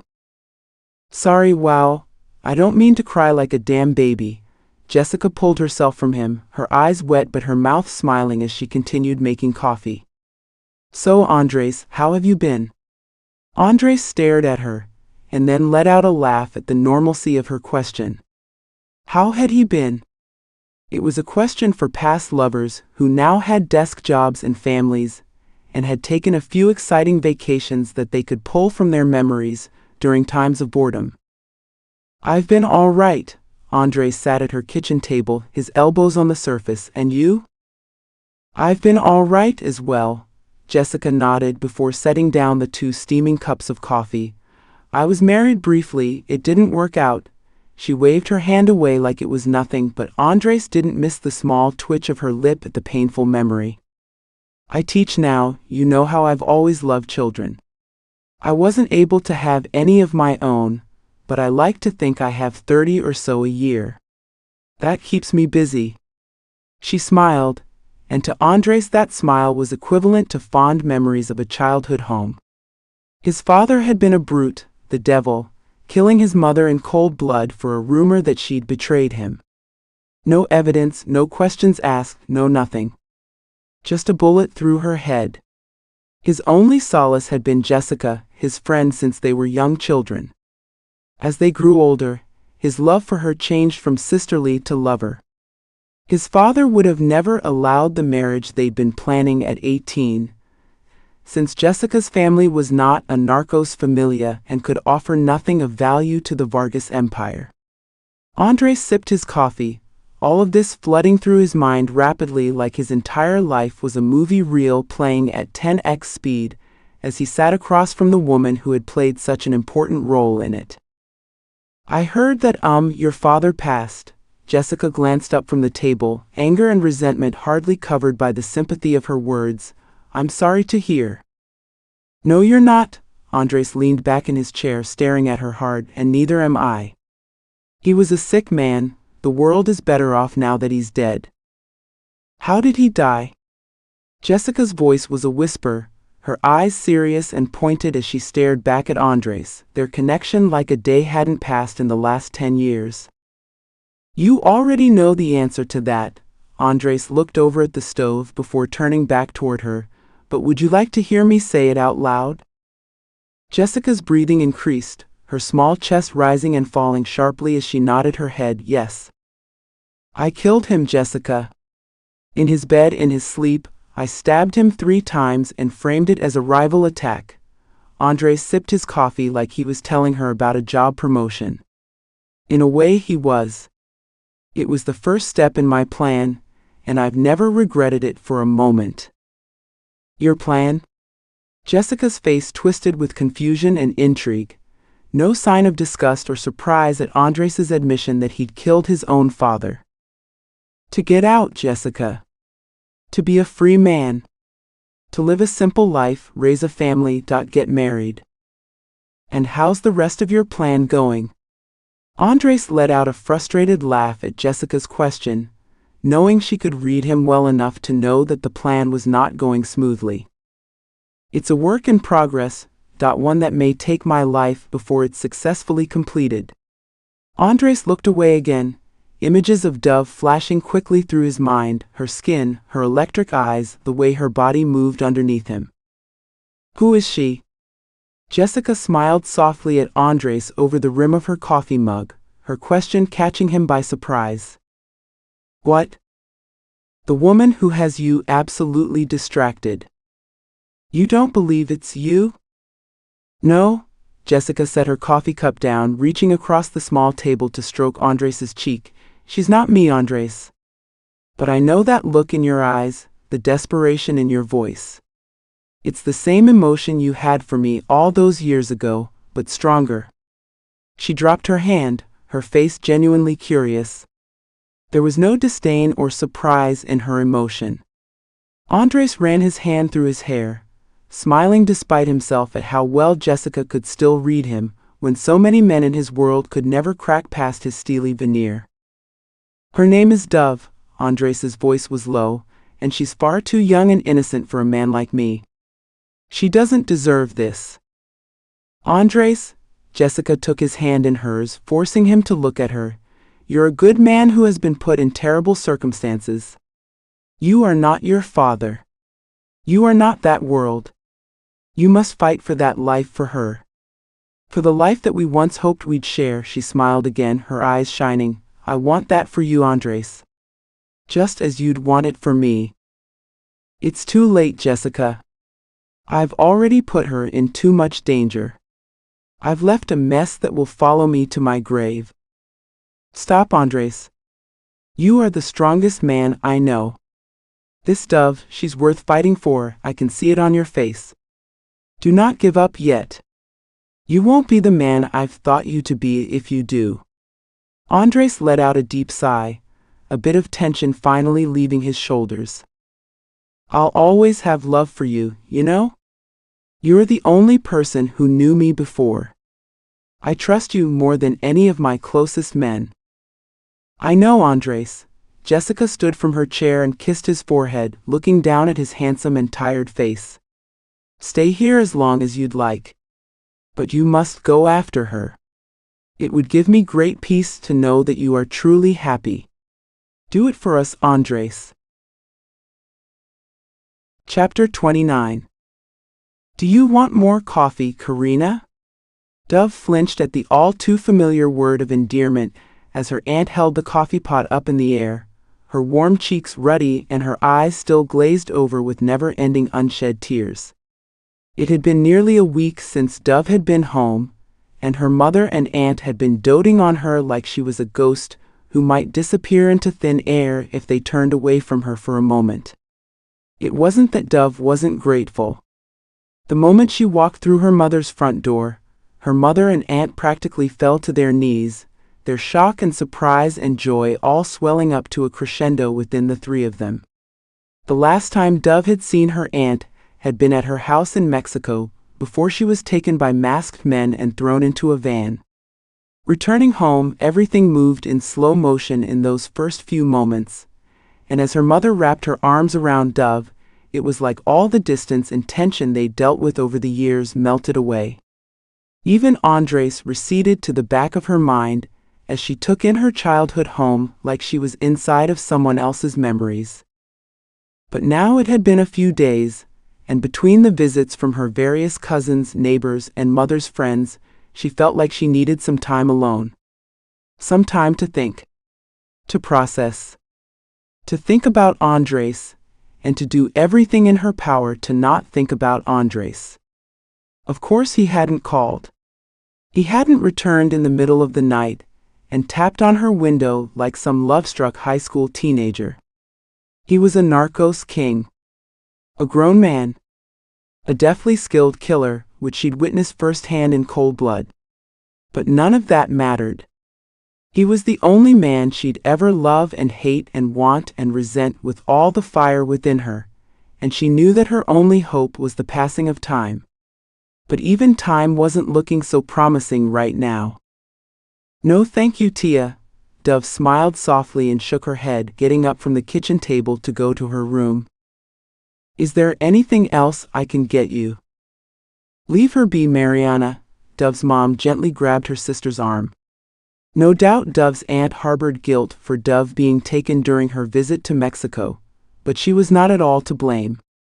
Still, she'd hardly let Dove out of her sight, even sleeping on the chair in her room, forcing herself to stay awake until she couldn't stave off sleep any longer. I'm just going to rest for a bit. I'm fine, really. Dove tried to put on her brightest face, but as she turned away, her expression became glum again.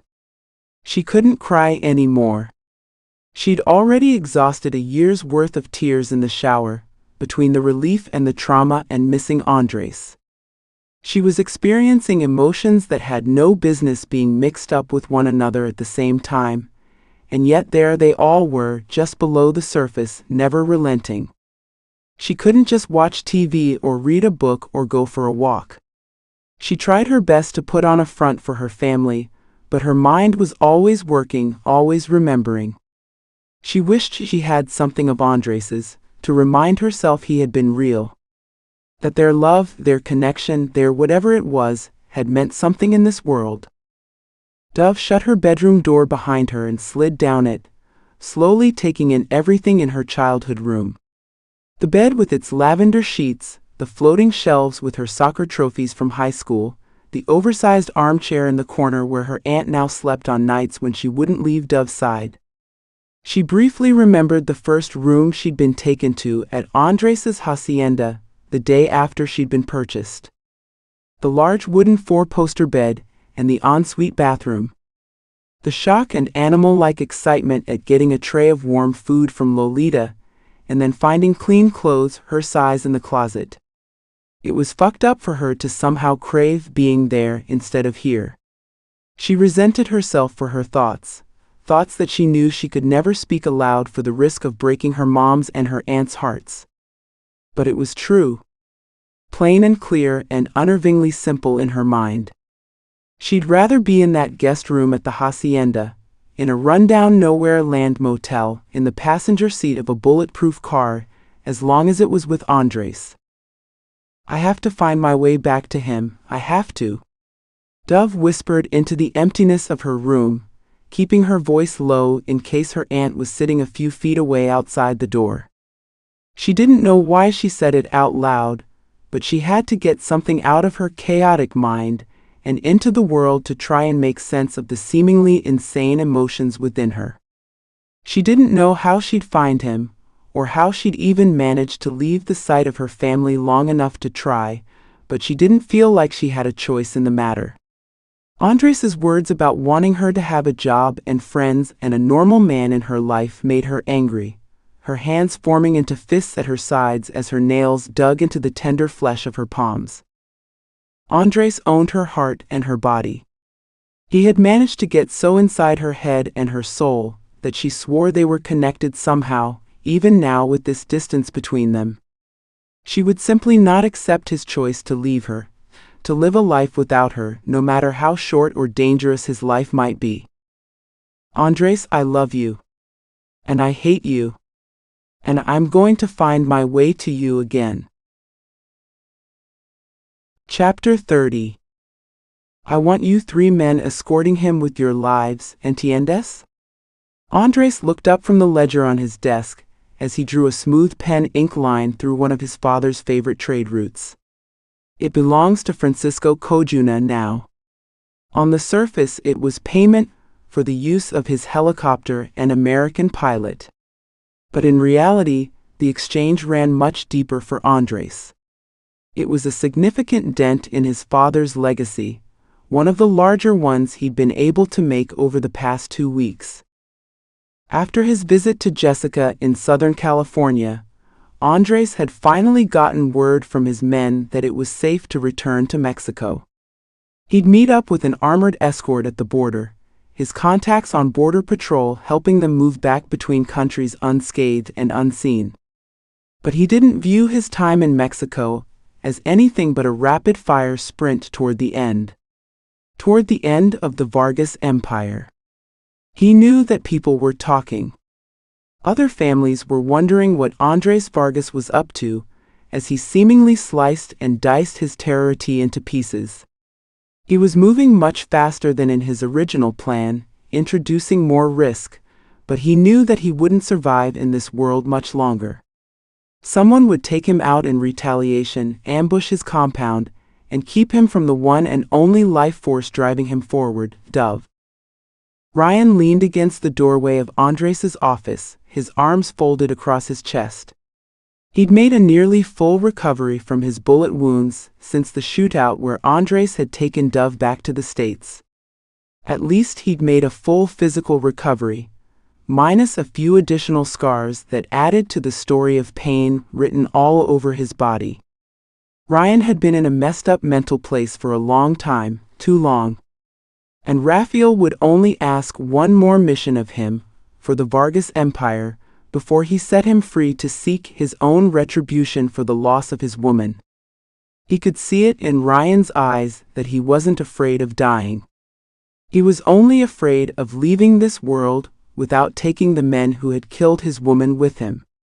The other men in Andres's office nodded in agreement before Andres excused them. Jefe. Ryan stepped forward, his body radiating with tension. What is it, Ryan? I don't need the other men. I can handle this mission on my own. Andres sighed and leaned back in his chair. He and Ryan were from two different worlds. Ryan, an American defect from the DIA, and Andres, a born narcos king. They were slated to be enemies, and yet had become more loyal to one another than they were to any institution. Ryan was ex-army, ex-patriot, but his time undercover in Mexico as a DIA agent had taught him that good and bad were hardly aligned along the lines of DIA or narcos. If only things in life could be as simple as that. I know you can, Ryan. But I'm not asking these men to join because of you. I'm doing it for her. If anything does happen to you, where does that leave her? I won't risk it. Andres stood and slipped his hands into the pockets of his slacks, directly eyeing Ryan. You can ditch them at the U.S. border if you aren't being trailed up until that point. That's my compromise. Ryan blinked, his face expressionless before he nodded once in agreement. Andres wasn't a man who needed to make compromises, and yet he would for men like Ryan. Thank you, Jefe. Ryan left his office and Andres stared after him. He knew that after Ryan located Dove and got her to the destination point on which they'd agreed, Ryan would go rogue on his mission for vengeance. And he didn't want any witnesses or tip-offs about his plans. Andres could respect that. He knew that after Ryan left for this final mission of his for Dove, Andres would never see him again. At least not until they both landed in heaven or hell. Ryan? Andres called after him and Ryan turned around. Thank you. The words were simple, not much. And yet they were everything between them. This was goodbye. This was good luck in this life and the next. Two killer men bound by their final missions in the name of love and retribution. Of course, boss. Ryan ducked his head and turned down the hallway, the sounds of men gathering weapons and materials for the mission echoing throughout the hacienda. Andres hadn't been able to send Dove any sort of message or communication. It ate away at him every hour of the day, especially after Jessica had seen his love for another woman etched so clearly on his face. But he couldn't risk a single thing going wrong. Dove meant too much to him. He didn't even have eyes on her in the States, and could only pray to whatever God may exist that she was still safe at her home, and that no rival cartel members had spotted her location during their drive. Ryan would be the first to make contact with Dove since Andres had dropped her off on her childhood cross street over 2 weeks ago. Every time that memory flooded his mind, he clenched his fists and felt his stomach roil. He resented himself for leaving her like that, but couldn't think of what more he could have done. If he had stayed, he could have tracked the rival cartels to her entire family's doorstep. He stared out the window as his men loaded the SUV, Ryan barking out clear, calm orders like the natural-born leader he was. Andres' mind flashed back to his initial meeting with Ryan about this plan, his hand coming up to rub his jaw as he remembered their conversation. When you find her, Ryan, you must give her the choice. What choice? The choice to stay in the States or the choice to join me forever. I will not force her. I hardly think it's a choice for her, Jefe, just as it's not a choice for you. Love that deep is never a choice. Even still, promise me, Ryan, you will ask her? I promise, and you know I keep my word. I do. And I trust that you must keep your word to yourself. That after this is done, you will seek out the only thing worth doing when love has been taken from you. Revenge. I've thought of nothing since that day, Jefe. If it's the last thing I do. Don't think that way until you know it, Ryan. I once thought I had only one true love in my life, and then I met another. And her fire, it burns brighter than any love of my past. I respect that, Jefe, I do. But I'm afraid my heart only belonged to one. And when she was taken from this world, my heart went with her. Understood. Do what you must, Ryan. Andres continued to watch the men as Ryan holstered a handgun into the waist of his pants and glanced back at the hacienda. He and Andres met gazes through the window, one single nod signing them off. They'd never see each other again if this mission was a success. They'd never see each other again if this mission was a failure. And that dedication to the women in their lives, both past and present, was a stronger brotherly bond than Andres had ever felt with any man in his bloodline family. Andres whispered a hushed prayer past his lips, not because he was a truly religious man, but because his mother had taught him to pray, and somehow the weight of this moment brought her to the forefront of his mind. She'd want Andres to fight for his love.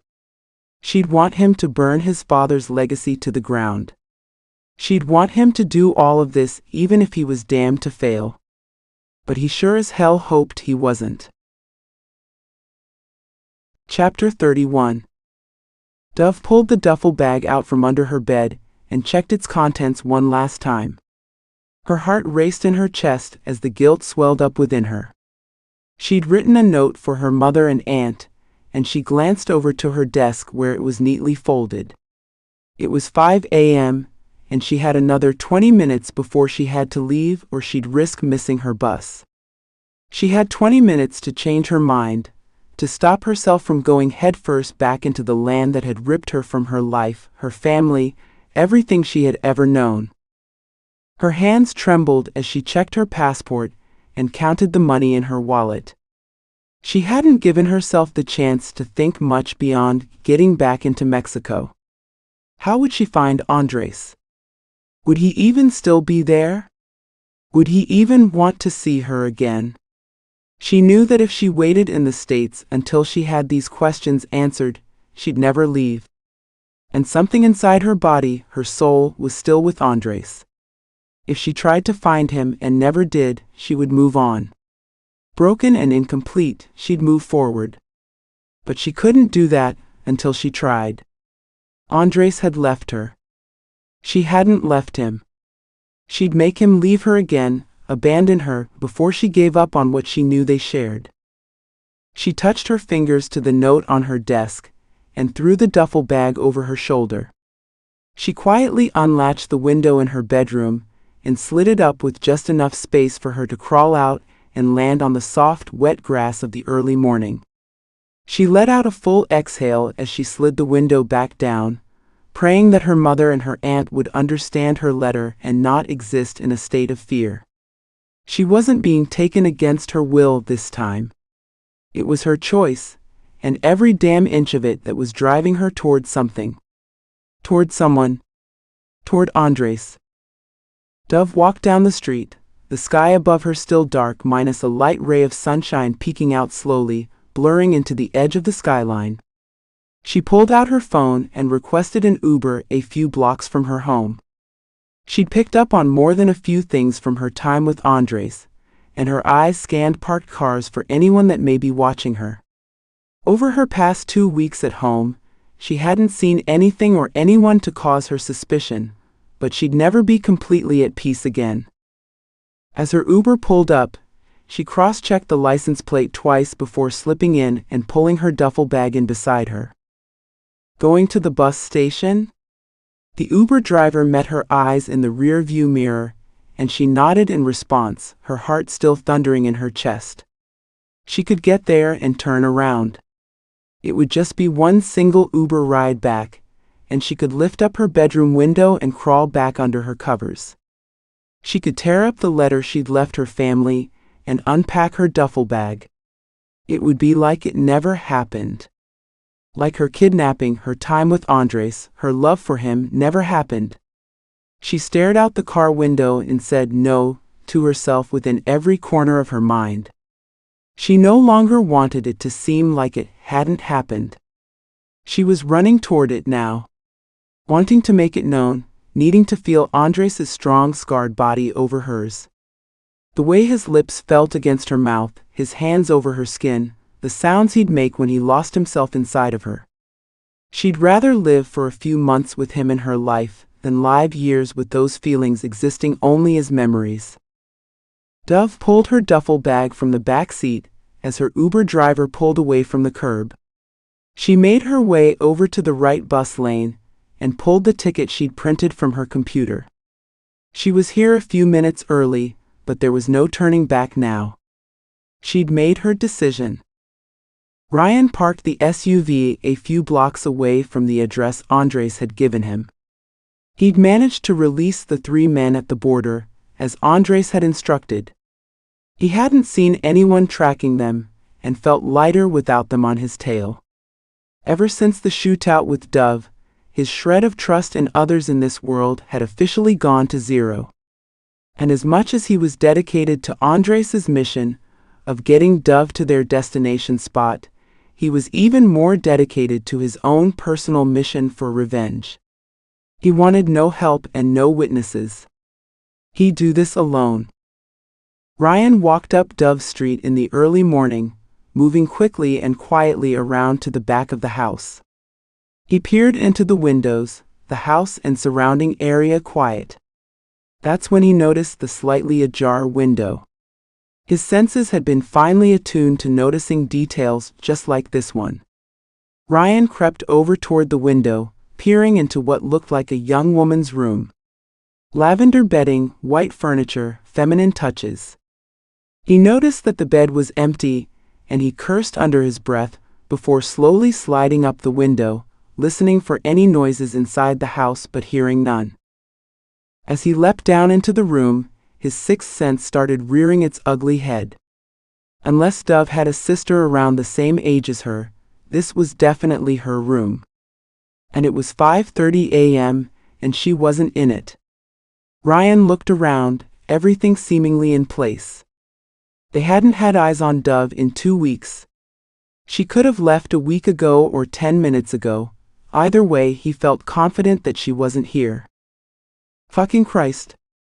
Ryan had spent most of the time on this mission so far thinking about how he'd ditch Andres' other men at the border. He figured that would be his greatest hurdle. Well, that and convincing Dove to come with him with only Andres' word as a promise.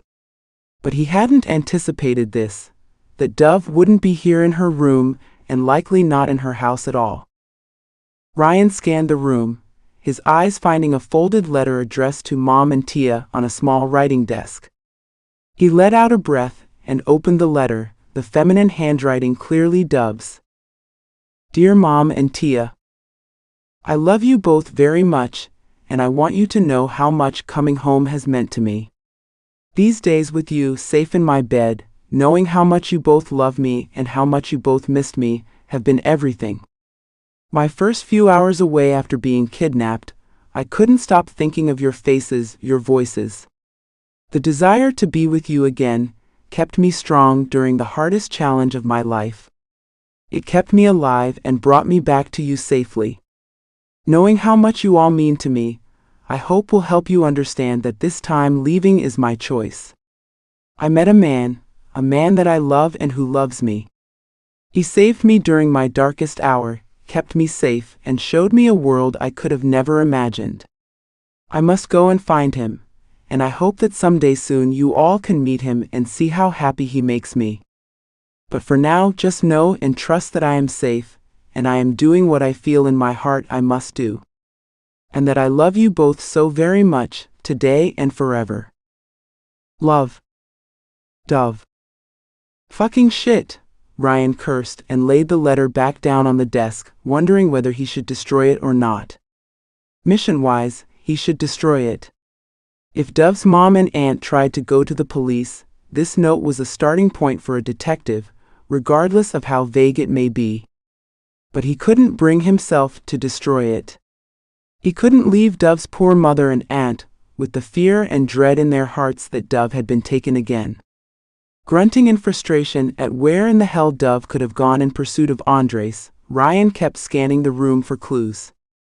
He spotted a laptop on her nightstand and moved toward it. He pulled a USB insert from his pocket that could bypass any Mac password. He went to her Safari history and found a link to a recently purchased bus ticket from Phoenix to Mexico City. He scanned the document, cursing again when he saw what time the bus was leaving. He looked down at his watch. The bus would leave in 5 minutes. He just missed her. God damn it, Dove. Ryan closed the laptop and crept back out the window, pulling it down completely shut behind him. He ran toward his car, glancing around for any tails, but finding the street just as quiet as he'd left it.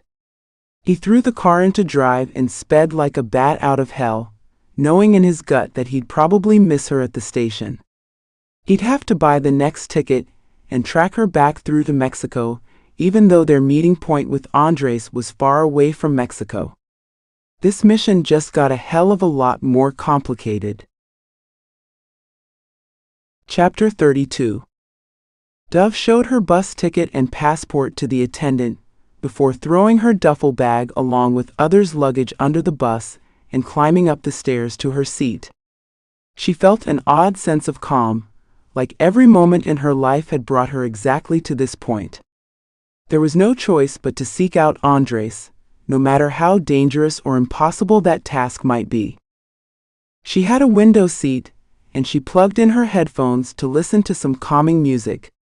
She imagined her mother and aunt waking soon, tiptoeing quietly around the house so as not to wake Dove. She could almost smell the rich coffee brewing on the stovetop, as the two sisters sat and bickered with their loud whispering and erratic hand gestures. They were total opposites. Dove's mother was carefree and hard to pin down or rely on, whereas her aunt had always been the responsible, logical one. Dove had always thought she'd taken more after her aunt, but as she turned her head toward the window and watched as the surrounding world began to move slowly away, she realized that she was far more like her mother than she'd ever realized. Following her heart, acting without thinking, seeking fire instead of reason.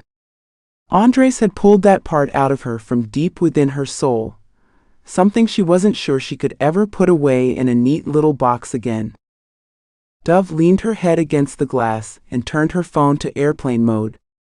She didn't want a litany of calls and texts from her worried mother.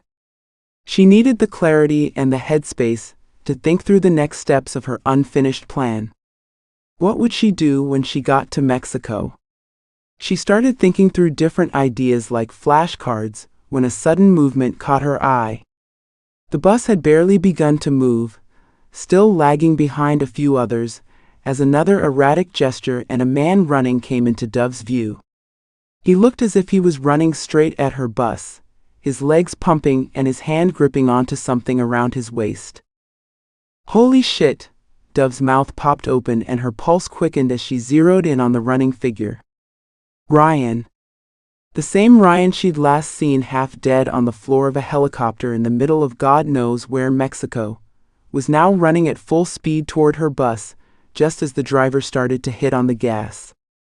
Stop the bus. Please stop the bus.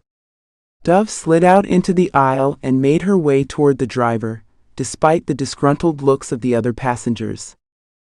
Ma'am, I'm going to need you to return to your seat immediately. Please. I have to get off. I have to go see that man. Dove cast her arm wide toward the window where Ryan was nearing, but still having trouble keeping up as the bus driver increased his pace. Ma'am. Open this door. Dove pounded her fists against the glass, and the bus driver slammed on his brakes, Dove catching herself on the stairs handle before she leapt out the open doors. She started to jog toward Ryan, a look of intense concentration on his face as he stared at something that seemed to be just above her head. Dove turned around and noticed a blacked-out SUV, similar to the ones in Andres' fleet, idling on the other side of the road. It was now in plain view, since the bus had moved along to the access road near the highway, and Dove felt like a prey caught between a potential predator and a potential savior. Ryan, what are you? Duck, Dove. Ryan yelled before Dove could finish her question. He closed the 10 or so feet between them, wrapping her behind his back and taking her to the ground while somehow managing not to crush her body with the pavement. A shot rang out, but before the gunfire could continue, police sirens wailed in the distance, and the men from the blacked-out SUV scrambled back into their car and sped off. Fuck, we've been tailed. I wonder for how long, Ryan grumbled more to himself than out loud as he pulled Dove up with him. Ryan, what are you? What am I doing? Ryan turned to face her, his expression exasperated. You skip town on your family and get on a bus to Mexico with no protection and no fucking plan, and you ask me what I'm doing. Ryan scoffed, before grabbing the back of Dove's arm and ushering her toward the sidewalk where his car was parked. Doing shit like this will get you killed, Dove. Have you been here in the States watching me this whole time? Dove's voice went high as her throat felt parched. Ryan didn't answer right away as he opened the passenger door for her to get in. He rounded the front of the vehicle and sped off before answering. No. I got in this morning.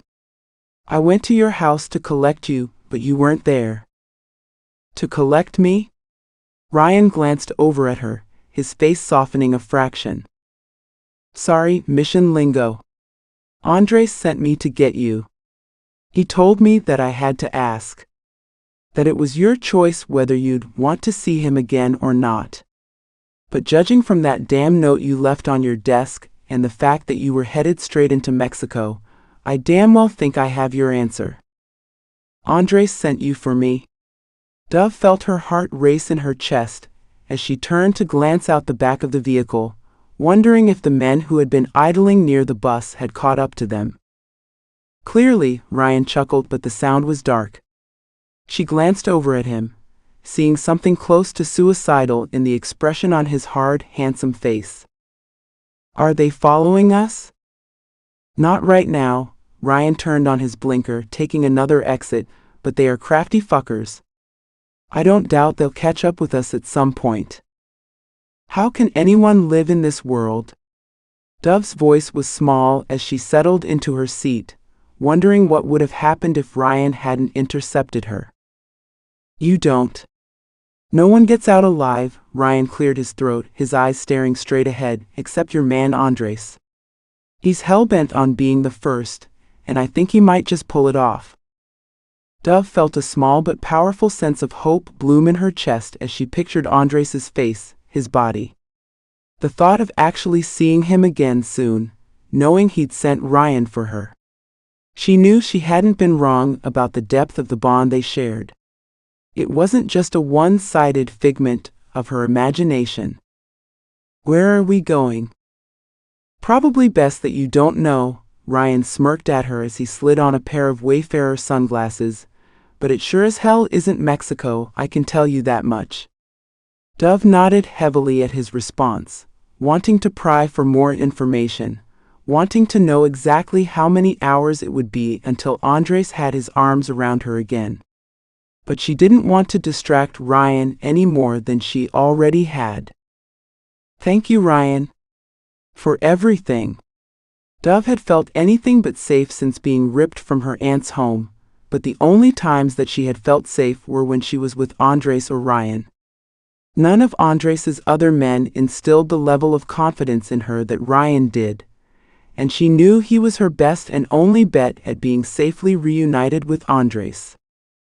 Just following orders, Ryan grunted, keeping his face straight ahead. Then he turned slightly in Dove's direction, not quite looking at her fully. You're welcome. Chapter 33. Dove, wake up. Ryan's gruff voice was near Dove's ear as he gently shook her shoulder. She sat up in the passenger seat, disoriented by the darkness outside. Where are we? Don't ask. Come on, you have a flight to catch. A what? Dove felt herself awaken like a cold bucket of water had been splashed on her face. How long had they been driving? Where were they? Had the other men ever caught up to them? Don't. Ryan gave Dove a stern look as he climbed out of the car and came around to open her door. Don't start asking a million questions. You'll see Andres soon. Save them for him, okay? You can do this. Dove blinked rapidly as she stepped out of the car, the sky dark and clear above them as she took in a long paved runway in the middle of nowhere. This was most certainly not a commercial airport.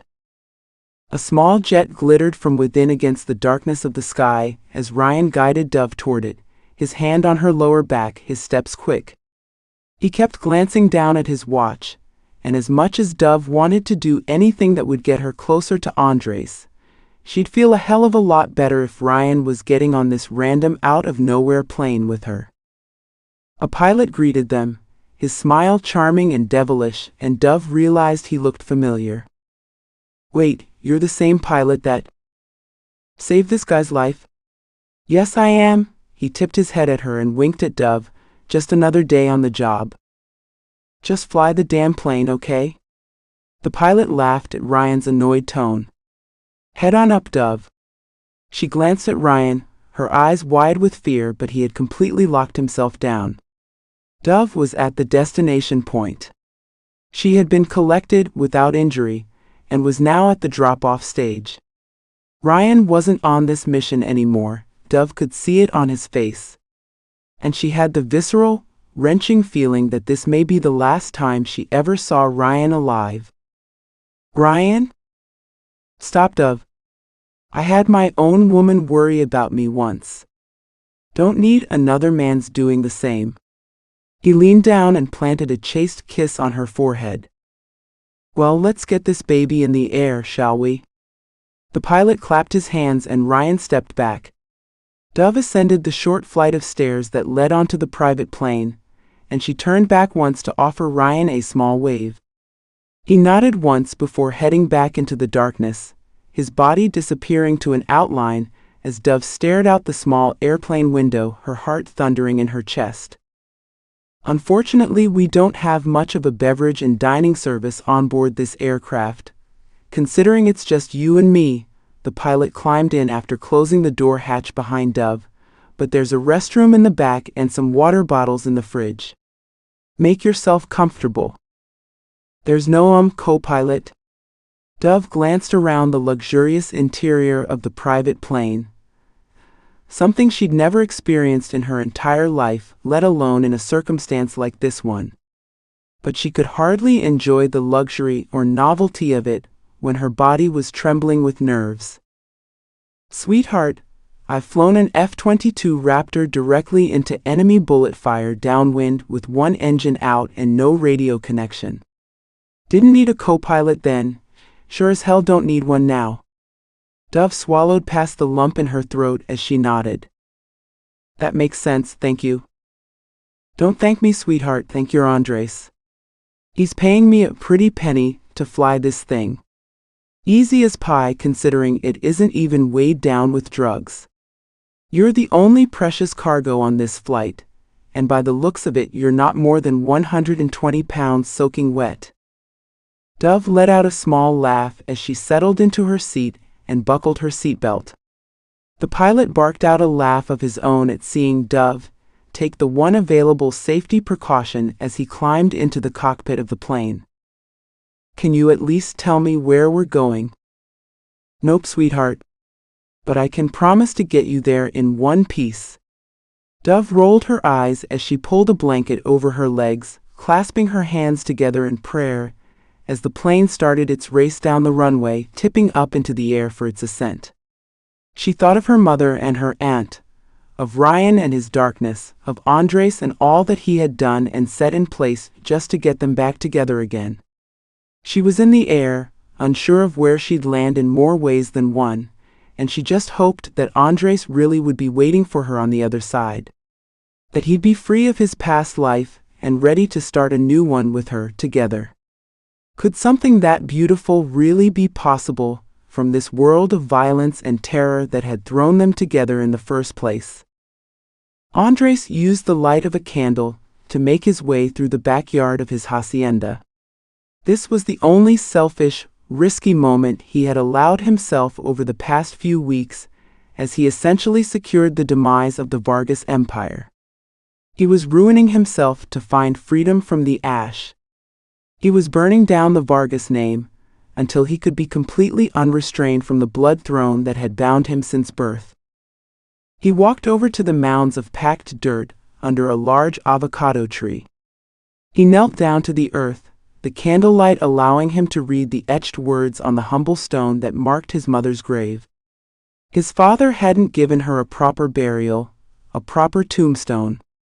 He treated her and killed her like a dog, one bullet straight to the head. Andres ran his hand over her name in the stone, bending forward to kiss it once. He had loved his mother more than anyone in his life until Jessica. And now Dove. 3 beautiful, strong women marked the phases of his life, and he was grateful for each of them. To think that his mother had come into his father's life the same way Dove had come into his, purchased for sale against her will at the hands of violent men, had him folding his fists firmly into themselves, vowing to give Dove the love and the life that his father had so brutally taken from his mother. "Te quiero, Mama." Andres stood slowly, saying goodbye to the only beautiful thing still tied to the blood-soaked land of the Vargas hacienda. Andres neared the hacienda back door, blowing out the light of his candle as he slipped back in and grabbed the duffel bag out from under his bed. Cash, gold, 2 Glocks, a new passport and ID. The start of a new life. Tomorrow, an ambush would take place. A rival cartel would be driving to his hacienda and unloading a rainstorm of bullet fire down on his home. They'd shoot through every window, every doorway, until the luxurious house looked like an ancient ruin from a battleground. The only men left in his hacienda when this raid took place would be the traitors, the liars, the rapists. The men that his father had brought into the fold. The men with no respect for women, for loyalty, for life. They'd go down with the bullet fire. They'd become one with this evil earth, and they deserved every bit of it. Andres got into one of his SUVs, turning off all the lights in the vehicle so that he could discreetly make the short drive to the plane that was waiting for him. He only had one pilot that he fully trusted in this world, and that pilot was currently flying Dove to their destination point. The pilot that would fly Andres was one of his father's favorites. This pilot didn't know it yet, but this would be his last flight. There could be no loose ends, no untrustworthy connection points between Andres' current life and his next. Andres parked his SUV far enough away from the waiting plane. He opened the trunk of the vehicle and pulled out a can of gasoline and a lighter. He dripped the fuming clear liquid all over the car's surface, tossing the can to the side before throwing the lighter into the back seat and stepping back as the heat began to rise. He watched as the black car engulfed itself in flames, a symbol of everything he was burning behind him in order to be set free. He slung the duffel bag over his shoulder and walked toward the plane with the heat of the fire at his back. "Ay Dios mío, Jefe Vargas. Your car's on fire. Just fucking fly the plane." Andres rested the end of his gun against the pilot's temple, his voice dark and low, full of finality and confidence. He watched as the pilot's hands trembled, the same hands that had grabbed women and slapped them around. The same hands that had stolen from his family and the families of others. The same hands that had skimmed drugs from the flights he was supposed to complete on behalf of the Vargas Empire. Andres felt no remorse. Once this plane landed, he'd pull the trigger. Plain and simple. He'd cut the last tie to his past life without blinking an eye. As the plane tipped up into the air, the darkness and vastness of the sky engulfing him, he thought only of Dove. Of her perfectly smooth caramel skin, the whiskey yellow in her eyes. The way she looked at him like he was the air she needed to breathe. The noises she made when he moved inside of her. He'd have his new life with Dove, and he'd love every minute of it. It was the best revenge he could ever seek against his father, even more so than taking his father's life. He'd be living free and in love, something his father had been hell-bent on keeping from him. Chapter 34. Dove woke up, her body stiff from sleeping in a strange position in the fawn leather airplane seat. She looked out the window, a small gasp escaping past her lips when she took in lush tropical treetops, white and gray sand, and beautiful crystal-clear blue water. She didn't know where she was, but somehow, despite that, she felt the word home escaping delicately and quietly past her lips. The place below the plane looked like peace. The peace that she and Andres had been desperately searching for over the past several months. "Are we here?" Dove stood from her seat and peeked over the pilot's shoulder. He smiled back at her, his entire demeanor relaxed while her nerve endings felt like they were on fire. "Indeed, pretty lady. Should be landing soon." The pilot hit a few buttons on his massive dashboard of commands and gadgets, and Dove slipped into the co-pilot's seat next to him. "You really want to land this thing, huh?" "Yes." Dove laughed and slipped the extra headset over her head, taking in the amazing view from the front of the cockpit. She felt her breath catch in her throat as the question that had been pounding between her ears slipped out of its own accord. "Is he here?" "Should be soon if he isn't already. He'll have a different name, you know." Dove nodded, not really caring, not concerning herself with the details. If she needed a new name, a new identity, she'd take it. Ever since being taken from her aunt's home in Mexico, she felt like a different person. She was no longer the same Dove from Arizona, and she'd never be that girl again. "Heading on in." The pilot winked at Dove as he navigated the plane toward the runway, her stomach dropping slightly at the plane's descent. You could feel the movements of the plane far more viscerally than in a larger commercial plane. She gripped the edges of the cockpilot seat, her cheeks flushed pink with excitement.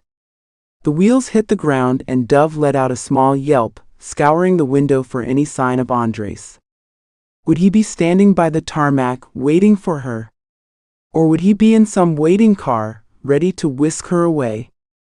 "Damn beautiful, you've got it bad." The pilot brought the plane to a stop and pulled off his headset. "Andres is one lucky man." Dove hopped up and waited for the pilot to open the hatch door, so that she could feel her feet firmly on this new ground. The ground of her new life. "So now can you finally tell me where we are?" Dove's voice was breathless as she started to descend the stairs, the warm, fresh air washing over her face. "Bali, Indonesia. Welcome home." Andres pulled the trigger, dark red blood splattering the elegant leather chair of the pilot's seat. He hadn't listened to the traitorous pilot's pleas, his false apologies only in the face of imminent death. Andres vowed that this would be the last bullet he ever fired, hoping like hell that this last kill would sever the ties to his past life forever. Wiping the gun down with a cloth, he settled it in a squeaky-day position within the pilot's lap.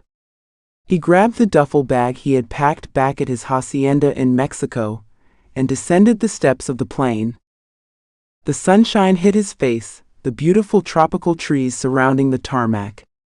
He pulled out a burner phone from his bag that he turned on for the first time, and texted Dove's pilot, informing him of his arrival. Andres walked toward the road, no longer having a fleet of private bulletproof SUVs at his beck and call. He couldn't care less. He'd walk, crawl, swim his way to Dove if he had to. He felt the lightest he'd ever felt in his entire life, a small sweat breaking out over his brow and between his strong shoulder blades as he walked his way into town where he could hail a local cab. When he pulled up to the private airport where Dove would land, he looked up into the sky and saw her plane. Stepping out of the cab, his aviator sunglasses shielding his eyes from the sun's rays, he leaned against the car door, his arms crossed over his broad chest. Despite all the barriers, all the insurmountable obstacles, he was here. Free. Assumed to be dead by all those that knew him in Mexico. Taken out in a massive ambush where no survivors of the Vargas cartel remained at his hacienda. Andres Vargas was dead. And Santiago Reyes was born. The name on his new passport and ID. Andres watched as the plane descended, his eyes tracking the movement. He handed the cab driver another American bill, telling him to keep the meter running. Then he turned back, the door of the plane opening, and Dove stepping out into the beautiful tropical sunshine, her thick brown hair catching the sun's rays. She hadn't noticed him yet, and he took this moment to shamelessly take her in. His partner, his lover, his forever. Dove's feet hit the ground and she finally spotted Andres. Her hand flew to her chest, her eyes widening as she broke out in a run, racing toward Andres as he leaned against the cab. When she reached him, she threw herself at him as he caught her in his arms, her feet flying off the ground as she held on to him with all the strength and love and fire that she had for this man. She tucked her face into his neck, breathing him in. "Am I Karina? I missed you." Andres kissed her temple, pulling her away and sliding her down his body. She looked back at him with happy tears streaking down her cheeks. "I love you, Andres." Andres lifted his sunglasses, smiling down at her, the first weightless smile he had in all of his life.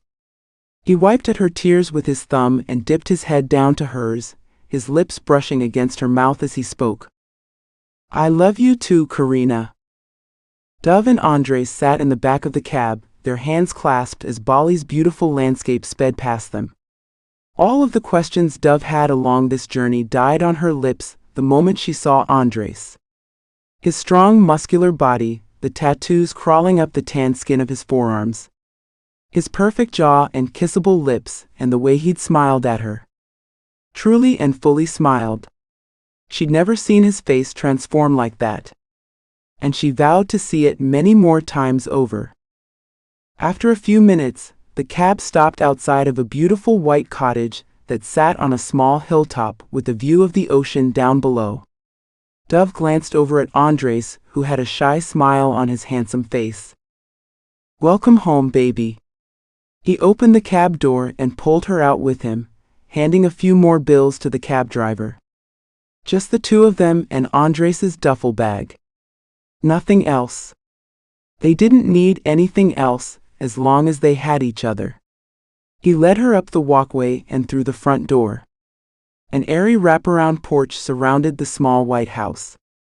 Inside, an open floor plan with a small kitchen and a living room with a view of the ocean made up the first floor, while a lofty second floor open to the area down below showcased a bed and a pair of French doors that led out to a balcony.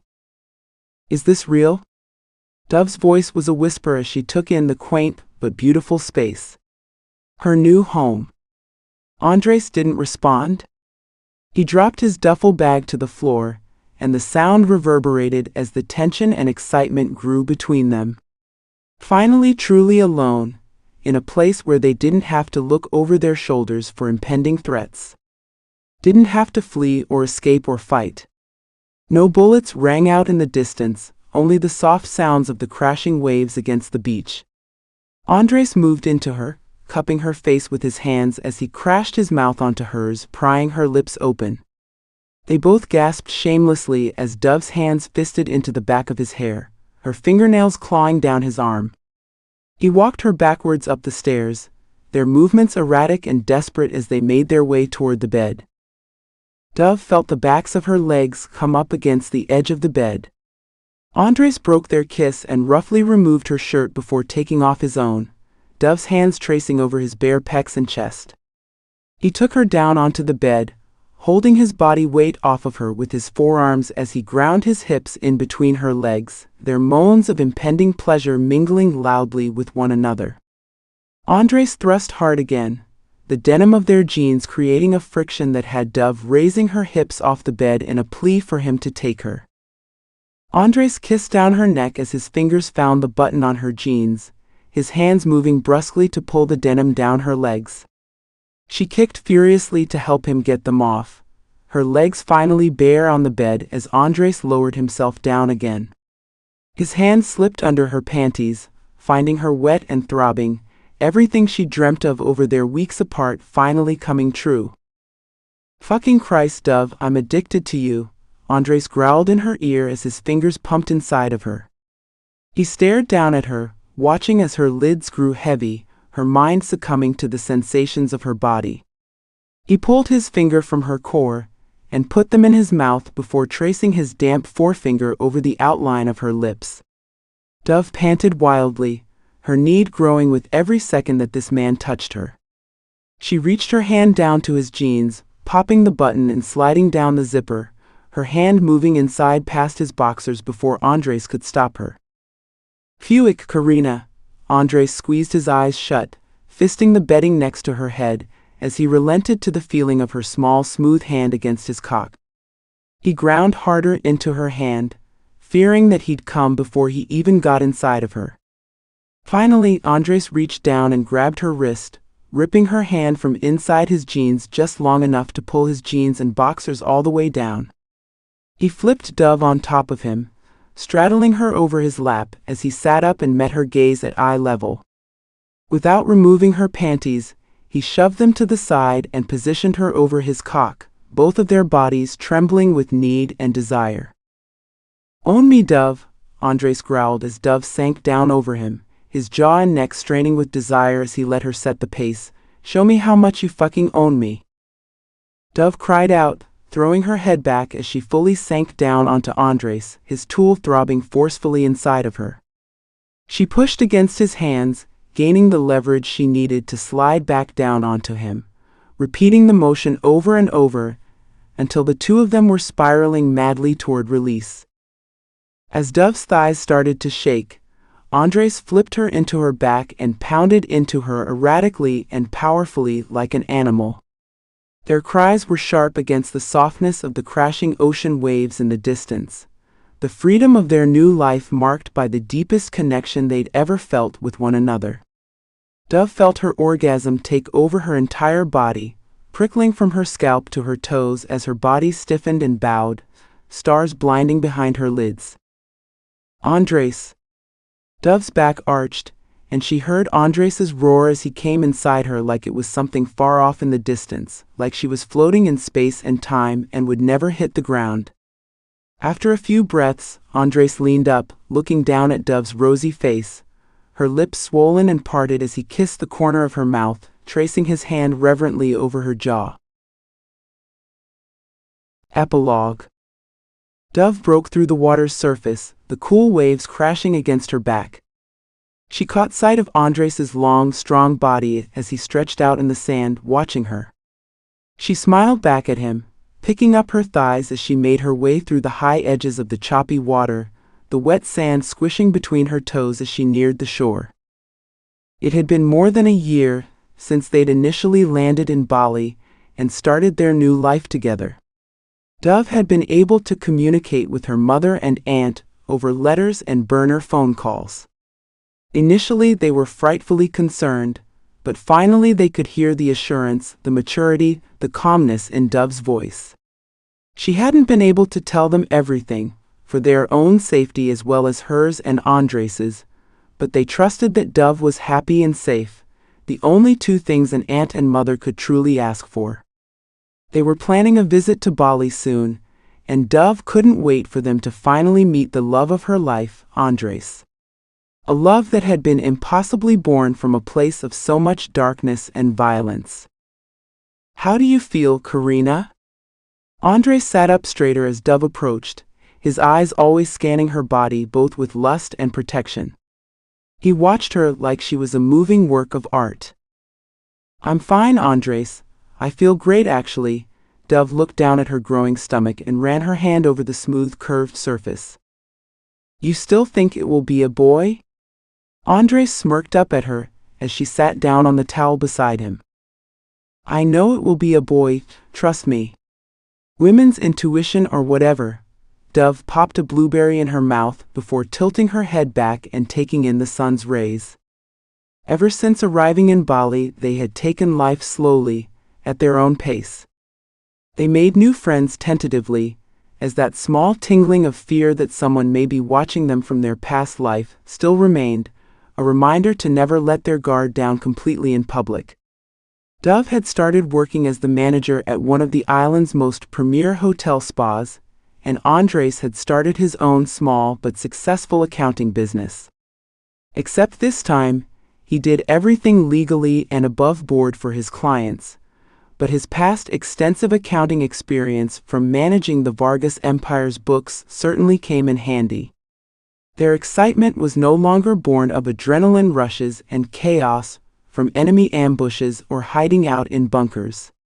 It was the small moments of making dinner together, followed by making love, and of the surprise at Dove's pregnancy, which they found out 6 months ago. What are you going to name him, if you're so sure he's a boy? Andres leaned all the way back on the towel, bending his arm behind his head as he stared up at Dove. She took a slice of watermelon and chewed thoughtfully as Andres played with the ends of her long, thick hair falling down her back. I think I like the name Ryan. Dove glanced down at Andres and paused before following up with a question. What do you think? It's a little bit gringo if you ask me.